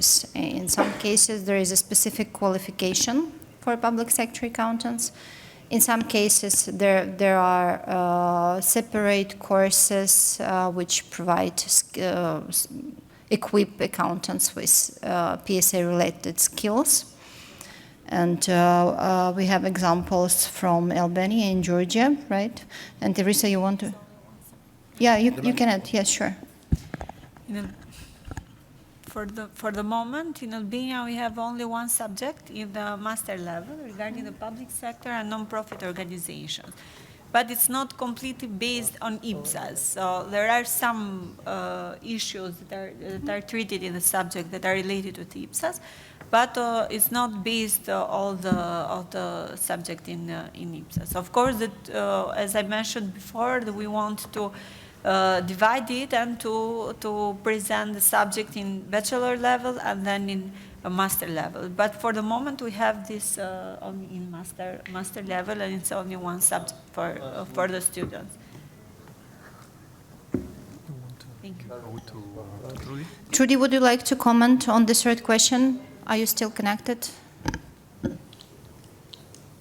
Yes, I am still connected. On the technician level, I've got a very clear answer. We have over 7,000 accounting technicians that have completed public sector accounting technician qualifications. On the higher levels, it's a little more difficult because we have many general accountants and chartered accountants who work in the public sector, and they are public sector accounting professionals, but they have more generic qualifications. So we do not have a count of those specifically.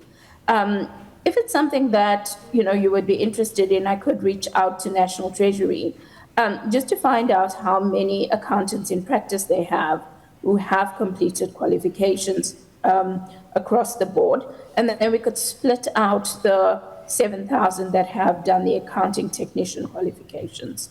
So, I wish I could be clearer and provide more concise information on the higher levels, but at this stage, I'm unable to. Thank you very much. Thank you very much, Trudy. We have time for one or two more questions. So, yes, please.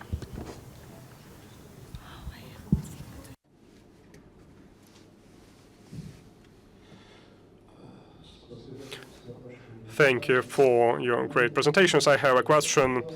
What is the role of the Ministry of Finance when developing the training materials? For the universities, when you develop training materials, there are some modules which are based on the legislation. The correct presentation of legislation and training materials should be approved by the Ministry of Finance, isn't it? Should it be approved by the Ministry of Finance? What do you think about this? What is the right approach? Do you have some established practice that the Ministry of Finance reviews the training materials and improves training materials? I'll take this question again, and maybe colleagues would like to add. Maybe Risa would add from the Ministry of Finance standpoint. I will just say what we saw analyzing the 6 countries' experience.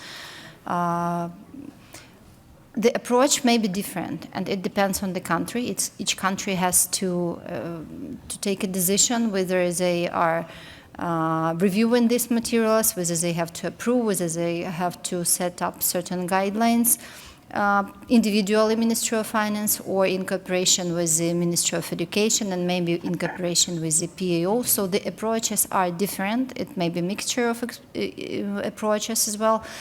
In the case study, in our countries that we reviewed in the 6 countries, mostly the mixed approach is used. So the Ministry of Education sets standards, education standards at the national level to the universities, which are offering training to public sector accountants. But usually it's not a standalone program, but part of the program for general accountants. And the Ministry of Finance sets the requirements to the professional accountants who are allowed to work in the public sector. But these cases are also very rare, as I mentioned in my presentation, and you will also have a chance to read it in the review itself. And the PAO are responsible for training of the professional accountants in public sector at the CPD level, usually. So Ministry of Finance may or may not take a lead in this process. It depends on each country specifics and each country legislation. And we may hear experience from the Ministry of Finance of Albania. How are you approaching this? And maybe other countries who are present in this audience would like to comment on it as well. How are you approaching this issue in your countries? Thank you. Thank you. In fact, in Albania, we are now discussing regarding the approach that we have to follow regarding the training materials. And we have identified the interested party that we can collaborate to prepare the training materials. Of course, the role of the Ministry of Finance will be a supportive role, and we have also a school for public administration in Albania, and we are discussing if the trainings for public sector accountants will be delivered from this school. But of course that we have the approach for collaboration with POs and universities. For the materials or syllabuses of the universities, of course that they have to be approved by the structures within university or from Ministry of Education. Not by Ministry of Finance. So, of course, that Ministry of Finance, it has to prepare the materials that public sector accountants will deliver as part of their CPDs.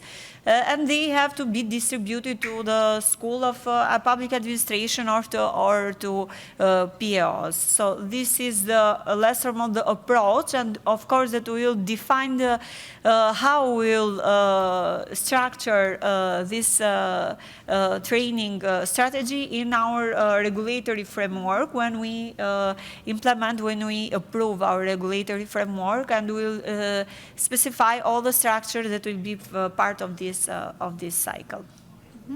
Thank you. Thanks so much, Elisa. Thanks, Natalia. Thanks, Lefaria. So if we don't have more questions, I would like to ask for a round of applause for this magnificent panel. And now we have a short break, and we need to be back at 4 p.m. for the last session of the day. Thank you very much. Get some good final thoughts as we conclude today's programming. I'm going to talk today about the work that we're doing at IFAC on sustainability and accountancy education.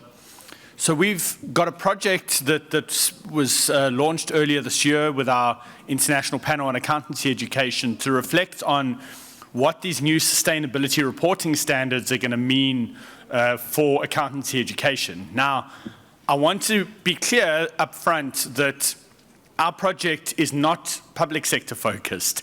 It is currently focused on the IFRS S1 and S2, that kind of investor-led approach.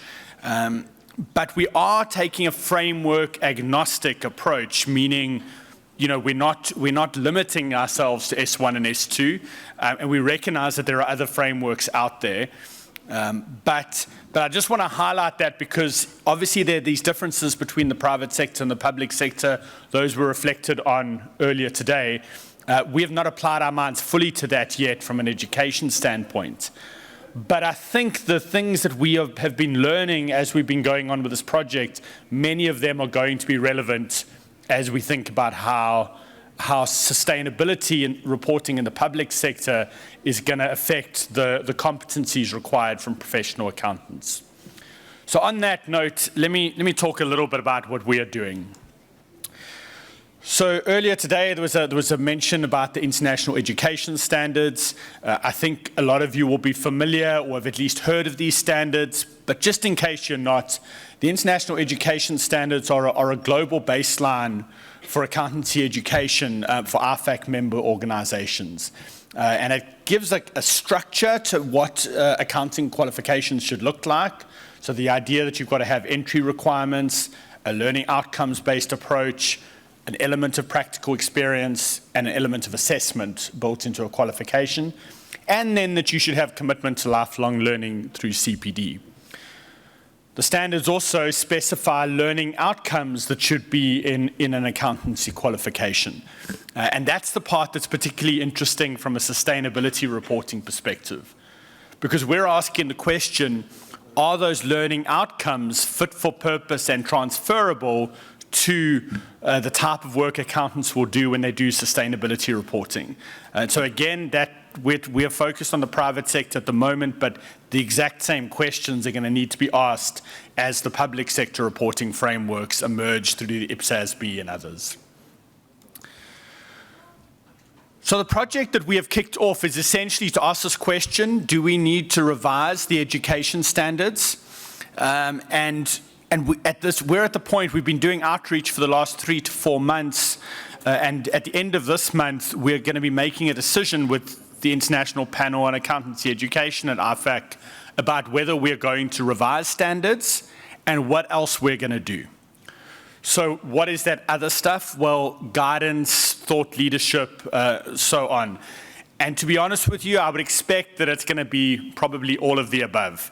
I think there's been a clear message through the outreach we've done that there is a need to make some form of revisions to the education standards to take this into account. And I'll talk about the areas that we see that to some degree in a few moments. But we will also look to put out guidance because we can't put everything into the standards necessarily. There's a whole lot of other thoughts and things that we need to think about how we're going to adapt our qualifications at that initial professional development phase, but also how are we going to get all the qualified accountants up to speed. And that's something we probably won't write into our standards because our standards, those learning outcomes are primarily about what happens before qualification. But we're going to have to do a lot of work with those who are already qualified as well, and particularly those in some of the most senior roles who are going to be absolutely pivotal to the success of sustainability reporting and how it gets used in the organization. I want to just clarify one thing very quickly. We are focused on sustainability reporting and assurance, thinking about IFRS S1 and in particular the proposed standard ISSA 5000 from the IAASB. But it's not only about reporting and assurance. We are thinking about everything that comes before and after the reporting and assurance. What do I mean by that? Well, what comes before is the governance structures that need to be in place, the identification of sustainability risks and opportunities, putting in place the processes and internal controls to collect this data and analyze it, decide what's material, and then report, and then have some form of assurance, and then hopefully that information ultimately is coming back to inform management decisions and hopefully the decisions of investors. So it's that whole cycle that we've got to think about. What does this mean for the accountant? We need to think about it through a number of different lenses. We've got to think both about those who prepare these types of reports, who are in business, and those who audit. We need to think, and I've mentioned this already, about aspiring accountants, those who are going to be studying towards a qualification, what should be incorporated in, as well as professional accountants who are qualified. We need to think about what is core to everyone. Is there a base level of knowledge or base level of competence that every accountant around the world should have about sustainability reporting? And is there a specialized level? Is it that some people will go deeper? Is it that some people will really want to go far? They won't become sustainability experts in the sense of an engineer or a climate scientist. Those are the experts we're going to work with. But some accountants might choose to focus in their career on sustainability type work. And then there's the lens of what does this look like in large firms who, by the way, are already training people on this, versus what does it look like in the SMP, small, medium-sized practice community and the SME community. And currently, they are telling us we don't think this affects us, which we don't agree with, and I can talk to you about that separately. We do see it coming and affecting all of these organizations, but the nature of the work will look a little different, perhaps. So in order to think about this and to try and identify what this means for accountants, we've adopted a framework where we're asking two very simple questions. What hasn't changed and what's new? So what hasn't changed? Many of you in the room, you're qualified accountants, you come from the profession, you've studied in some form. You have competencies that you've earned and developed over the years that are transferable and useful in sustainability reporting. There are many things, and I'll talk about some examples in the slides that come. Many things that you already are good at that make you well-placed to get involved in this type of work. But we also ask the question, what's new? We need to be honest and recognize that there are areas where we need to study, where we need to go back and learn again because of the newness of this area and some of the unique issues that we face. So we've been asking this question, what hasn't changed, what's new? And then we think about it in 4 areas. And again, you might want to think about how does this look like in the public sector. So 4 kind of broad competence areas: business acumen, behavioral competence, technical expertise, and ethical behavior. So on the next 4 slides, I'm going to give you a quick set of examples of how this framework helps us to think about the competence of professional accountants. I'm just going to give you examples here. This is not intending to tell you everything you need to know about competence for sustainability reporting, but just to help you see how this framework is working. So for business acumen, what hasn't changed? Well, professional accountants are already really good at understanding and evaluating businesses and business models. We understand regulatory issues, industry issues, external factors. None of this is new. On any audit, we understand the business. It's one of the first things we do in the planning phase. We evaluate the impact of strategic business decisions. We already think about risk, and business risk. So what's new? Well, when you bring in sustainability, this is another dimension to all of our decision making. We're no longer just thinking about profit in the private sector. We're also thinking about these sustainability factors. So the breadth and the depth of understanding of things like governance, strategy, and risk has grown. We're looking at things like adequacy of governance disclosures that we may or may not have looked at before, and long-term strategic measurement and evaluation of progress against things like climate-based targets. That's new. That's new. Most of what we've done in the past is more historical, right? Or fairly short-term into the future. We've got a much longer time horizon now. So that's business acumen. Just some examples. What about behavioral competence? Accountants are well known for their analytical thinking, their curiosity and commitment to lifelong learning, resilience, their intellectual agility, our professional skepticism, right? That's like the badge of honor that we wear. Our professional skepticism is one of the things that set us apart.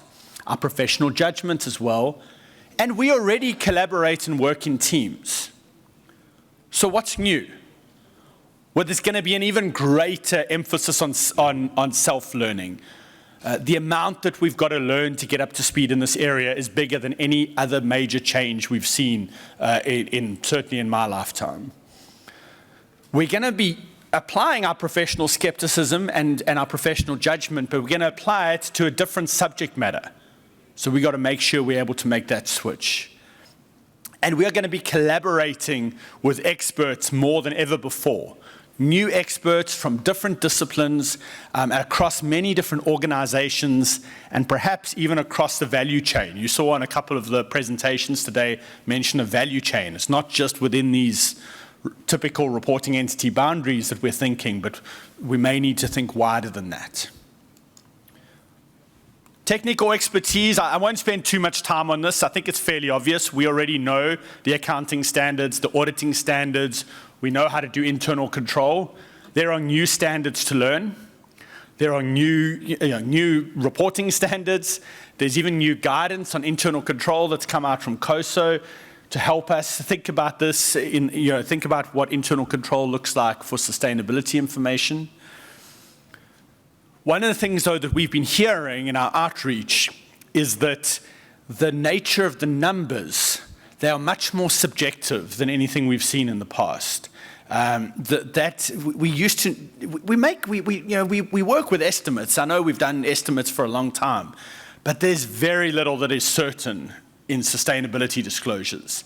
Lots of estimates, lots of subjectivity, and lots of qualitative disclosures as well, not just the quantitative. And so there's some adjustment there and some new things to learn. What about ethics? Well, frankly, nothing has changed with respect to ethics, right? The same principles still apply to this type of work. But we are going to be encountering different types of ethical dilemmas. There's a possible increased risk of management bias as management is now being held accountable not just for profit or for how they control expenditure, but also about these issues of sustainability and long-term value. So that's just a few thoughts to show you how this works practically. We are continuing on this work, and I'm gonna show you in a couple of slides' time kind of what's coming soon out of this project. But as I mentioned, we're going to be making a decision at the end of this month around the way forward and how we might need to update the education standards to properly call out some of these things. But we do see that a lot of these core competencies that a professional accountant has are transferable to this type of work. But transferable sometimes means you've got the skill there, but you need to do something to understand how to apply it to a different subject matter. A couple of thoughts about building capacity. This one will be relevant in the public sector, certainly. I think we've got to think very holistically about how we build capacity.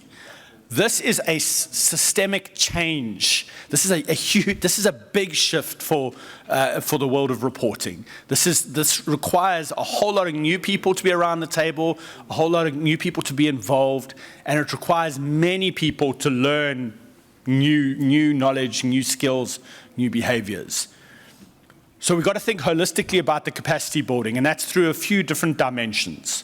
Firstly, who do we need to train? Who do we need to educate?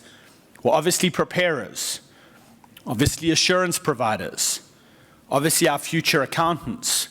But what about all these non-accounting experts that we're going to work with? If they're going to feed in effectively, for example, to an audit, don't they need to know some of the stuff that we take for granted?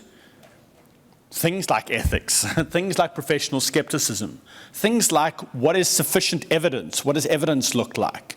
That's our bread and butter. We know about this stuff, but we've got to be careful not to take it for granted that the experts we work with will understand that. So there's an opportunity to upskill them. Regulators, the ones who are going to regulate this. By the way, most of the people sitting in the regulators have never prepared a sustainability report, have never done a sustainability assurance audit. And then so important, and I'm very passionate about this one, the educators. The people who are going to teach this will probably have never done this before because it's new. So we've got to work very closely with the educators, firstly through train the trainers, but then through connecting practice as this is developing in practice, whether it's in the private or in the public sector. We need to make sure that the educators are learning from the experience of the practitioners, that's feeding back with the PAO as well to make sure that the curriculum is set correctly, and to the educators. And we get this loop going so that we can learn together and make sure that the students coming through the process are getting the latest and greatest information. We need to think about where we integrate sustainability. And I know that different countries have different structures for education, for accountancy education. So not all of these might apply everywhere. But if accountancy is taught in university, we need to think about how we get sustainability into those curriculums. If you've got separate professional curriculums, it needs to be incorporated there. It needs to be in the assessments. We've got to actually be examining this. What about practical experience? Should it be mandatory that any aspiring professional accountant gets exposure to sustainability reporting? And what about the guys who are already qualified? Should they make sure that they get a certain amount of experience before they claim to be an expert in the space? CPD offerings, obviously, maybe even specializations that come post-qualification. So essentially, we want to integrate it everywhere. And the last point about integration and holistic thinking is that if you think about the curriculum of a typical accounting qualification, sustainability goes almost everywhere. Financial accounting, obviously, because we want it to be connected to the financial reporting. It goes into management accounting, because this should be influencing decisions. At budget time, we should be thinking about our carbon emissions. I know at IFAC we're already doing that. Helen, our CFO, is with us today, and she's keeping us honest about that. It's this. We've got to think about both. We've got to think about how much money we've got, but we've got to think about how we are impacting the environment. It goes into auditing, obviously. It goes into even tax in some countries where there's tax rebates and such things. Whenever we're teaching about ethics or governance or risk management or internal controls, everywhere in accounting curricula, you can probably say, what's the sustainability angle? Now, it's going to take time to do that, and that may sound scary, but there's a need to be thinking about how this can integrate. From the outreach we've done, we don't think sustainability is a topic on its own to do on the side and then carry on with the rest of the curriculum. So I'm gonna try to wrap up now, and just this slide is to challenge all of you to say, make sure that if you haven't started doing your own self-learning in this area, please do. There are easy steps you can take, like just read the new standards, IFRS S1 and S2, or the ESRS standards. If you haven't read them, that's your project for tonight. Go read the standards. You don't have to understand them perfectly, but just see what's in them, get familiar. Same thing with the 5,000 exposure draft. The COSO guidance that I mentioned is up there. And a really easy one, pick your favorite publicly traded company that is doing sustainability reporting and read their reports. It might look a bit more like marketing at the moment because of where we're at, but go read the reports and get familiar if you haven't done it already. The ISSB is going to be putting out an e-learning sometime during the course of next year, which will be free, be accessible on the IFRS Foundation website. So I encourage you to do that when it comes out. And then I hope you'll get these slides. There's a link on there to a page where at IFAC we've collated a whole lot of different courses you can consider doing. Some are free, some are for fee, but that's there for you to consider what best suits your needs. And then my last slide is just to say that there is going to be a lot coming out of this project that I've spoken about now. We've had an academic literature review that has been done for us, and it's almost ready to be published. So probably in December time, you'll see that being published on the IFAC website. Please can I ask, make sure that all the educators in your country get it. It will be in English, so I understand the barriers. Maybe we need to work with the WorldBank to get it into some other languages, but please, my dream is to get that it's an excellent document, to get that document in the hands of all educators, because it demystifies this world really nicely. We'll be publishing the outcomes of our information gathering in different thought leadership pieces. And then if we decide to revise the standards, you can expect an exposure draft of the revised education standards in March next year. And then hopefully after that, non-authoritative guidance and other thought leadership. So I want to leave it there. Again, this is focused on private sector, but as the public sector standards get developed, it's not going to be long until we start having to think about how does this affect public sector curricula. If you are in the process of trying to get public sector into your qualification now or to do capacity building for the public sector, don't build anything without thinking about sustainability, because you're going to then have to go back and fix it. And it's hard because if you're going to integrate it properly, it's better to do it right once. So if you're at that phase, I encourage you to think about sustainability. And please watch out for what comes out of IFAC over the next year, because we're really hoping to put stuff out into the community to get us all thinking together in a similar direction. Thank you very much for your time. Thanks. Thank you very much, Bruce. Very interesting presentation. I'm pretty much sure that we will have questions, but let us wait for another two presentations, and then we will ask all questions at the end of this session. And I would like to ask Ian Murray to show his presentation. Ian Murray is Director of the Public Financial Management, SIPFA. So thank you, and thank you very much for inviting me along to your workshop.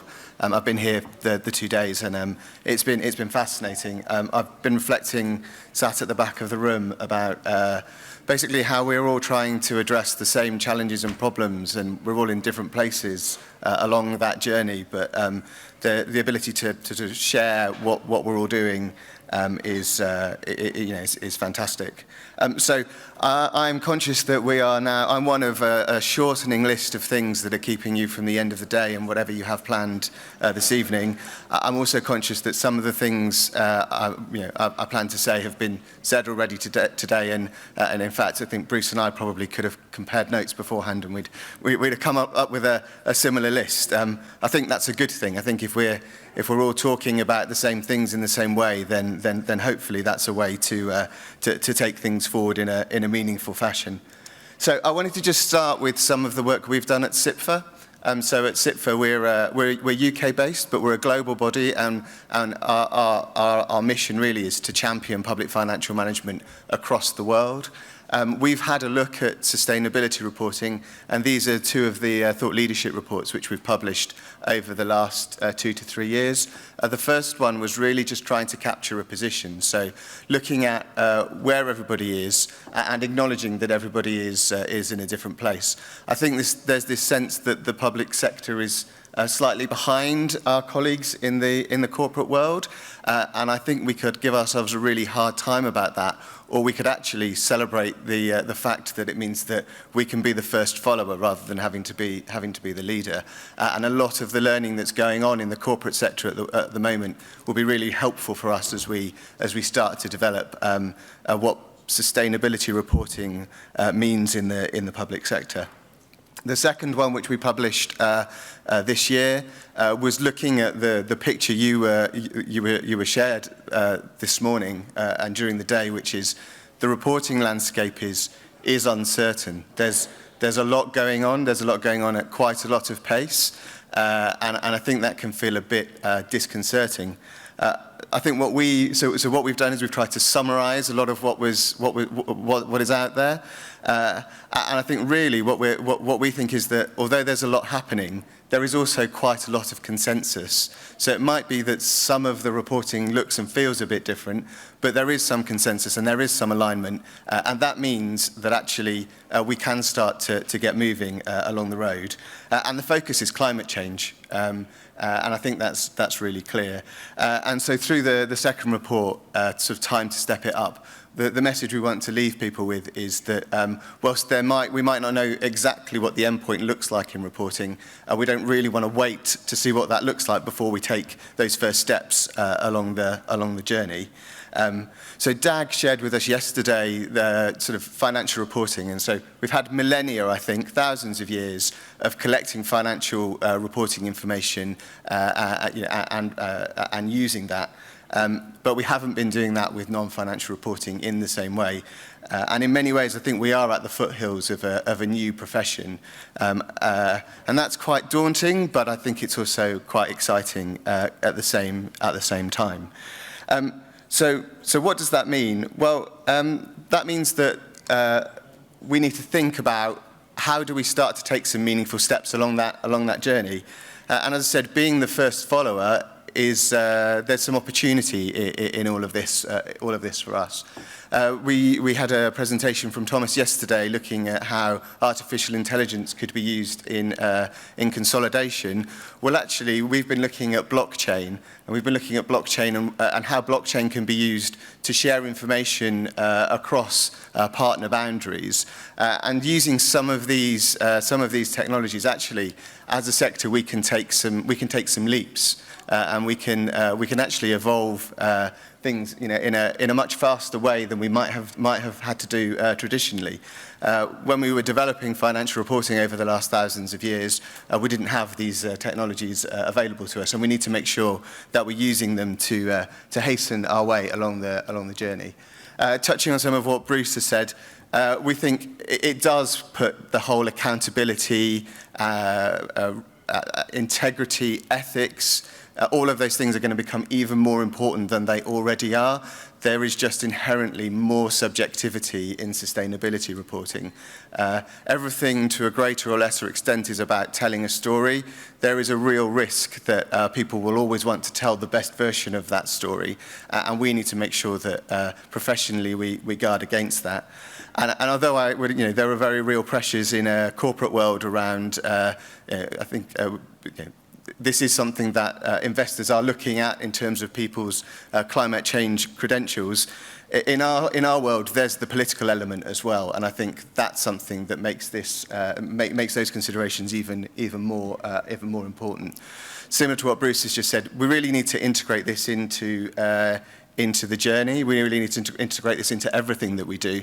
And I know it feels like an additional burden. It feels like, for many of us, whether they're doing IPSAS implementation or moving from cash to accruals. In the UK at the moment, I'd quite like to have IPSAS. I've got IFRS adapted for the public sector, and that's causing all sorts of issues at the moment around particular parts of the public sector. But actually, if we don't start building it in now, we won't have the capacity, we won't have the capability that we'll need in 5-10 years' time when this needs to be mainstreamed. So building that in at the start is going to be really, really important. Again, building on some of what Bruce said, so I won't dwell too long. So beyond compliance. So this is about making, not necessarily just producing accountants, but actually producing public finance professionals, people who can do critical thinking, can do analysis, are able to bring those skills to bear. If we imagine a world where some of the more transactional elements of what accountants do may not be done by people, well, actually those skills that only human beings can do are going to become all the more important. We need to think about future-proofing. I think this builds on some of what Bruce was saying as well. So at the moment, we're looking at our professional qualification, but we're also looking at how it's not just CPD, it's not just lifelong learning, it's thinking about in a career, if you take steps towards specialization, it's really important that those skills are accredited and recognized and professionalized, and how can we do that? And how can we allow people to take several moves in a career as an accountant, as a public finance professional, and still have those specializations recognized in an appropriate way. And then building on the last point there are so many of us out there where where we won't have done this, and we will need to upskill those in senior positions, and not just within entities. I mean, I have a standard-setting board that where we set the financial reporting standards for local government in the UK, and we've been talking about sustainability reporting, and there's a lot of nervousness about their expertise to be able to set standards in this space, because it's completely new and uncharted territory. And so that brings me back to the sort of the capacity challenge. We've been talking, and it's an English colloquial phrase, so apologies to the translators, but we've been talking a lot in the UK about making sure that the perfect isn't the enemy of the good. And actually, we could strive for an absolutely perfect set of outcomes and achieve very little. And being able to do this in a proportionate way, which acknowledges some of the capacity challenges that we face within the public sector, but making sure that we can do something, and the thing that we do is valuable and it is a really important step in the right direction. And I think we also, whilst we can't, particularly where climate is concerned, we can't underestimate the urgency with which we need to address those challenges as a global community.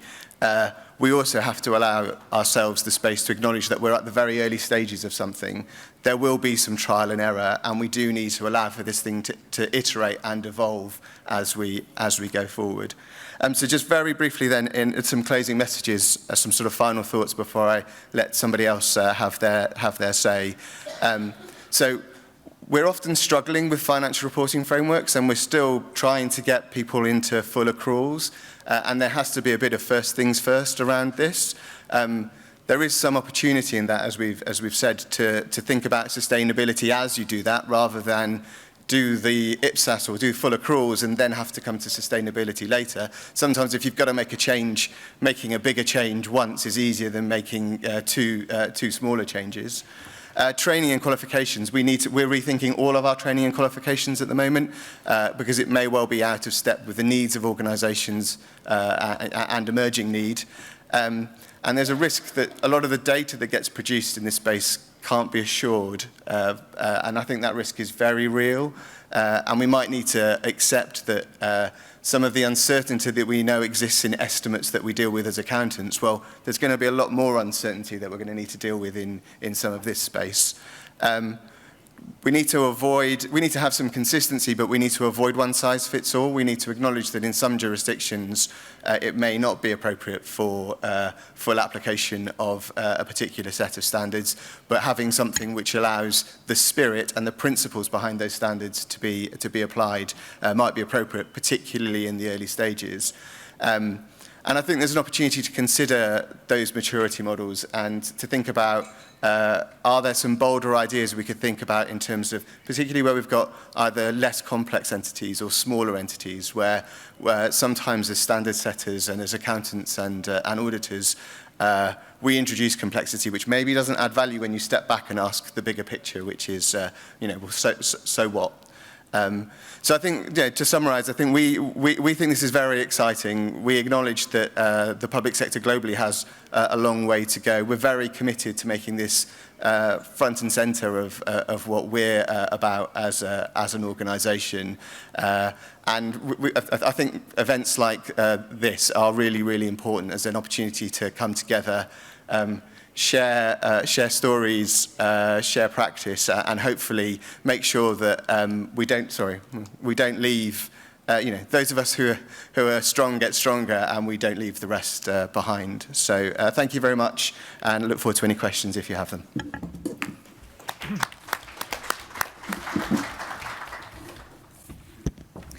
Thank you very much, Ian. And we are moving forward to the next presentation. Dear Will Holt, please, the floor is yours. Will Holt is the Managing Director of Education and Training of the Institute of Chartered Accountants in England and Wales. Thank you, Natalia. Good afternoon, everybody. I am now very much aware that I'm standing in between you and your evening, so I shall keep this as short as I can. Just a little bit, first of all, about ICAEW, just so you know who we are. And by the way, slight apologies. The words from my presentation made it over from the UK, but the images did not. So apologies for that. ICAEW is a global professional membership body. We have over 200,000 members and students based in 147 countries around the world. Whilst we do have members and students training in the public sector, the majority of our members and students are actually based in practice, private practice and business. However, there are so many similarities between the educational issues and developments that we face in the private sector and the public sector. We have a very strong interest in the public sector, and that was recently strengthened through our joint declaration with CIPFA for closer strategic alignment. And as you can see from the slides, our vision is absolutely central in the sense that we envisage a world of sustainable economies, where sustainability is absolutely central in decision making. So, when one is asked to talk about this topic, and particularly developments in education, it's very hard to restrict oneself to just a few of the options. Well, I have picked here 3 particular topics which I think are particularly pertinent to the accountancy profession at the moment, and which I believe it's really important that we get right in order to prepare our profession for the future and to make sure that we remain relevant. So those 3, first of all, expanding the scope of profession. Expanding the scope of the profession, and in particular with reference to sustainability coming in. Secondly, looking at the rapid technological innovation and development in the workplace and how that's reflected in our syllabus. And linked to that, actually recognizing and reflecting wider changes that are going on in the workplace. So let's look at the first area. So thinking particularly about sustainability and how we have this challenge of an expanding scope of the profession and how we reflect that in our syllabus.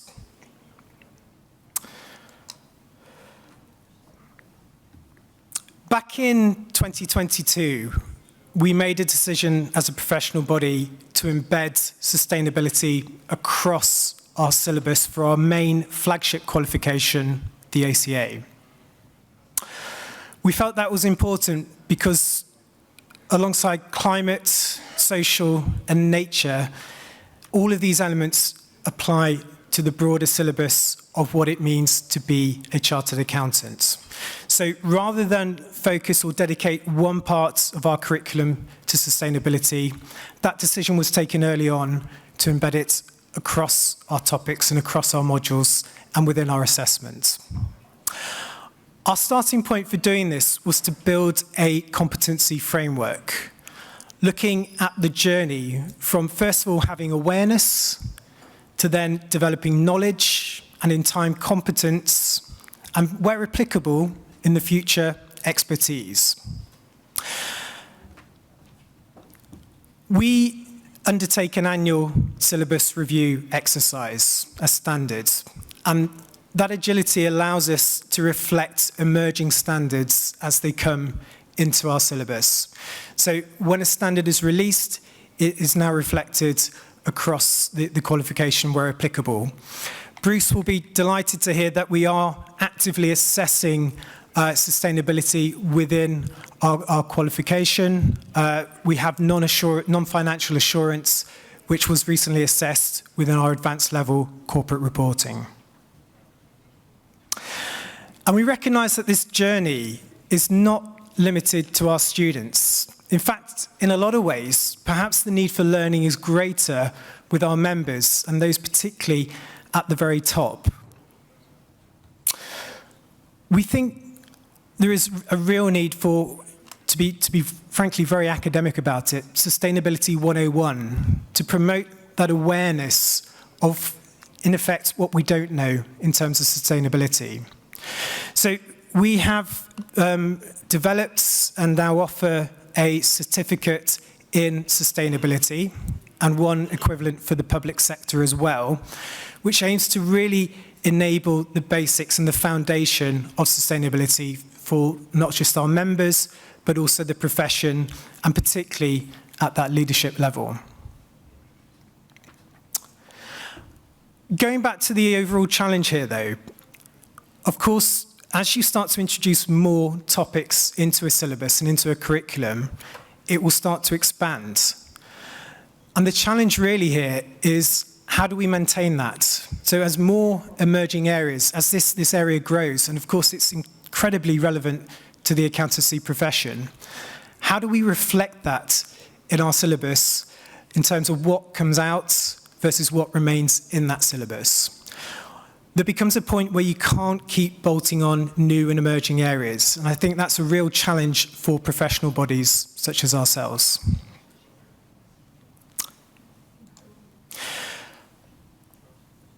The second area I want to cover is rapid technological innovation and implementation, and how we reflect that in education. Of course, when we discuss technological change, it's very hard not to mention artificial intelligence. And you will be as aware as I am of the billions and billions of pounds and dollars of investments by governments and organizations in this technology.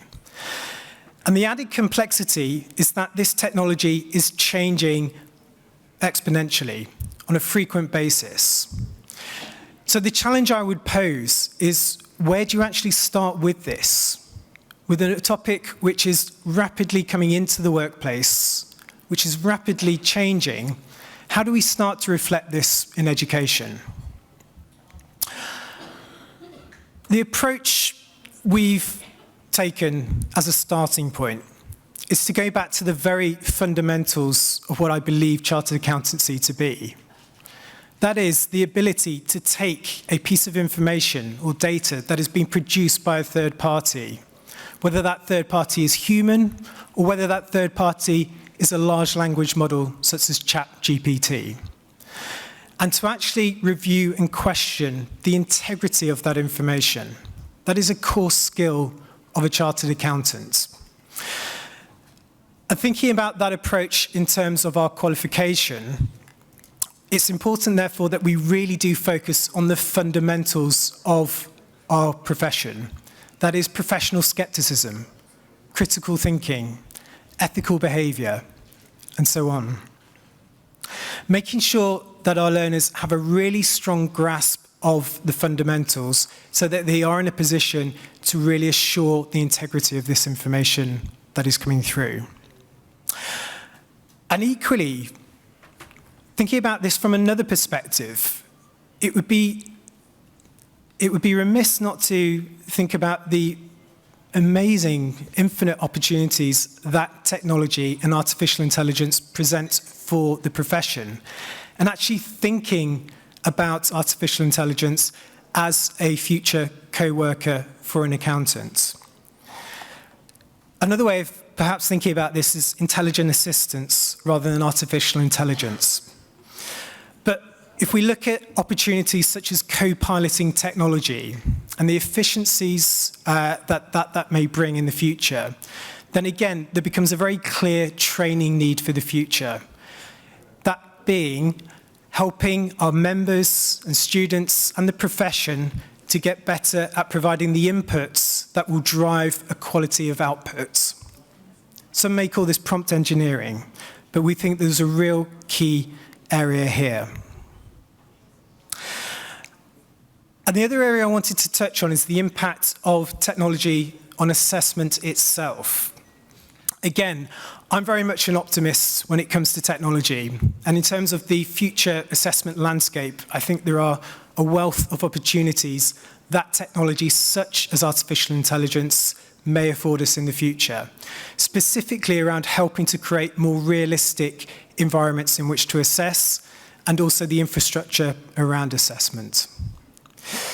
Equally, we are in a position right now where we need to take measures and steps to make sure that we are protecting the integrity of our assessments. And this is a challenge that is common not just to professional bodies within our profession, but across sectors and industries and academia in general. How do we make sure that our learners are actually able to provide authentic submissions in the face of such available technology that exists now? One way we think that would help to address this problem is by developing an appropriate use of AI policy. That's just one way. I'm going to finish by one final area, which I think is probably worth mentioning.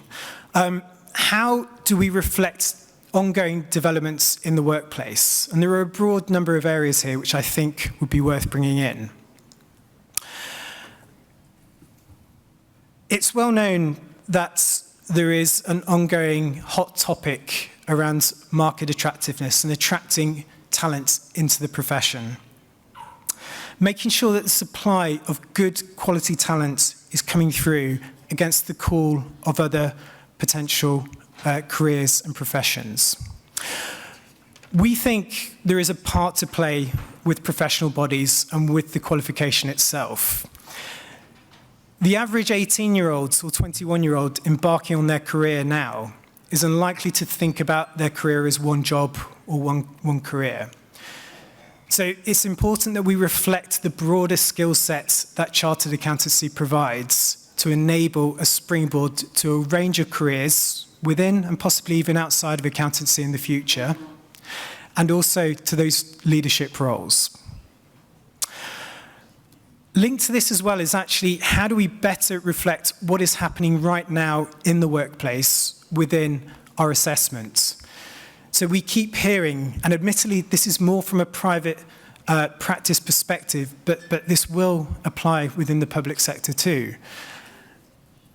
the current skills of actually being able to collaborate, to go away and actually find out a problem before coming back. How is that reflected in exams and exam assessments? Are there better ways to think about how to tackle this approach?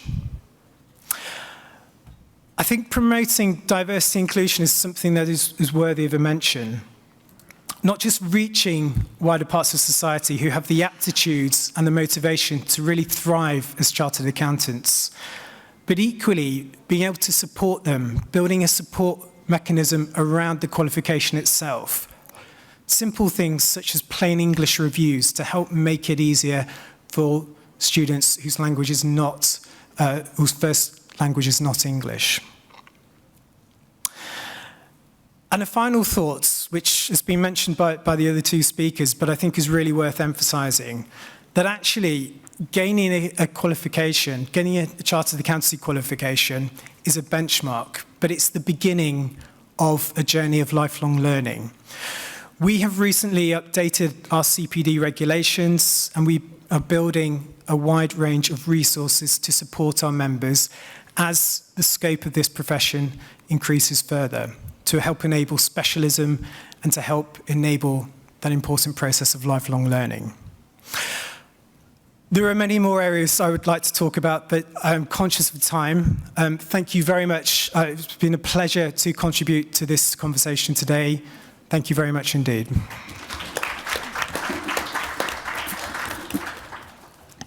Thank you very much, Will. Great presentation. And we are ready to take questions from the audience. Please raise your hands if there are any questions. I understand that everybody is very tired by the end of the second day.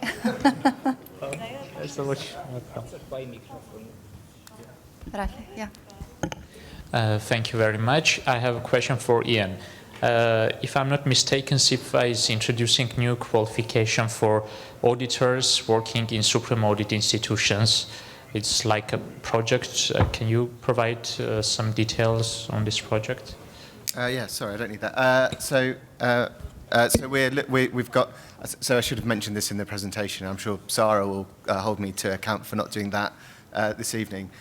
So we're looking at a performance audit qualification at the moment. So again, looking at you know, what are multidisciplinary teams and how would that look?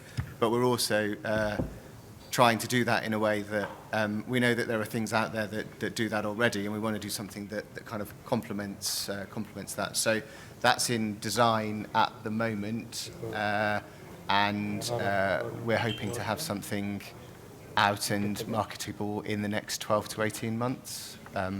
So that's a very live project for us at the moment, and one of those examples where trying to make sure that as these new as people specialise in their career, they're able to get the qualification and the education that they need to support them in that journey.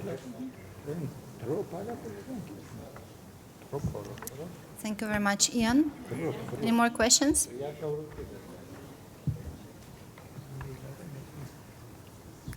No questions. Okay, so then let me conclude this education session, or maybe even two sessions, because two previous sessions very closely interrelated between themselves. And I liked what Bruce mentioned in his last or pre-last slide, saying that we have a responsibility for being professional competent. So there are global and local benchmarks available for educators of accountant and the public sector. However, availability of these benchmarks doesn't provide consistency in the education process within the countries. And it remains sometimes to be fragmented. And this fragmented system is also added with the new layers of challenges like sustainability reporting, like ICT skills and competences, new regulations related to it, etc. And at the starting point, these challenges apparently are to be addressed by accountants, as we already discussed today in the first session, and Ludmila highlighted it. So therefore, the accountant's skills and professional capacity is crucial And that is about education and about lifelong learning of accountants, which needs to be kept in mind as an integral part of the PFM reform in general. And this is doable as we have such good actors and good partners working together, and our community of practice, FinCoP and EduCop, both addressing these issues. So this is doable. And also, as Arman mentioned today, because accountants are the best. So and the last point, let's not make the, as you mentioned, let's not make the strong stronger and let's leave the rest behind. Let us think about it as the bridge to the next session, which we are going to have tomorrow, when we're going to discuss the next steps and our next focus areas for both FinCoP and EduCop, how we are going to approach the development areas and these challenges that have been discussed today. Thank you very much. This is the, and also another last point. There are a number of materials that the WorldBank publications that are available, and if you are interested in them, you can, I will not list all of them, you can just take a look what is available on the table outside of this hall, and feel free to take them. Thank you very much, and with this, I think this session may be closed. Thank you.